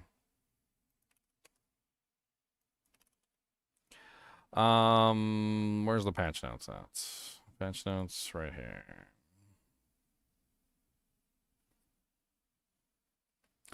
Alright, so Season 9 Sins of the Project includes a new way to interact with your powers, granting access to powerful spellcrafting abilities to create incredible combinations through 3 key pillars. The Catalyst, the base of your power skill. The Infusions modifies the type of elemental damage your spell deals, and the Arcana modifies the baseline power of the spell. There are untold possibilities through all the different combinations of Catalysts, Infusions, and Arcana. To build your Heroic spell, you can equip the main Catalyst and Infusion to support, and 3 Arcana to augment your spell, and each element contributes to the overall spell, allowing you to tinker and build to incredible possibilities. Catalysts. Foundation of your spell, providing its form and function. Catalysts have their own cooldown, lucky hit, and rank 10 bonus. Catalysts will activate a specific action bar skill based on the slot that they are placed into. Your action bar skill will glow with purple magic while your catalyst is able to activate. And then, of course, you can use all the other stuff to modify them. So we've got Celestial Surge. Awaken an oracular rune that pulls in all surrounding enemies. A torrent of stars follows that randomly strikes an area 20 times. For damage each. Cooldown 15 seconds, 11.2 seconds at rank 20. That's pretty long. Lucky hit chance 30%. Rank 10 stars periodically fall around you and guarantee to crash around a nearby enemy for the same damage. Disintegrate. Sounds like Diablo 3 Disintegrate. Form an arcane conductor that emits persistent beam between itself and you, dealing a steady blitz of damage over 8 seconds. Cooldown is 10 seconds, but 5.3 at rank 20, lucky at 9%. Rank 10 enemies are slowed by 50%. Propulsion generates a mana blast that delivers damage and knocks back all foes. Enemies that collide with take another damage. Cooldown 9 seconds, 4.3 at rank 20, lucky hit chance 15%.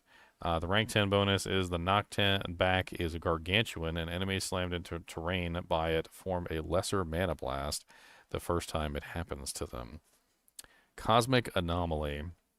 Astral Magic. Manifest up to 5 anomalies that emit particles which deal damage over 4 seconds.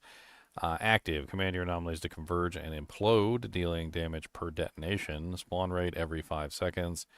Lucky hit chance 20%. So at 5 seconds with 5 anomalies, I'm assuming that's 5, 10, 15, 20, 25. So it's going to be 25 seconds before all of the anomalies respawn.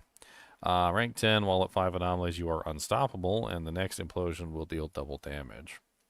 Astral Pillar. Astral Magic. Shape an ethereal column that taunts enemies for 3 seconds. Piercing waves flow from it and deal damage until you create another one or move too far away. Cooldown 7 seconds, lucky at 12%. Rank 10, the taunted enemies become vulnerable and move faster. Infusions. So the infusions are basically all based around elements. You have things like the Smoldering Ember, which destroys enemy structures. They showed it like basically getting rid of walls that elites would create, Chilling Wind. They also said like totems and things like that that would pop up.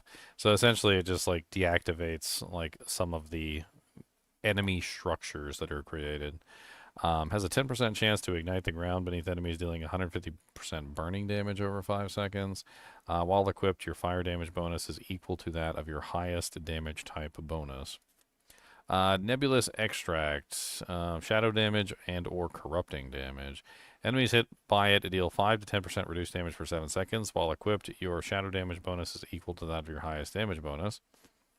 Rank 5 deactivates monster summon effects for 5 seconds, so monsters can no longer summon anything. Glacial Nimbus, so the cold version. Enemies damaged by it are chilled by 15 to 25%. This effect happens once per enemy every 1 second. While equipped, your cold damage bonus is equal to your highest damage type. Deactivates monster explosive effects for 5 seconds. Okay. Corrosive Vapor, that's the poisoning one. Enemies damaged by it take 150% poisoning damage over 4 seconds. This effect can only happen once each enemy every 3 seconds. While equipped, your poison damage bonus is equal to that of your highest damage type. It deactivates monster vampiric effects for 5 seconds. Thunderous Particle. Enemies damaged by it arc 150% lightning damage to surrounding enemies. This effect can only happen once each enemy every 3 seconds. While equipped, your lightning damage bonus is equal to that of your highest damage type. Deactivates monster suppressor effects for 5 seconds. And then we have Arcana. So these are the modifiers after you have set the damage type and chosen the ability. Then you have 2 modifiers that you can choose, essentially. There are 3 tiers of rarity for Arcana, Magic, Rare, and Legendary. The Legendary Arcana adjust their effects based on Catalyst. They are bound to discover the depth and complexity as you delve through the possibilities. Contains specific spell tags that can be relied on to further modify your spell. Many powerful Heraldic jewels relate to these tags. Incredible combinations await. Magic, Tenderous Bundle. Lucky Hit. Damage from your Catalyst has up to a 35% chance to immobilize for 5 seconds, plus 5% for each rank. Tranquil Stone, invoking your Catalyst, grants Unstoppable for 3 seconds, plus 0.4 seconds for each rank. Shifting Powder, your Catalyst increases your movement speed by 30% during its effect for 5 more seconds after it ends, plus 8% each rank. Luminous Gem, your Catalyst will daze enemies for 2 seconds, plus 1 each rank. Murky Essence, invoking your Catalyst, grants Stealth for 2 seconds whenever it activates, at plus 0.4 each rank. Invigorating Helix, once per enemy every 5 seconds, damage from your Catalyst will fortify and heal you for 5% of your maximum life, 1% each rank. Bottled Wind, invoking your Catalyst, grants a barrier up to 30% of your maximum life for 4 seconds. After it dissipates, its essence is bottled back up, 4% each rank. Jagged Bramble, Lucky Hit. Damage from your Catalyst has a 50% chance to deal 130% of your Thorns damage, plus 20% each rank. Reactive Ooze. After your Catalyst activates, you gain 5% maximum resource generation per second for the next 10 seconds, 3% each rank. Volatile Crystal. After your Catalyst activates, it grants 10% resistance and maximum resistance to the element of your infusion for 10 seconds, plus 2% each rank. Rare Catalysts. Gleaming Conduit. The effect size of your Catalyst is increased by 10%, plus 8% each rank. Fractured Core, your Catalyst deactivates monster damage resistance aura for 2.5 seconds, but you take 10% more stacking damage for the same time, plus 5 each rank. Sapping Crux, your Catalyst applies vulnerable for 3 seconds, plus 1 each rank. Potent Ally, your Catalyst destroys enemy barriers, that's a pretty neat one, and knocks them down for 1 second, and after removal, plus 0.8 each rank. Siphoning Gizmo. Damage from your Catalyst has up to a 40% chance to consume damage over time effects and deal 100% of their damage instantly, plus 8% each rank. It's interesting. Legendary. Floaty Bauble. Your Catalyst gains a specialized blink effect that grants unhindered for 2 seconds, 0.4 seconds each rank. Floaty Bauble creates the following effects for each Catalyst. Celestial Surge blinks you to the center of its Oracle rune when it forms and grants unhindered. Disintegrate blinks you to your target but leaves its arcane conductor behind. You are unhindered while the beam is active and for 2 seconds afterwards.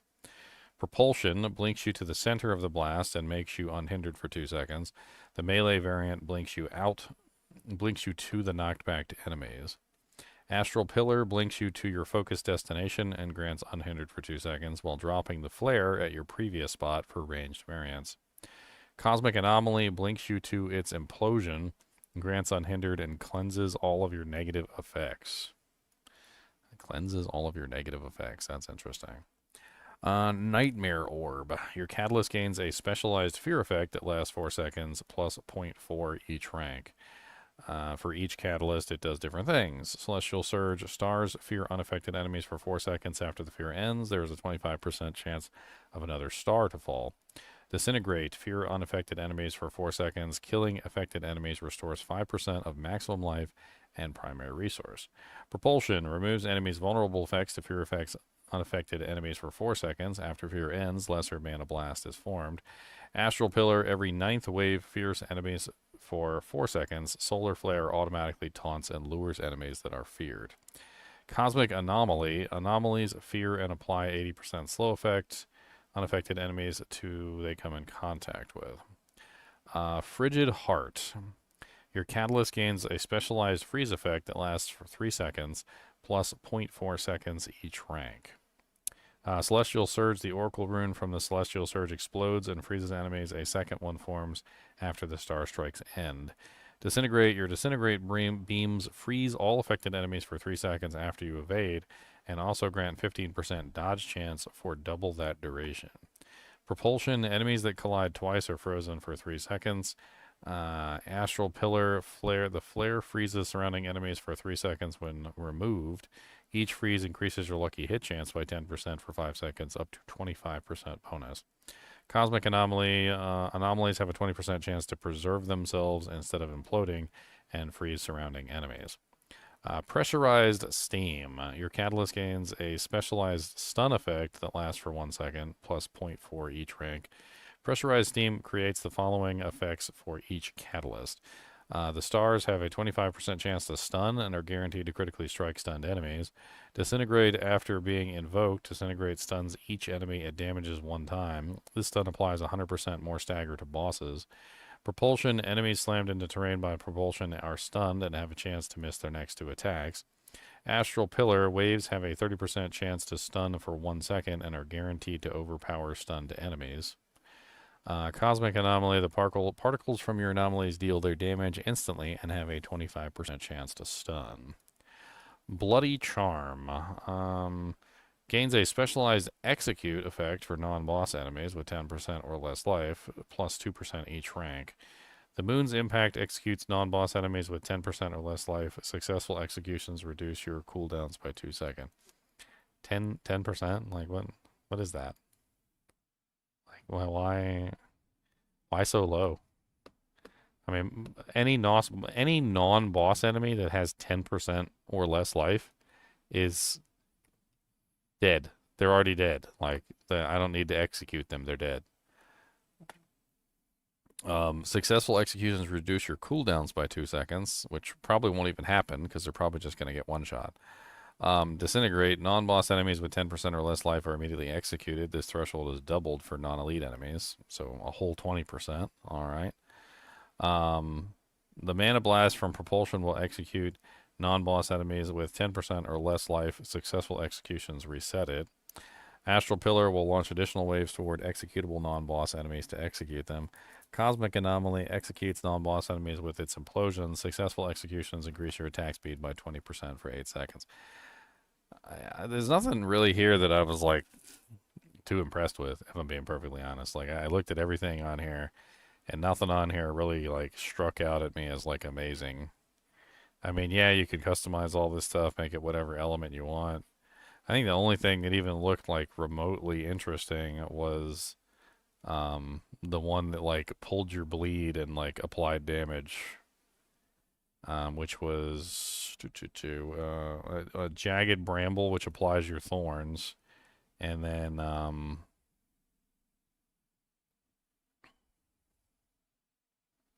where was the other one at?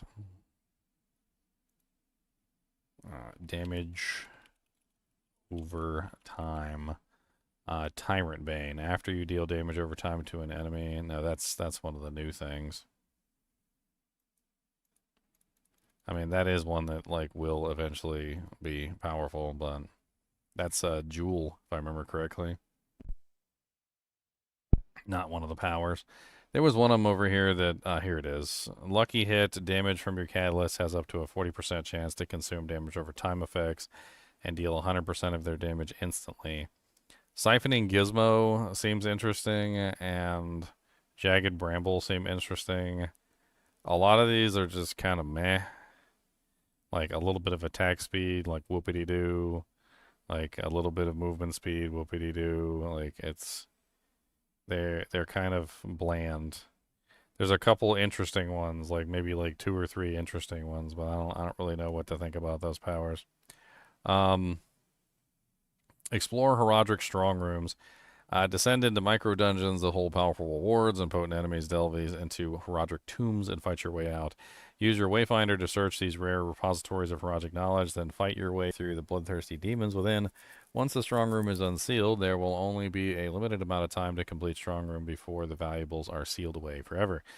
Slay the demons and satiate the Herodic pillars within to boost your ability to learn Herodic attunement, to grant illustrious rewards.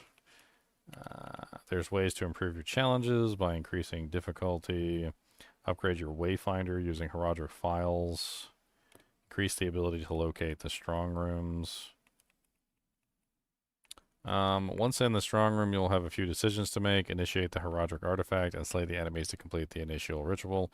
You'll be presented with Herodic pillars that can augment the strong room by mutating the rituals necessary to satiate the Herodic pillars within. Some pillars have held their bonds of their original intent, while others have been corrupted by Astaroth's influence and pose significant danger with vastly increased rewards. You will need to select pillars to influence the strong room. Choose wisely. The amount of pillars you need to select and the amount available to choose from will increase as you increase your difficulty level. Slay monsters in the manner requested by the Herodic pillars to satiate their need for demonic carnage. Upon completing each pillar ritual, all monster kills will grant +2 increased Herodic attunement for 10 seconds. Locate shrines within the strong room to aid your fights. All within are sacrifice shrines which spawn an ambush on your location. Rely on these blessings to enhance your demon slaying. Upon completion, you'll need to fight the bosses that spawn to leave the strong room. Okay. Nightmares have a way of seeping into the marrow of your mind, seeking you deeper into the gaping despair of their hold. And the sins of the Haradrim, a new endgame challenge, beckons you to descend further into the depths of agony in the ultimate test. Escalation nightmares are a new endgame activity that throws you into the chain of 3 nightmare dungeons. Nightmares escalate as you go through each dungeon. As each nightmare dungeon affixes stack onto the next dungeon as you continue. As the difficulty increases, so do the rewards. Manage to fight your way through all 3. And waiting for you at the end is a date with the exalted version of Astaroth himself. Start with an escalating nightmare. You'll need first the escalation sigil, which can be obtained as a reward from the Herodic caches.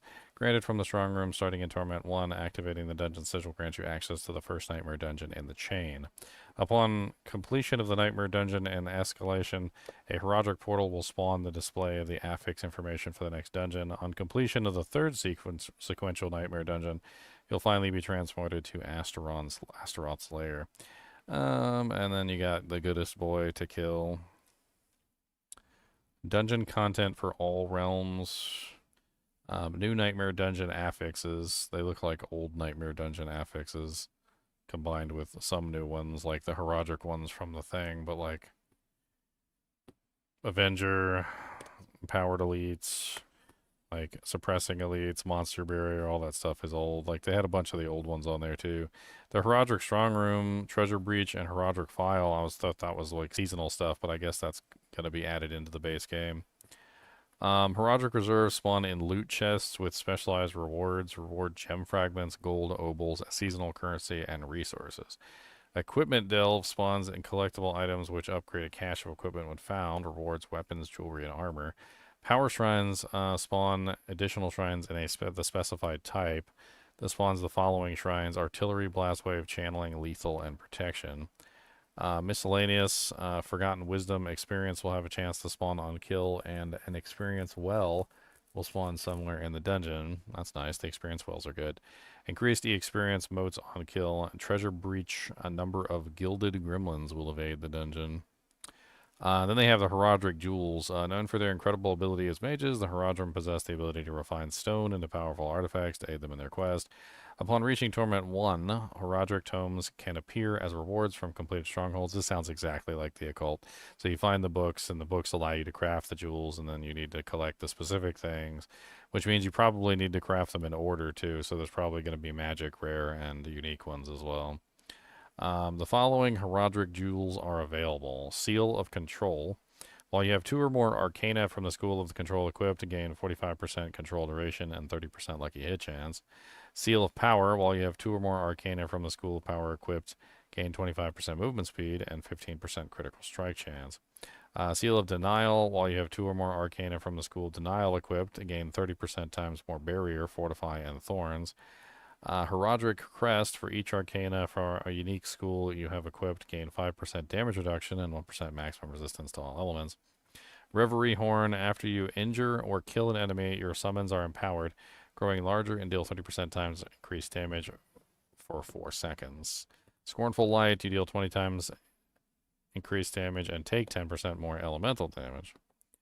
Tyrant Bane, after you deal damage over time to an enemy, they take 0.33% times more damage over time from you forever.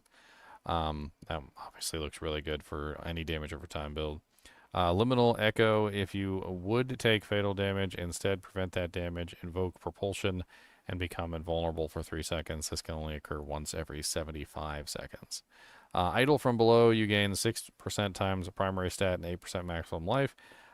This was a really powerful one in Season of the Occult. However, they threw in an additional thing which they think is a negative. I hate to tell them, it's not a negative. However, you will be hunted in Sanctuary's darkest place by Jewel Guardians who were entombed to protect this relic. So let me tell you why this is not a negative, and it's actually a very big positive, and why they think it's a negative, but it's not. So there are many classes in the game, and there are many abilities in the game that benefit from having multiple targets on the screen. And in many cases, when you're fighting a boss, you generally are limited to only one target. And so abilities that generally need more than one target to get their optimal damage output are usually suffering in situations where you're fighting a single target. Well, because they're going to basically give you a free spawning monster that's going to come and try and kill you on a regular basis while you're using this item, this is an extreme boon to any class that requires multiple targets to hit their highest damage output, and is probably going to be something that you're going to want to include in just about any build that requires multiple targets to hit your optimal damage output. One such ability that I could think of right off the top of my head is like Blood Lance. Blood Lance benefits from having more targets lanced. The more targets lanced, the more damage that you have. And yes, they have made some changes to make it better on bosses, but if you had a couple more targets to lance, it certainly wouldn't be a bad idea. And then now you have more targets to lance, and your damage goes up as a result. There's quite a large number of builds in the game that benefit from having more than a single target, and bosses are generally only a single target. So this is going to be one of those things that I think pretty much everybody's going to use. Like, this is not a negative in any way, shape, or form, unless these monsters are like so powerful that you just can't kill them. But even if you can't kill them, what does it matter? Like, that actually benefits you, because honestly, the longer they stay alive, the better and more useful they are to you as fodder that you can use to increase your damage via multiple targets. Myriad Stone, after you cast Catalytic Skills, if it is an ultimate, gain 30% increased attack speed for 10 seconds. Spark Creation, after you cast your Catalytic skill, gain 10 primary resource. Luminant Eye, your Catalytic skill gains 25% cooldown reduction. Brilliant Sigil, your infusions are 150% more potent. Elemental Brand, your Catalytic skill deals 30% damage of your infusion's element over 3 seconds. Lucky Hit, dealing damage of your infusion's element has up to a 33% chance to trigger its secondary effect. Starflux, your Catalyst deals 100 times more damage, however you lose control over the Heraldric spellcraft, causing your Catalyst to inherit infusions randomly. I thought about Leon when I saw this one, because he had like a barbarian that he wanted to make where it was like all elements. Basically just gives you a massive amount of damage, but like increases your damage on all elements. Like you just get massive amount of elemental damage. The new unique items, we already like looked at most of these. I showed them on the screen, so let's just skip past these. Featured, offered for testing. Yeah, this is basically the little cheat bot. And the patch notes. So there's the new unique item. I highly recommend that if you want to learn how to use this item and Thorns in general, that you check out my video on Thorns. I have a video where I did a large amount of testing to figure out how Thorns damage works, how it applies, like how these items work that apply Thorns damage to the targets, and came up with a lot of conclusions that'll help you a lot if you're trying to build these Thorns characters. And I'm assuming that with these pants, Thorns is probably going to be pretty popular in the next season, so definitely take a look at it. Thrash damage increased from 18 to 40%. Third hit damage increased from 27 to 70%. Withering Fist damage over time increased from 36% to 65%. Thunderspike damage increased from 15 to 45. Third hit damage increased from 32 to 65. Rock Splitter damage increased from 20 to 50%, and third hit was increased from 28 to 80%. Exalted Hunter, previously killing an enemy while the hunter is present, has a 40% chance to instantly reset its cooldown. This chance is halved for each consecutive reset. Now, killing an enemy with the hunter present reduces this cooldown by 5 seconds. Hitting a boss reduces its cooldown by 1 second. So a nerf to Exalted Hunter? Yes. Quite a big nerf, actually. Killing an enemy while the hunter is present reduces its cooldown by 5 seconds. Yeah, so pretty big nerf. Passives, Noxious Resonance. Your critical strikes cause your poisoning to an enemy to burst, dealing 100% of total poisoning damage, and to them 20% to its surrounding enemies before removing the poisoning effect from the primary target. This damage is increased by 30% of your critical strike damage bonus. Now, your critical strikes cause your poisoning on an enemy to burst, dealing 180% of the total poisoning damage instantly to them, and 20% of the burst to surrounding enemies before removing the poisoning effect from the primary target. So they took away the scaling on it? So it no longer scales based on critical strike damage bonus? Is that the change that they made? So they nerfed Noxious Resonance? Nourishment damage bonus now applies all poison damage instead of just poisoning damage. To all poison damage instead of just poisoning damage. Okay. So it applies to the base poison damage, not just the damage over time component. So that's a buff. Acceleration, previously gain 1 evade charge after you evade, and your eagle skills deal 8% times increased damage for 2 seconds. Now gain 1 additional evade charge, and after you evade or use a mobility skill, your eagle skills deal 8% times damage for 3 seconds. Items, deflection aspect. Previously, while active, counterattack reflects incoming razor wings back out again, and other small whistles, okay. And they changed it to, while active, counterattack reflects incoming razor wings back out again with a 30 to 50% increased multiplier. Other small missiles are also deflected and deal 30% to 50% of bit counterattack's base damage. Okay. So they added a multiplier. Sepazontac damage bonus reduced from 80 to 130% times to 50 to 100% times. So they increased the damage of the basic skills, but then nerfed Sepazontac, so basically lowering the basic skills back down. Paragon, Infighter. When you dodge or block an attack, you gain attack speed and damage up to 9 times. When you dodge or block an attack, you gain 20% increased attack speed and 15 times increased damage for 5 seconds. So it no longer stacks up to 9 times. But 2, 4, 6, 8, 9, 10. I mean, it's around the same. And I mean, sort of. Yeah, a little bit more attack speed. It's about the same. I mean, 5 seconds sucks, though. Like, this one, when it was stacking, I don't know how that works when it, like, if you can refresh it. Hopefully you can refresh it. Drive, each stack no longer has an individual timer. That's a great change. Convergence, you now deal bonus damage equal to 3.5% times of all your bonuses to damage with physical, fire, lightning, cold, poison, and shadow combined, up to a total of 30%. Loot updates. The drop chance of legendary runes has been slightly increased. They didn't need to touch this. They just needed to reduce the overall cost of the mythic crafting. I really wish they would reconsider this because I liked the fact that the legendary runes were actually rare for the first time ever in existence. It seems like anytime they make an item rare and hard to come by, like they immediately get knee-jerk reactions and then they undo it. Like the drop rate of the legendary runes was fine. The problem is that the mythics cost too much.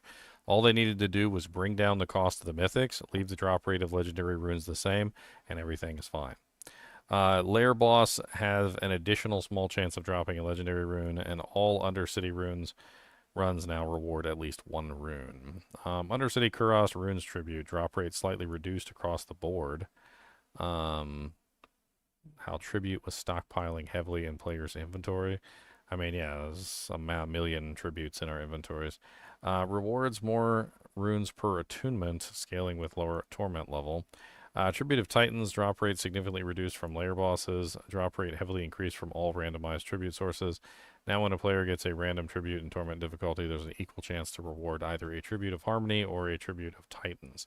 Tribute of Harmony, this one can now infrequently drop from all random sources. Drop rate in Nightmare Dungeons has been slightly reduced. There's the seasonal Nightmare Dungeon rotation, if anybody's interested. Bug fixes. Fix an issue where the rank 5 bonus of Thorns damage for the Protector did not properly apply. Fix an issue where the stealth effect from Shroud of False Death didn't properly work when the enemy was marked by Nesicum the Herald. Fix an issue where the map icon for the Layer of Loathing didn't update after defeating the boss. Fix an issue where the Vessel of Hatred exclusive items could be marked as favorite while equipped. Hopes of the Mountain God, yep. And then we got the Druid, a bunch of new items that we've already looked at. Yep, that one too. Alright, General, Shard of Verithiel, damage bonus reduced from 200% times to 150% times. Pain Gorger's Gauntlets, damage bonus reduced from 200% times to 125. Aspect of Moonrise, reduced from 100% times to 60% times. Aspect of Adaptability, reduced from 100% times to... Basic skills generate 5 additional primary resource once per skill. Basic skills deal 0.4 to 0.6% times increased damage for each point of primary resource that you have. So, gotta break out the calculator here. I mean, let's assume you had 300% primary resource. Kind of goes along with Ramalodni's. Times 0.6 is 180. So technically a buff if you stack resource. However, let's assume you don't stack resource. Then it's a nerf. So it's a nerf if you don't stack resource, a buff if you do stack resource. If you're a barbarian, it kind of seems like this one's going to be a no-brainer if you're running Ramalodni's. So if you stack Ramalodni's with this, you're going to get even more multipliers for your basic skills because it's going to stack with your primary resource. So, be interesting. And it also helps you generate resource, so there's that. Frenzy increased from 30 to 70%. Lunging Strike increased from 33 to 90%. Battle Lunging Strike increased from 20 to 40%. Bash, 33 to 90%. Flay, 48% to 115% on the damage over time. Huge bonus on the damage over time for Flay. Hammer of the Ancient's got a tiny buff from 98 to 110. Leap. Previously, leap forward, slam down, dealing damage, knocking back surrounding enemies. Now, leap forward, slam down, dealing damage, and slowing surrounding enemies by 70%. So they took away the knockback. That's good. That's a good thing. Mighty Leap. Previously, enemies damaged by leap are slowed by 70%. Now, leap deals 40% times increased damage, and enemies damaged by leap are knocked back. So this is a good change. What they did is they took the knockback and they made it optional. So it's an optional thing now. So you're not required to take the knockback. Now you can take the knockback if you want it, which is probably the way it should have been to begin with. Whirlwind, movement speed penalty while whirlwinding is now additive instead of multiplicative. Passives, Outburst. Barbarian's Outburst passive now grants at least 1 thorns per max bonus of health threshold regardless of player level. It's intended that the bonus maximum health threshold dynamically updates as the player levels, and that remains unchanged. Unique, Ugly Bastard Helmet. Now requires Wrath of the Berserker instead of only Berserking to be active to convert your damage to fire. I mean, not a nerf for anybody who was using Wrath of the Berserker, but a nerf for anybody who wasn't using Wrath of the Berserker. So Ugly Bastard Helm has fallen several ranks in the eyes of the community at this point, because there's a lot of builds that were utilizing things like the Ancients or, well, maybe even like Iron Maelstrom, but like you basically can't use any of those anymore if you want to use the Ugly Bastard Helmet. So you have to use Wrath of the Berserker with it. Twin Strikes updated the tooltip to be more obvious that Double Swing is doing 2 additional applications of damage per hit. Tempering, chance for bash, cleave, change to chance for bash to hit twice. Paragon, hemorrhage. Your bleeding damage is increased by 15% times of your vulnerable damage bonus. Now it is applying a bleed to a vulnerable target deals 45% times increased damage. Interesting. Blood Rage. Killing a bleeding enemy has a 10% chance to grant berserking for 5 seconds. Yada, yada, yada. They simplified it. Killing a bleeding enemy has a 10% chance to grant berserking for 5 seconds. You gain 45% times increased damage while berserking. Carnage. Previously, while berserking, critical strikes increase your attack speed by 2% up to 16%. Now berserking now additionally grants 15% attack speed. Decimator. Previously, each time you make an enemy vulnerable, your damage is increased by 20% times for 5 seconds. Overpowering a vulnerable enemy grants an additional bonus. Now you deal 20 times increased damage to vulnerable enemies, and your overpower deals 20% times increased damage.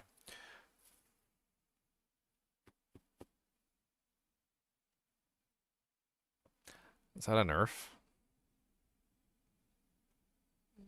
The way that this reads, the original version, it says each time you make an enemy vulnerable, your damage is increased by 20% times for 5 seconds.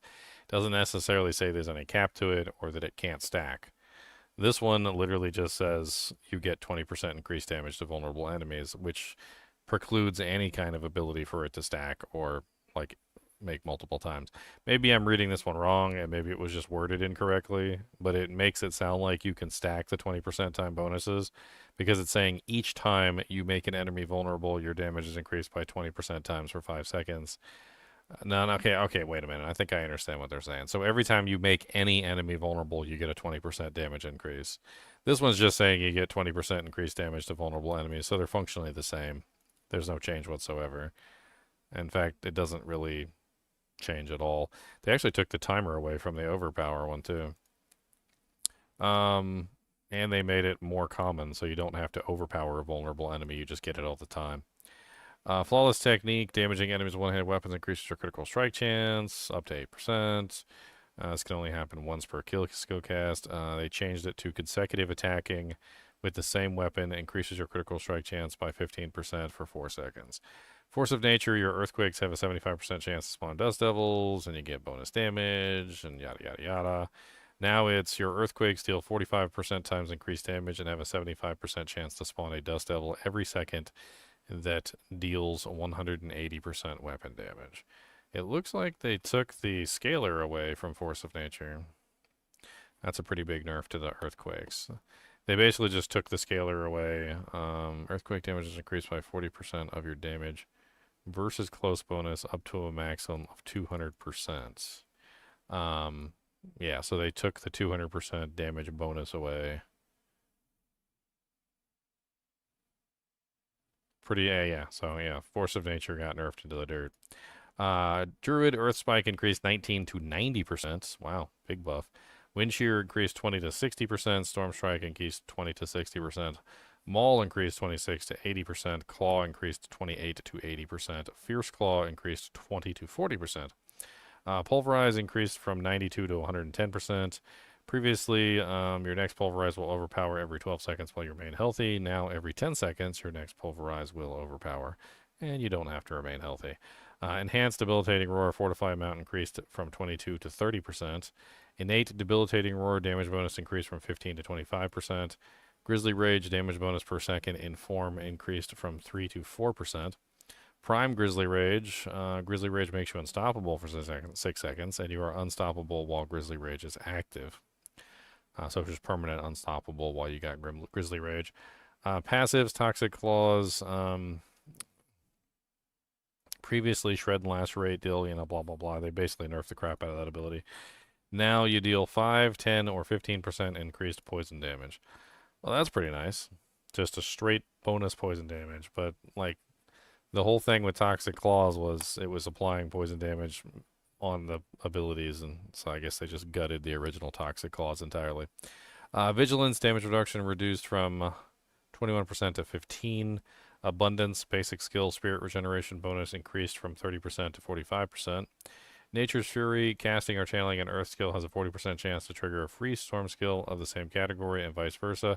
In addition, you deal 20% more earth and storm damage, and these free skills count as both.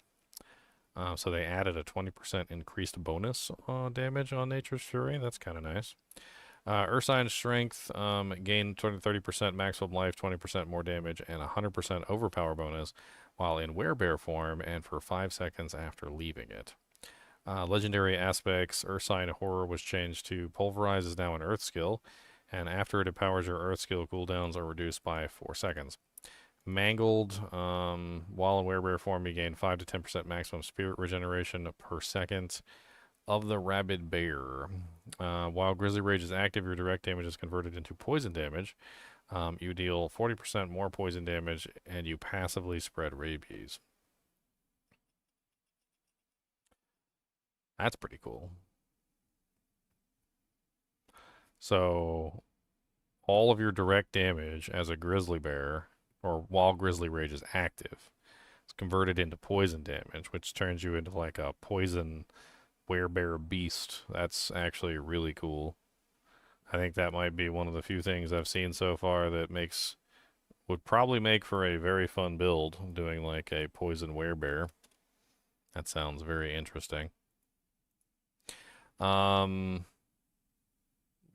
Conduit. Your lightning bolts now deal 40% increased damage.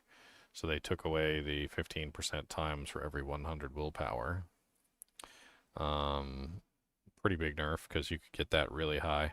Majolnik Ring, damage bonus reduced from 100% to 40%. Saw that nerf coming a mile away. Majolnik was way too powerful.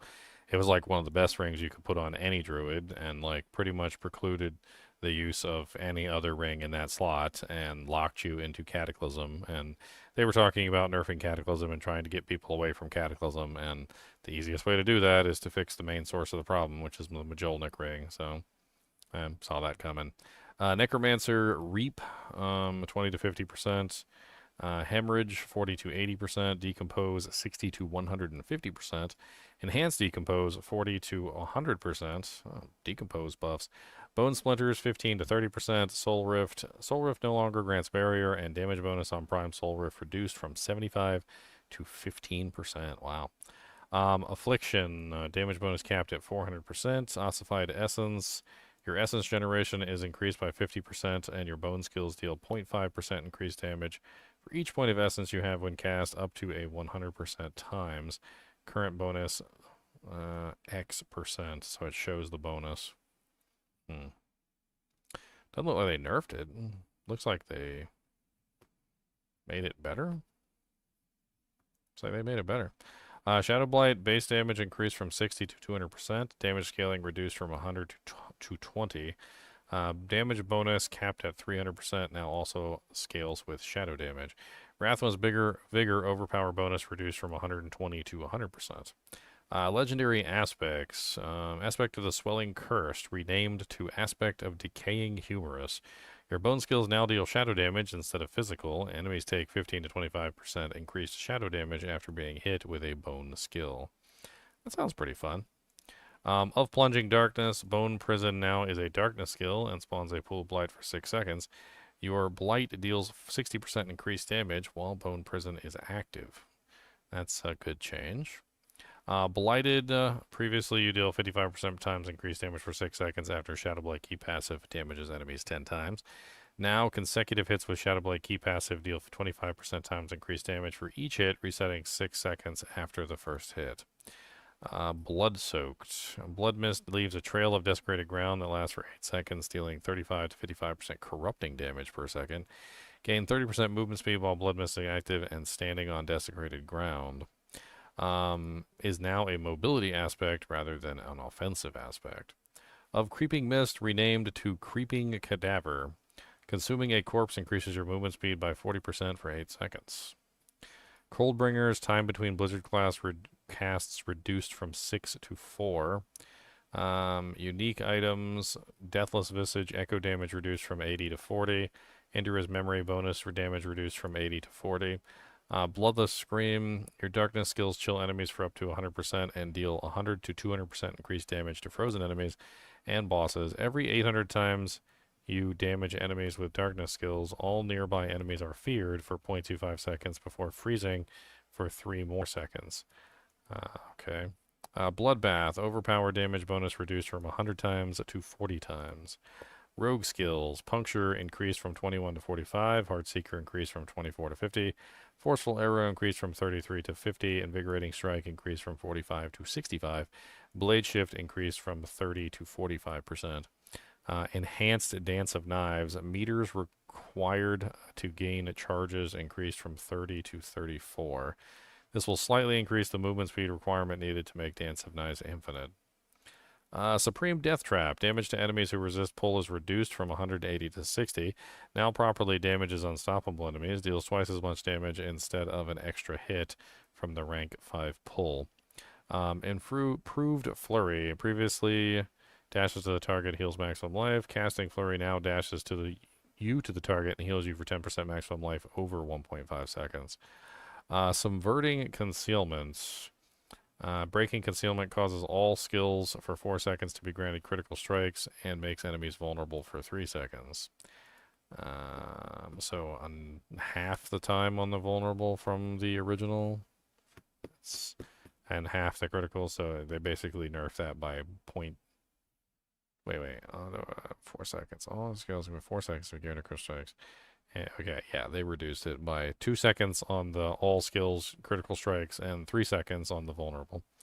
Passives, close quarter combat, percentage of damage to close reduced from 25 to 10, damage bonus capped at 90%, precision, damage bonus capped at 360, alchemical admixture, percent of cold, poison, and shadow damage reduced from 40 to 12%, potency bonus capped at 150, Victimize, a percentage of vulnerable damage reduced from 150 to 20. Victimize damage bonus capped at 300%. Victimize base damage increased from 60 to 90. Seems like they're hitting the rogue pretty hard here. Legendary aspects, damaging an enemy with a basic skill generates 6 energy after... gain 10 to 30 energy after killing an elite enemy. Infiltrators, poison trap no longer breaks stealth and triggers no cooldown or arm time while you are in stealth. All poison traps activate when you exit stealth and begin poison traps cooldown. Poison traps cooldown is reduced by 50%. Now a utility, legendary rather than an offensive. Cheats. You have 5 to 15% increased damage reduction and 10% increased movement speed, doubled while below 50% maximum life. Volatile Shadows. Shadow Imbuement deals 10% times increased damage per skill rank of the imbued skill. Every 10 seconds, when your imbued skill hits an enemy, you trigger a large explosion, dealing X shadow damage and applying shadow imbuement to each enemy it hits. Aspect of Bursting Venoms. Lucky hit poison imbued skills have a 35% chance to deploy a poison trap while you have a poison trap equipped. Of the Dark Dance. Damage bonus now is multiplicative instead of additive. Eagle Horn changes, they talked about that. Penetrating shot bounces off walls and deals 80% times increased damage. So they took away a lot of the, like, every 4th penetrating shot, like, penetrating shot deals extra damage. So now it's just all penetrating shots bounce off walls and get 80% times increased damage instead of 1 every 4. So it's an effective damage increase because if you take 80%, multiply it over 4, you get, what is that, like 160, 320, you get 320% times increased damage, essentially, of the same time frame, because this one was only every 4th shot bounces, and this one is all the shots bounce. Could make a really fun penetrating shot build. Your next Death Trap deals 200% increased damage and rearms itself after activating. This can only happen once every 10 seconds. So they basically nerfed Eyes in the Dark to only once every 10 seconds. That's actually kind of sad because Eyes in the Dark was so bad for so long. It was one of the worst uniques in the game, and literally anytime it dropped, it was like thrown in the trash immediately, and then it finally became good, and now it's going right back in the trash again. Paragon Danse Macabre, casting a mobility or subterfuge skill increases your damage by 30% times for 10 seconds. Tricks of the Trade, enemies damaged by your marksman skills take 30% increased damage from your cutthroat skills and vice versa. Eldritch Bounty, each equipped imbuement skill grants 3% times increased maximum resistance, and 30% increased damage for that imbuement's elements. Sorceress.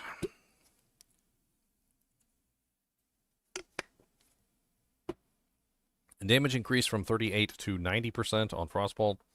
Arc Flash damage increased from 42% to 80%. Firebolt damage over time increased from 44 to 90%. Spark damage increased from 12% to 25%. Enhanced Spark damage increased from 9 to 20%. Lightning Spear damage increased from 16 to 80%. Invoked Lightning Spear stun duration reduced from 2 seconds to 0.5 seconds. Hydra no longer has a mana cost. Damage increased from 23 to 35%.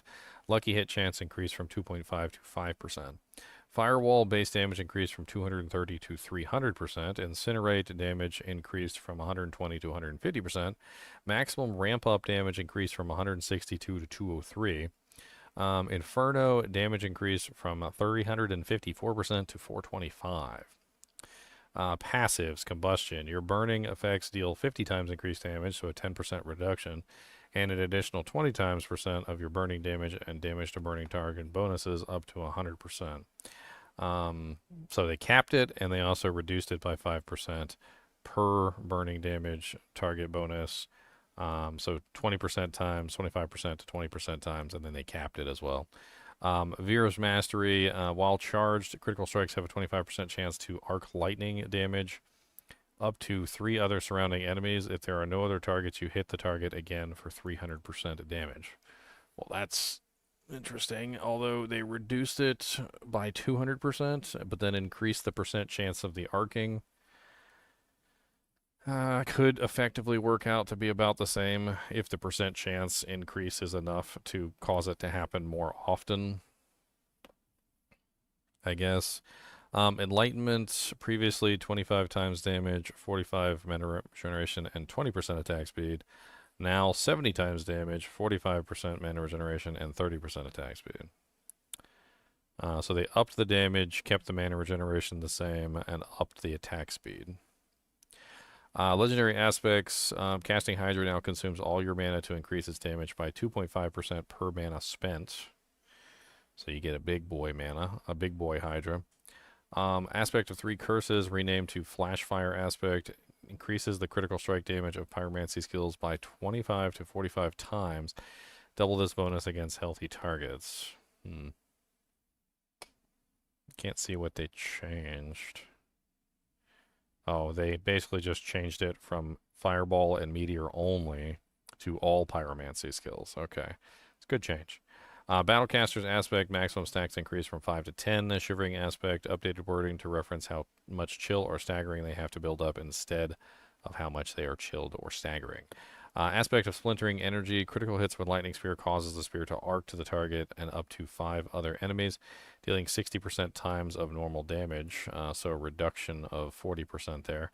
Lightning spears deal 20 to 40% times increased damage.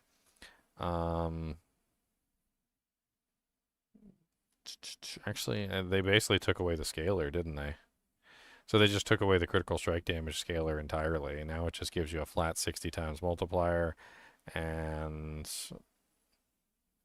it also gives a 40 times multiplier for the lightning spear itself, but no longer scales based off of critical strike damage bonus, if I'm reading this correctly, which sounds like a pretty hefty nerf. I mean, it still seems like a good aspect, and if you are running lightning spear, it still seems like it's going to make lightning spear stronger, but it's no longer going to make it like godlike like it was before, that's for sure. Pretty hefty nerf to lightning spear. Tempering, Conjuration Lucky Hit Chance increased from 4 to 8. Conjuration Lucky Hit Chance increased from 5 to 10. And Conjuration Hit Chance for the Legendary version increased from 6 to 12.5. General updates. Various changes to improve overall consistency of Whisper Cast rewards. Collection of gold now substantially rewards more gold. Collection of crafting materials reduces the chance this reward appearing. Now awards substantially more crafting materials. Collection of gems now drops more gems. In Torment 3 or greater, this cache awards a random royal gem or higher.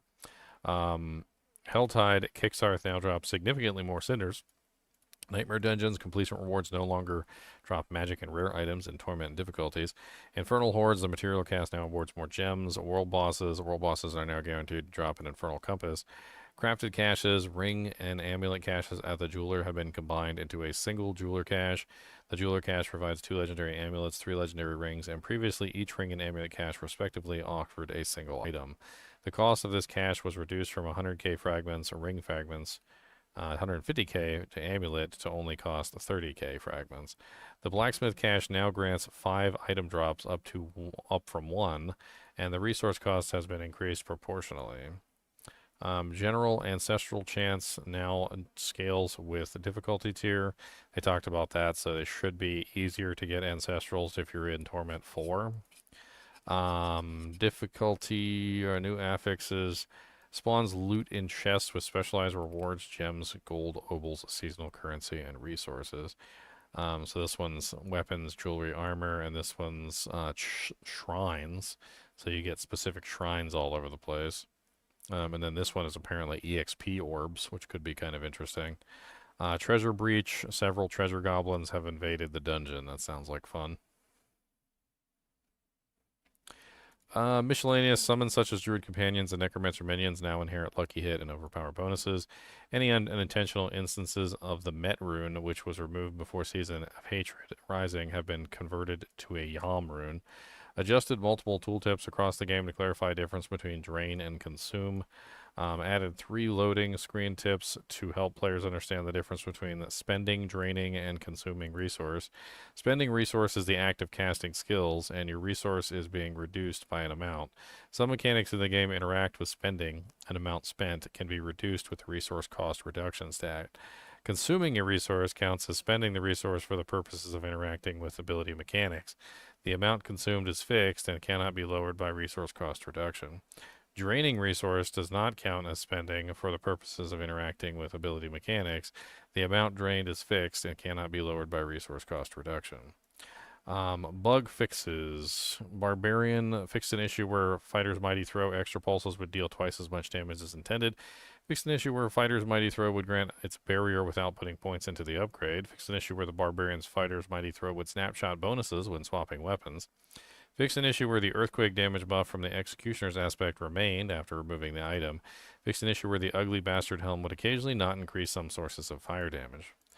Druid fixed an issue where the buff from Runeworker's Conduit aspect would not be removed when unequipping the item. Fixed an issue where the bonus movement speed from Malefic Crescent did not properly stack with bonus movement speed from Mad Wolf's Glee. Fixed an issue where the bonus damage from Waxing Gibbous after exiting stealth did not apply for certain sources of stealth, such as Shroud of False Stealth. Interesting. Necromancer fixed an issue where Bone Mages could generate echoes from the power of Deathless Visage. Fixed an issue where the Skeleton Warrior Mastery, Skeleton Mage Mastery, and Gold Mastery ranks of the Ring of Mendelin and Sanguivere Blade of Zir would fail to function if you did not already have ranks in those passives. Fixed an issue where the Shadow Blight was not scaling with multiplicative corrupting damage sources. Fixed an issue where the Howl from Below did not grant the summon tag to Corpse Explosion.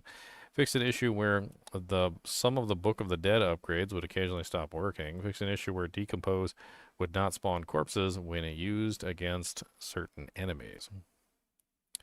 Rogue fixed an issue where the Crown of Lucian's damage bonus didn't apply while Inner Sight was active. Fixed an issue where Preparation would sometimes apply incorrect amount of cooldown reduction when combined with other effects, such as those of Beastfall Boots. Sorcerer fixed an issue where Splintering Energy would snapshot overpower procs for an entire instance if the procs on its first Lightning Spear cast for the instance. Fixed an issue where the Inferno was incorrectly consuming overpower bonus from Blood Boiling aspect, despite being damage over time effect, which cannot overpower. Fixed an issue where the descriptions for Lightning Spear and Ice Blades did not mention the maximum number of active summons allowed. Fixed an issue where skill ranks of Primordial Binding and Sithaze Binding granted more ranks of the skill than intended when amplified by Masterworking. Fixed an issue where rare spawn enemies could drop lower quantity equipment than expected. Fixed an issue where new icon Pip would remain on the map quest tab after receiving and viewing introduction quest. Fixed an issue where Aether Counter did not properly display Infernal Hordes under certain conditions. Fixed an issue where a tooltip for describing the injured keyword displayed with the description Druid's Lupine, a Ferocity key passive. Various performance improvements. I mean, overall, the patch notes look good. Definitely some heavy hits to a lot of the overperformers from Season 8. So if you were running Lightning Spear, if you were running Earthquakes, if you were running pretty much any of the meta builds from last season, and you were enjoying those, like Mighty Throw, looks like they hit you pretty hard. Overpower kind of got nerfed into the dirt, and I don't know if any of the Overpower builds are really going to survive this. I mean, I've said this before because, like, they have nerfed Overpower builds in the past, and like it's unfortunately not been effective. And I kind of laughed because like overpower has been relatively worthless for a long time, and then this one patch comes along. They did way too much to make overpower, well, overpowered, pun intended. And then like they can't ever get it under control anymore. Like they keep trying to nerf it, and every single time they nerf it, it just seems to like spring back to life somehow. I'm not entirely sure if this time they're going to be successful in hitting the nerf button on overpower, but if they do, it's pretty much just going to mean that you move away from pretty much any build that's overpower related. The buffs to all the basic skills is interesting, but then they also nerfed all the basic skill stuff. So like Sepizontac, Moonrise, etc. has all been nerfed. The only one that was a buff was the adaptability aspect. That was the only one that was a buff. The aspect of adaptability, basic skills now generate 5 additional primary resource once per skill. Basic skills deal 0.4 to 0.6 times increased damage for each point of primary resource you have. So basically, if you're a primary resource stacker, you stack your resource on a basic build using like Ramaladni's sword, maybe combine it together with Shard of Verithiel or something like that. It could be really interesting. I'm not entirely convinced that running the basic skill stuff is even like necessary at this point. I mean, Moonrise being brought down to 60% times is pretty rough. I mean, at this point, it might be relegated to like a ring or a blue glove slot, because you still want the increased attack speed, but the multiplier is now like really low. Pain Gorgers was never really all that amazing. The way that it applied the bonus, it didn't apply to certain weapons, and like it just didn't really function very well. In fact, I think Pain Gorgers, at least for the Barbarian, has been completely replaced with the new unique item for the Barbarian that lets you cleave. Because why do you need Pain Gorgers if you're utilizing that? I mean, you could utilize them together and get like an additional hit or something. It'd be interesting to see how they interact with each other. Shard of Verithiel didn't get hit too hard. It only got reduced down to 150, which isn't that bad. So that one's probably still going to be useful, although I question whether or not you're going to be able to use Shard of Verithiel with the new boots, because the new boots are going to be draining resource, and Shard of Verithiel also drains resource. So like there's definitely going to be an interesting thing there where you're trying to figure out how to, prevent your resource from draining to the moon and back. Earthquake seemed to get hit pretty hard. Ugly Bastard Helmet got hit pretty hard. Still works, and if you're willing to use Wrath of the Berserker, it looks like it's absolutely going to work just fine. But if you don't use Wrath of the Berserker, it looks like the Ugly Bastard Helmet kind of just like is a flop now, and you're probably not going to use it unless you're using Ugly Bastard Helmet. They definitely simplified a lot of the Paragons. Most of them pretty much stayed the same, but they definitely did nerf the Force of Nature one. Took away the 200%, up to 200% times multiplier there. All of the Earth skills on the Druid got, the basic skills got buffed up. Again, same thing though. They nerfed all the basic skill damage bonuses, so I don't know how that's going to like go out. I do, however, like the change. Let me say this, because this is something that we've talked about previously. Like we don't, like as a kinship, I think like we've pretty much concluded that like having the power lie in the actual aspects is stupid, and the power should lie in the ability itself. And this represents a very good change in the power dynamic, because they're taking the power away from the aspect and they're putting it into the ability, which is a very good thing. So all the basic skills have gotten more power and the aspects got less, and hopefully it equals out so that the aspect is not providing as much multiplier as the ability is applying itself, right? Because 19 to 90% is a pretty big increase, like for our Earth Spike as an example. The Toxic Claw change is interesting for poison builds, I guess. Sad to see the old Toxic Claws get completely gutted into Nightmare, but I mean, an additional 15% increased poison damage isn't terrible. There was a really interesting one in here for the like Poison Bear, which I thought would be really interesting. So this one right here of the Rabid Bear, they changed it right here. This is the line. Says your direct damage is converted into poison damage. So this is going to be absolutely amazing. This is like ridiculous. Very, very, very, very nice. I think a lot of people are gonna maybe play this. I can see whole builds around the Grizzly Rage, like your direct damage is converted into poison. That should be really fun. I mean, basically any bear build, like you could do any bear build that uses a direct damage attack. Could be boulders, could be actually I don't know if boulders count as direct hits, but like pulverize and like maul and whatnot. Like you could theoretically do a because they obviously they beefed up all the like basic skills, right? So you could theoretically do a Grizzly Rage basic druid that spams Maul and utilizes Maul as your direct way to apply poison damage. Could be very interesting. So now you got like massive amounts of poison damage coming in through Maul or whatever. You also deal 20 to 40% more poison damage, and then you spread rabies too. So, Necromancer. Oh yeah, they nerfed Majolnik Ring into the dirt. So, for those of you who were like everybody using Majolnik Ring, like you made a druid, no matter what your druid was, it had a Majolnik Ring on it. Well, maybe not anymore. Not after the nerf they put to it. It might still be an okay ring, but like it ain't gonna be like the end all be all ring that you have to put on your character, and if you don't, you're stupid. It's more along the lines like they brought it down to a level where other items can compete with it pretty reliably. Necromancer, same thing. All the basics got increased. Could make some fun Bone Splinter builds or something. They didn't beef up Bone Splinters that much though. Like compared to all the others, like you see like 40 to 80, like 60 to 150, like 40 to 100, right? Like, but then like Bone Splinters is like 15 to 30. Soul Rift getting nerfed was kind of something that I saw coming a mile away. Soul Rift was just too good. It was like damage reduction. It was everything. It was like potions and healing and like damage bonus and like barrier and like I saw this coming a mile away. The Soul Rift was too good when they released it.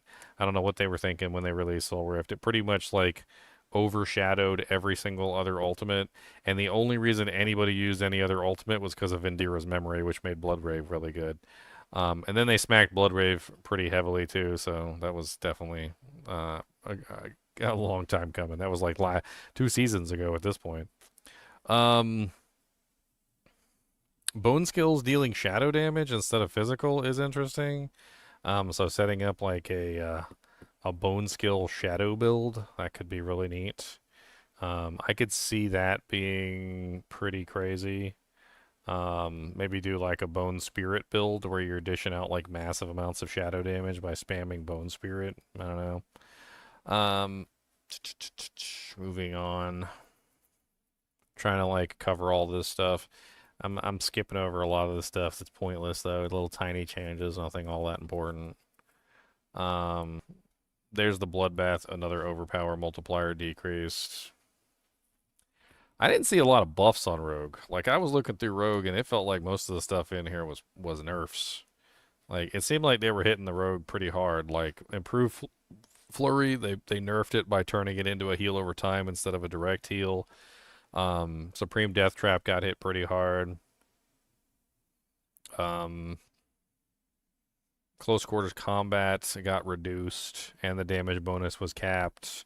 Like as I was looking through here, I didn't see a lot of stuff that struck out at me as like, oh look, they buffed it up and made it better.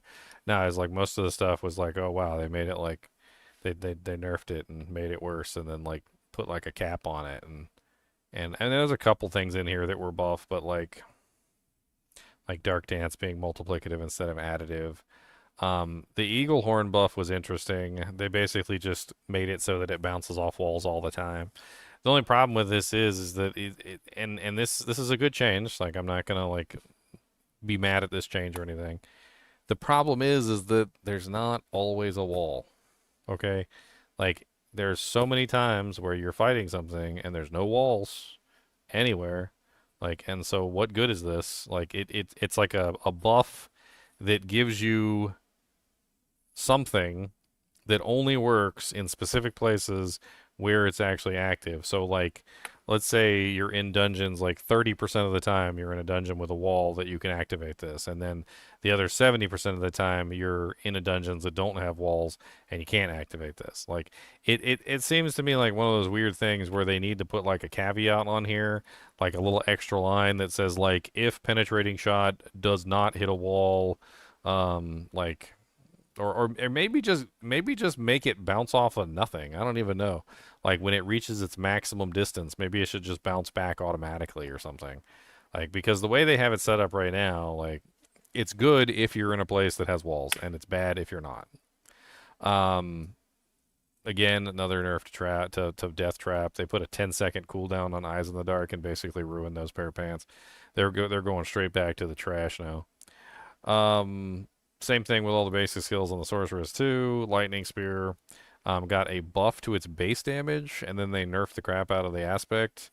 I don't know how good it's going to be at this point.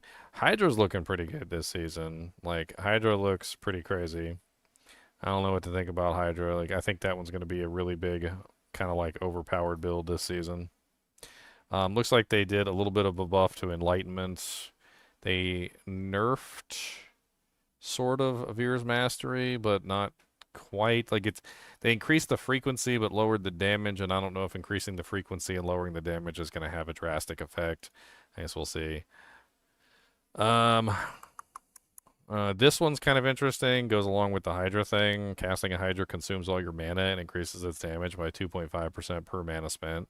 So basically, you stack mana, cast your Hydra, get like a massive, ridiculous Hydra that does like crazy amounts of damage. I mean, just off top of my head, 2.5% per mana spent. At 100 mana, that's 250. At 200 mana, that's 500. At 300 mana, that's 750. So you see where this is going. Stack mana to the moon, cast your Hydra. Hydra hits like a Mack truck. Move on with your day. Aspect of 3 Curse has got an interesting change to be, instead of just Firebolt Meteor, it's all Pyromancy skills, which is really good. Battlecaster's aspect got an increase to the number of stacks, which is good. I think that's about it, isn't it? Like, that's about it. The new dungeon stuff, we'll have to see how that turns out.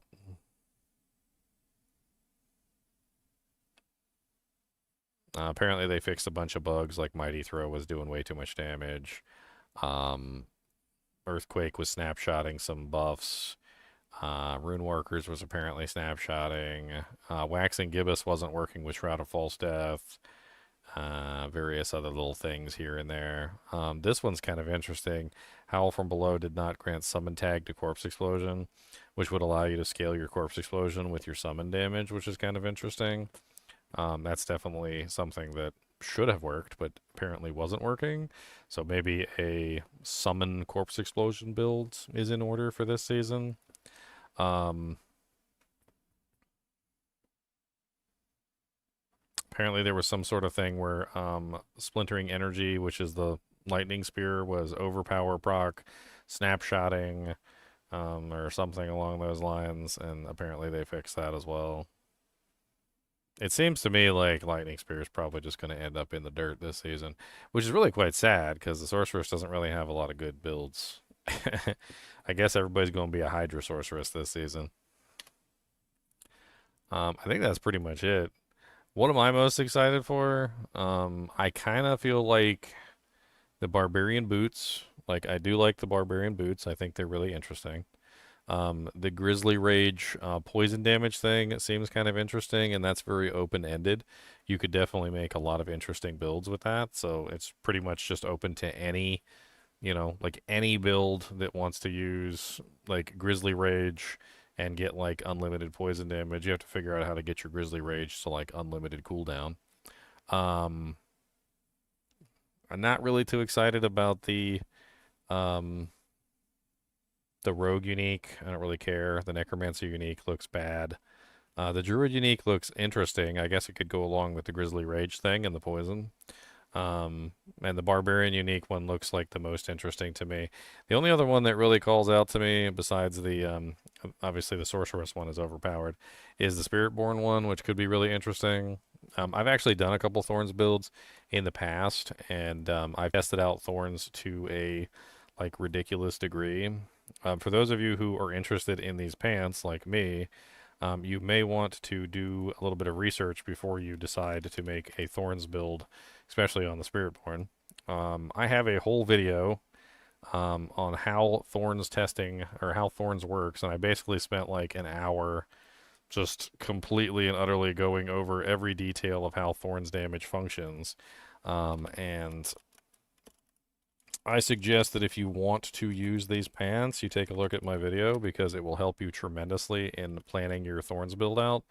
I do think that these pants have some interesting promise. They're going to apply 300% Thorns damage to close enemies, and also deal 100% of the damage as poison damage, which makes for a very interesting Thorns poison build, which is something that actually does synergize well on the Spiritborn, because the Spiritborn also has to utilize Toxic Skin to enhance their Thorns damage that way as well. So you end up building into Thorns and you end up building into poison at the same time. So if you want to set up a very interesting Thorns/poison build, this definitely seems like it could be a very powerful contender. Now, the interesting thing here, though, is that I'm assuming that this 300% Thorns damage is probably going to be separate from any other Thorns Pulse, and you can have other Thorns Pulses as well. You can easily have like a 400% Thorns Pulse coming from like Wuxie Nakpa and the Spirit Hall choices. You can have like another 100% coming from other abilities. There's also other ways that you can make Thorns pop up. So like there are like a ton of ways that you could potentially deal Thorns damage. This is just another way to deal Thorns damage on top of all the other ways. Imagine, if you will, you hit a target and you have like 1 billion Thorns damage. And this is going to do another 1 billion Thorns damage. So it's going to hit the target for 2 billion Thorns damage because your Wuxie Nakpa and your Spirit Hall choices are dealing like 400% Thorns damage. And then this is going to do an additional 300%. They're not going to add together. They're just going to hit the target separately, which is how I've basically discovered how Thorns damage works in pretty much all sources. They don't stack, not cumulatively. They just all hit the target at the same time, essentially. And you're going to get a lot of damage. I'm more interested to see how the poison damage side of this works because I already know how the Thorn side works. So checking to see how the poison side works, that could be really interesting in like running both of them back and forth. I guess we'll see how the season starts. PTR is on the 27th, I think. And I'm pretty sure I copied that down. It was May 27th, which is good because that's like, what is that, like 2 or 3 days before the Elden Ring Night Rain. We also haven't gotten the date yet for Diablo 2 season. What are we on? Season 10 at this point or something? I can't even remember. But basically, the dates are all gonna kind of line up here, so it's nice that they didn't like overlap too badly. We'll have a couple days to hop into the seasonal realm, the PTR seasonal realm, and play around with the new powers, check them out, see if they're actually any good or not. Play around with some of the basic skill stuff and see if they nerfed the basic skills or whether they buffed them. It's hard to tell because they increased the base, but then they reduced the multipliers, and only time will tell to see if the base increase was enough to compensate for the multiplier decreases, or whether the multiplier decreases were too low, or the base increase was too low, one way or the other. It does look pretty promising though for basic builds this season, so if you want to do any kind of basic build, Frenzy, Flay, various other like basic builds. Like I was even thinking about my popcorn build from my Necromancer again, because they really buffed the crap out of Decompose. It got like, I think it was like almost like 100% increase, where most of them were only getting like 40% increases. They really beefed up Decompose, and I had like a whole build set up around Decompose already. And it's a good change though. Like, I think that's the most important takeaway here is that, and we've talked about this many times, is that taking away from the multipliers and increasing the base is the right move. Like, they need to stop adding all these crazy multipliers to the aspects and take that damage and just add it to the base of the skill. That way, instead of choosing aspects that have huge multipliers on them, we're choosing aspects that do fun things, like give us multiple shots, or allow us to attack twice, or, give us some sort of AoE stomp, or, something or other.